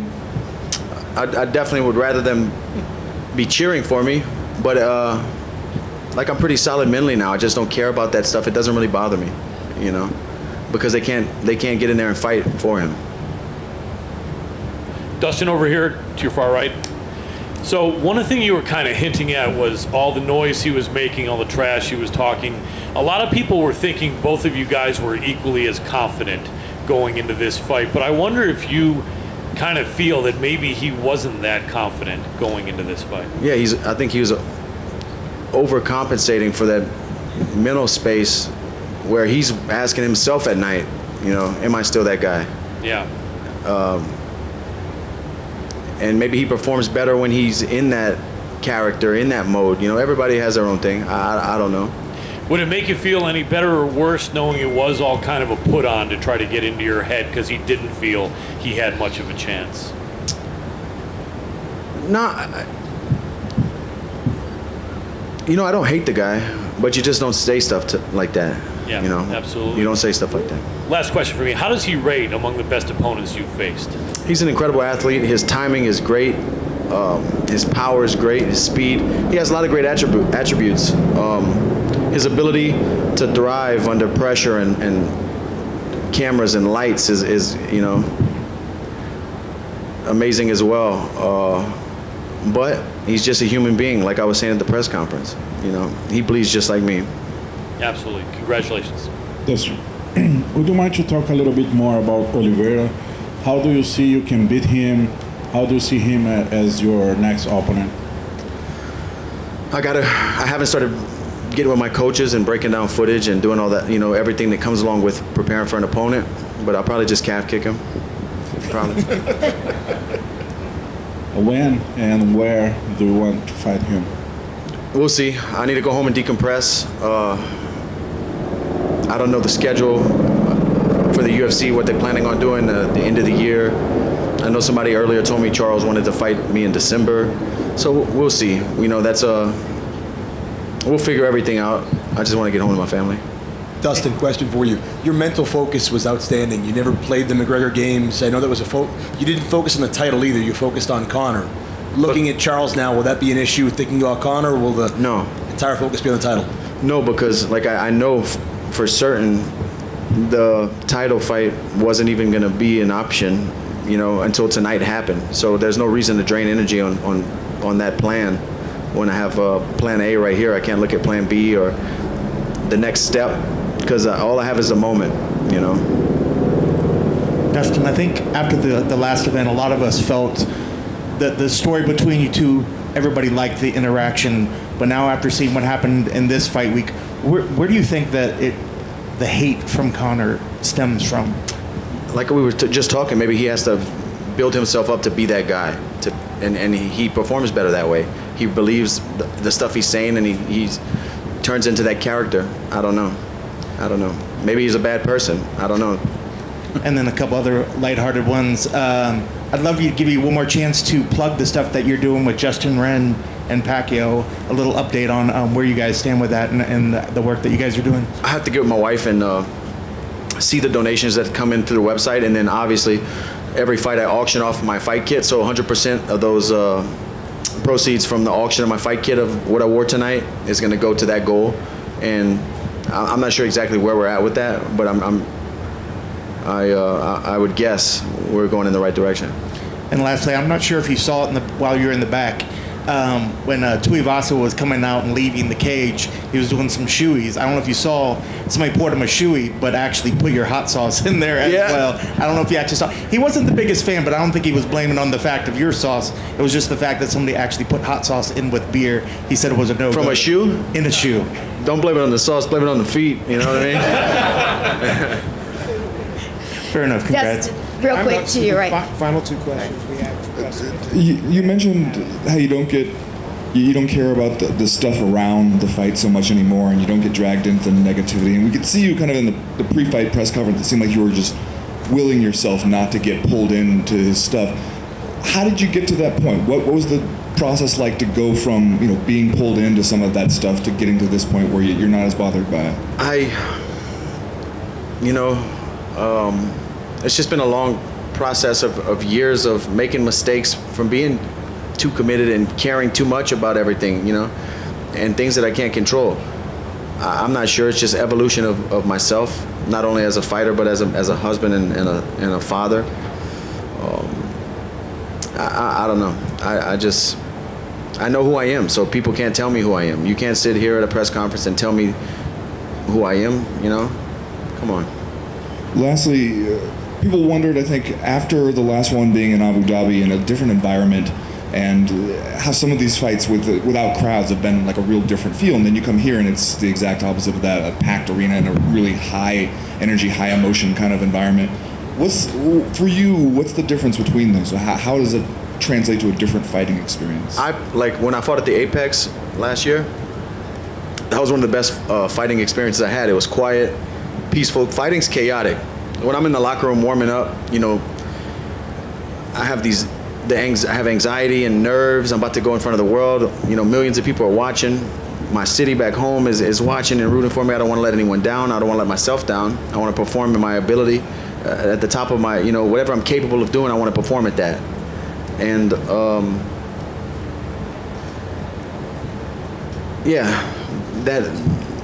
I'm just, over time I've got acquainted with those feelings. So when I'm in the locker room warming up, I'm like, here we go again, and I've learned that those feelings are what keep you alive, what keep you able to react in the moment at a higher speed and be on your game. But I liked fighting in the Apex when it was quiet. Sure. Dustin, I know you've been up here a while, so I'm gonna let you get out of here. But you've been asked a bunch about you tuning everything out, you tuning Conor out, not paying attention to it. But what about, do you have to have a conversation with the family and people around you to say, hey, listen, a lot of stuff's gonna come out, just ignore it, don't pay attention to it, because other people might have a more difficult time. Yeah, with my wife yesterday. Thug wife, by the way. That's the new nickname. Yeah. My husband, or am I her wife? No, Michael Chiesa, I think, said thug wife for the picture of her flipping off Conor in the cage. Yeah. I mean, that's what I mean, though, about, other people around you don't. Well, she was getting worked up, just like the stuff with the charity. But I've been in the spotlight a long time, been fighting UFC, had great performances, mostly. A few ones that didn't go my way. And I just know, the fire that comes down with that stuff. So I'm more, equipped to handle all the hate. She's not. So when the charity stuff started happening with Conor and a lot of hate was being thrown, she felt it because she, does so much for the charity. So it kind of started bringing her down. And then with Conor doing this other stuff he just did, it was working her up more than it was me, So yeah. Will the sauce be sold out tomorrow? Sorry, how much? How much more difficult is it, like, when you don't have, like, you have to see your family going through it and you have to watch them because you are able to tune it out? You said, hey, it was cool, you're chill, but then when you have to, it has to hurt you to have other people get hurt. I don't like to see that, man, but I guess that's just, I don't know, I guess that's just where I'm at in my career, in the sport. But, you know, I don't want anybody around me to have to go through stuff like that. But that's whatever, man. So it's social media stuff, you know. That shit's not real. Will there still be sauce tomorrow? Will it be sold out? We'll have to see. We're about to launch. This is the original. This is the OG. We're about to launch the KO edition on the 15th. So people wanted a hotter sauce, and we definitely brought a hotter sauce with ghost pepper. So. Can you eat it? Can you eat the hot one? Oh yeah. No. Thank you guys so much.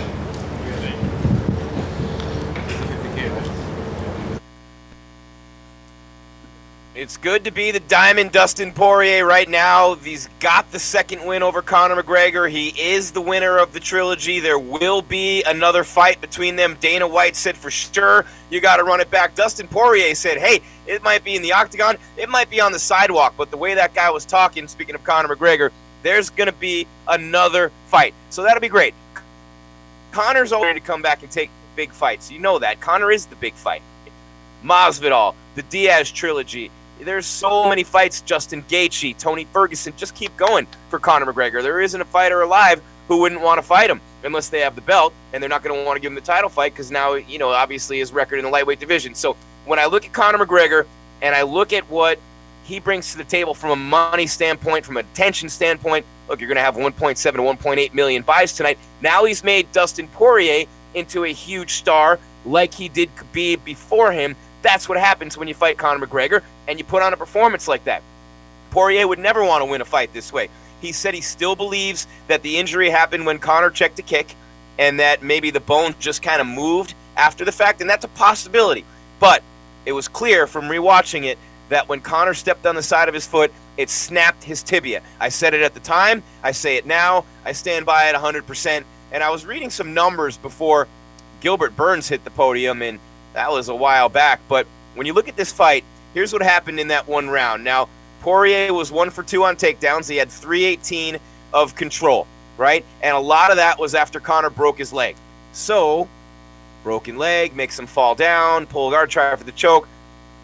That's what happens when you know you have a broken leg and you got to do whatever you can. Look, Sean O'Malley and Andre Sukumtath a couple of years back when O'Malley was just getting started in the UFC. He hurt his foot like that, and he had to finish out a round on the ground, was barely able to do it, got a win in that fight, finished out the fight that way, as a matter of fact, up against the cage.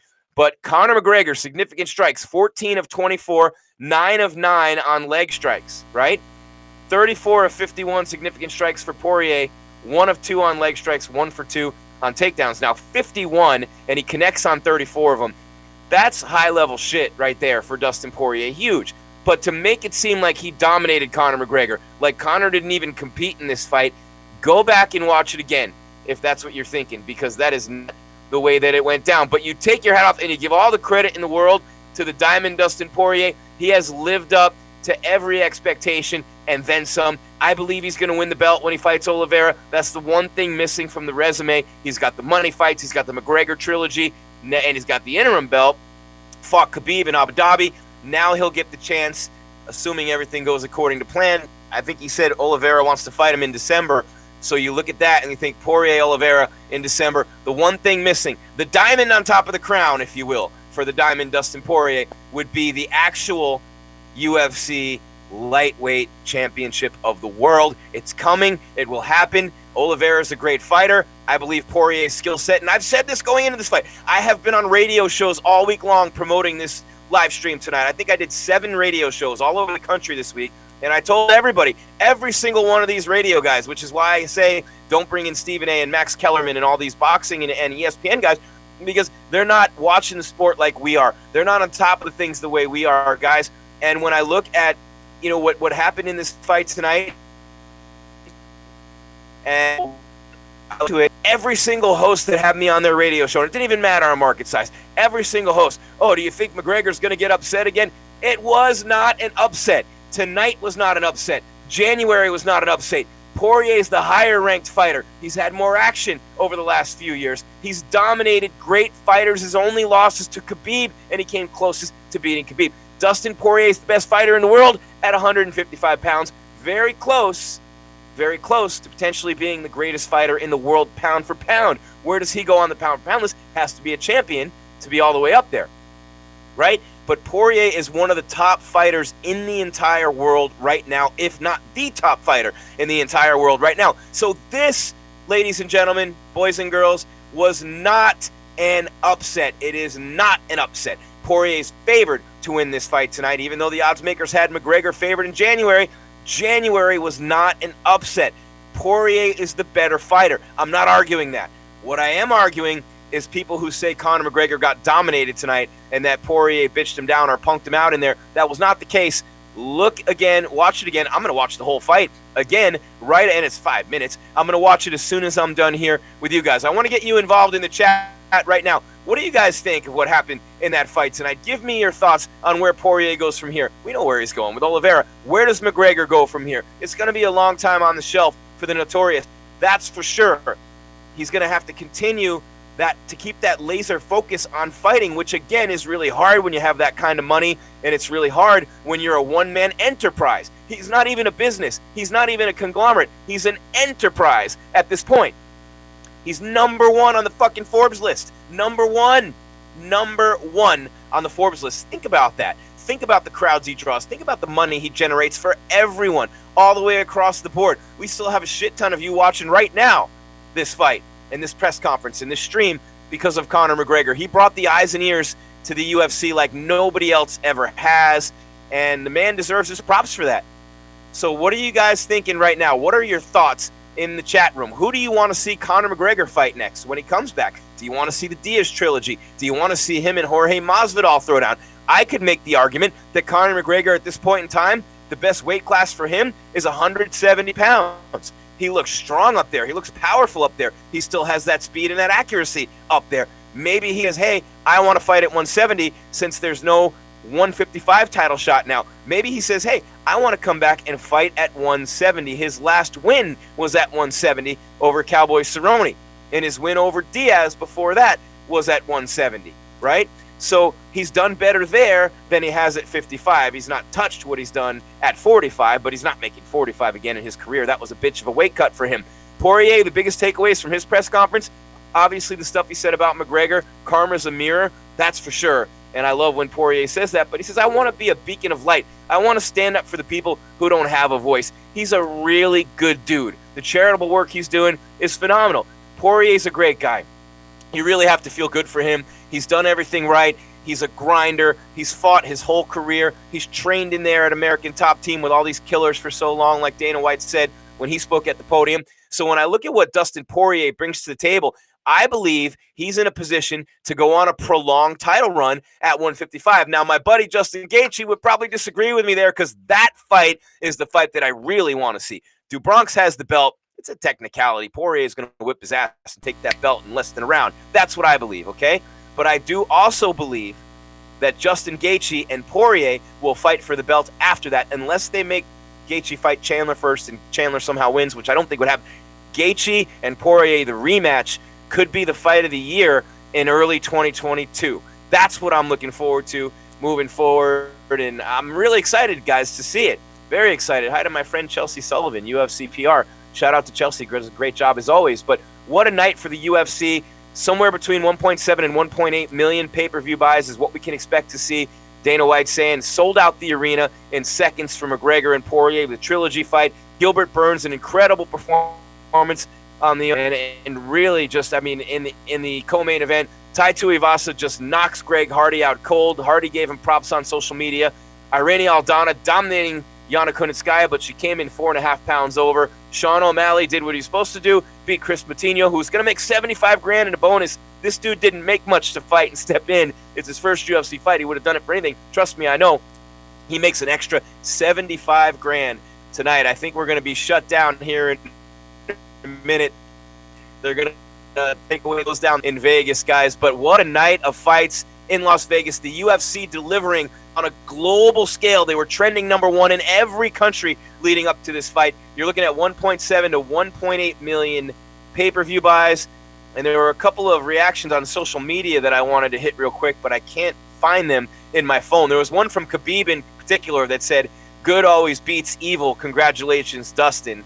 And that's the thought there on Conor McGregor. But I'm really excited moving forward. You got some big fight cards coming up. We have UFC Fallout coming your way, I believe, on Tuesday here on MMA Weekly. Check the site and keep coming back. Hit the bell. You'll get the notifications. Subscribe. Our numbers are jumping through the roof. Every single week they're getting better. Our team killed it this week on site. Vegas, Scott Peterson did an incredible job. Jeff Kane and everybody with the website. Everything is really going well for us right now, and we have you to thank for it, the fight fans of this world, and Dana White and the UFC for forging ahead, leading the way through the pandemic. And now look at what they're doing, selling out buildings again, and just really, really nice to see. Max Griffin with a big win over Carlos Condit. Michel Pereira over Nico Price. Dricus Duplessis got a bonus for his KO over Trevin Giles. Poirier over Ryan Hall.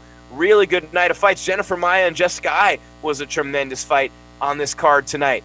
I want to know what you guys are thinking out there about Conor McGregor. It's literally, someone put it in the chat, Conor McBroken Legger.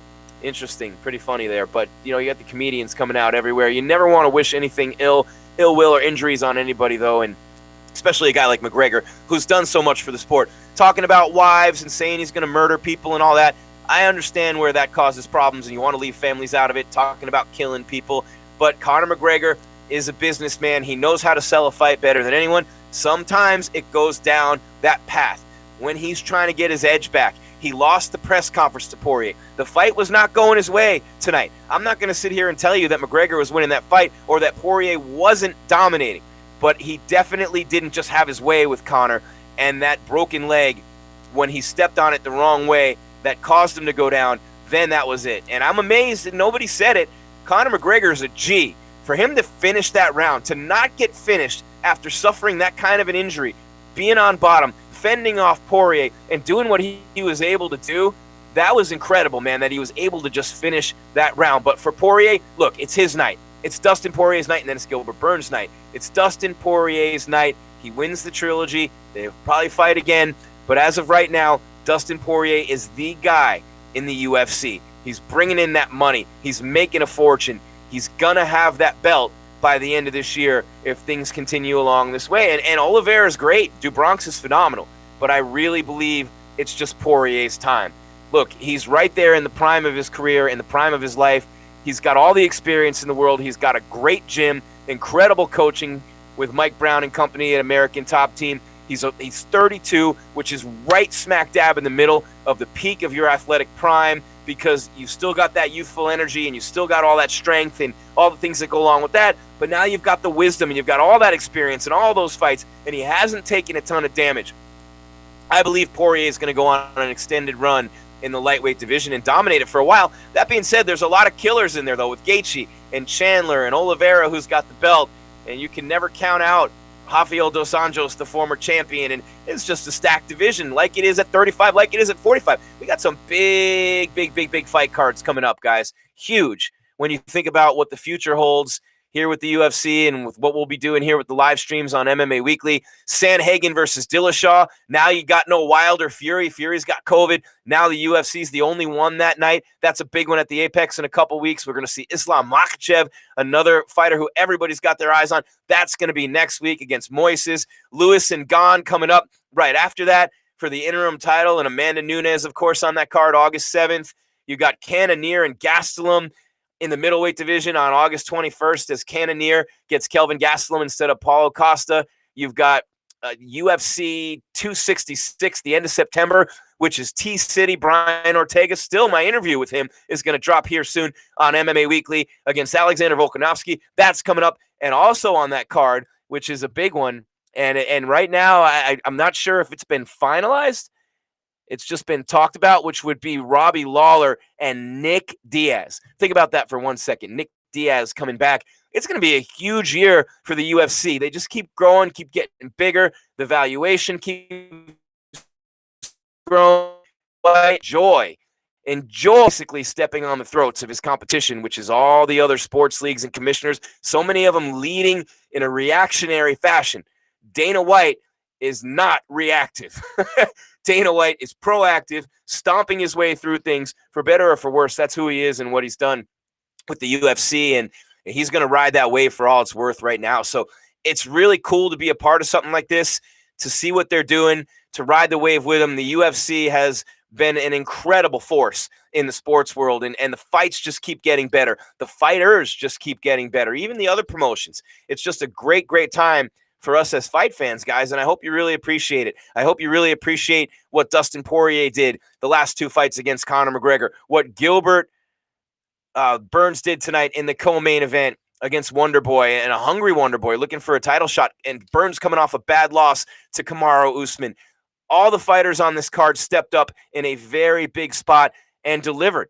They delivered in a big way, and nobody probably more than Chris Moutinho against Sugar Sean O'Malley, who had a very hard-fought win. Irene Aldana, even though she missed weight, tied Tuivasa. A great, great night of fights as the UFC continues moving forward. We really enjoy having you here. It's fun doing the shows with Jeff. We have Fallout coming up in a couple of days.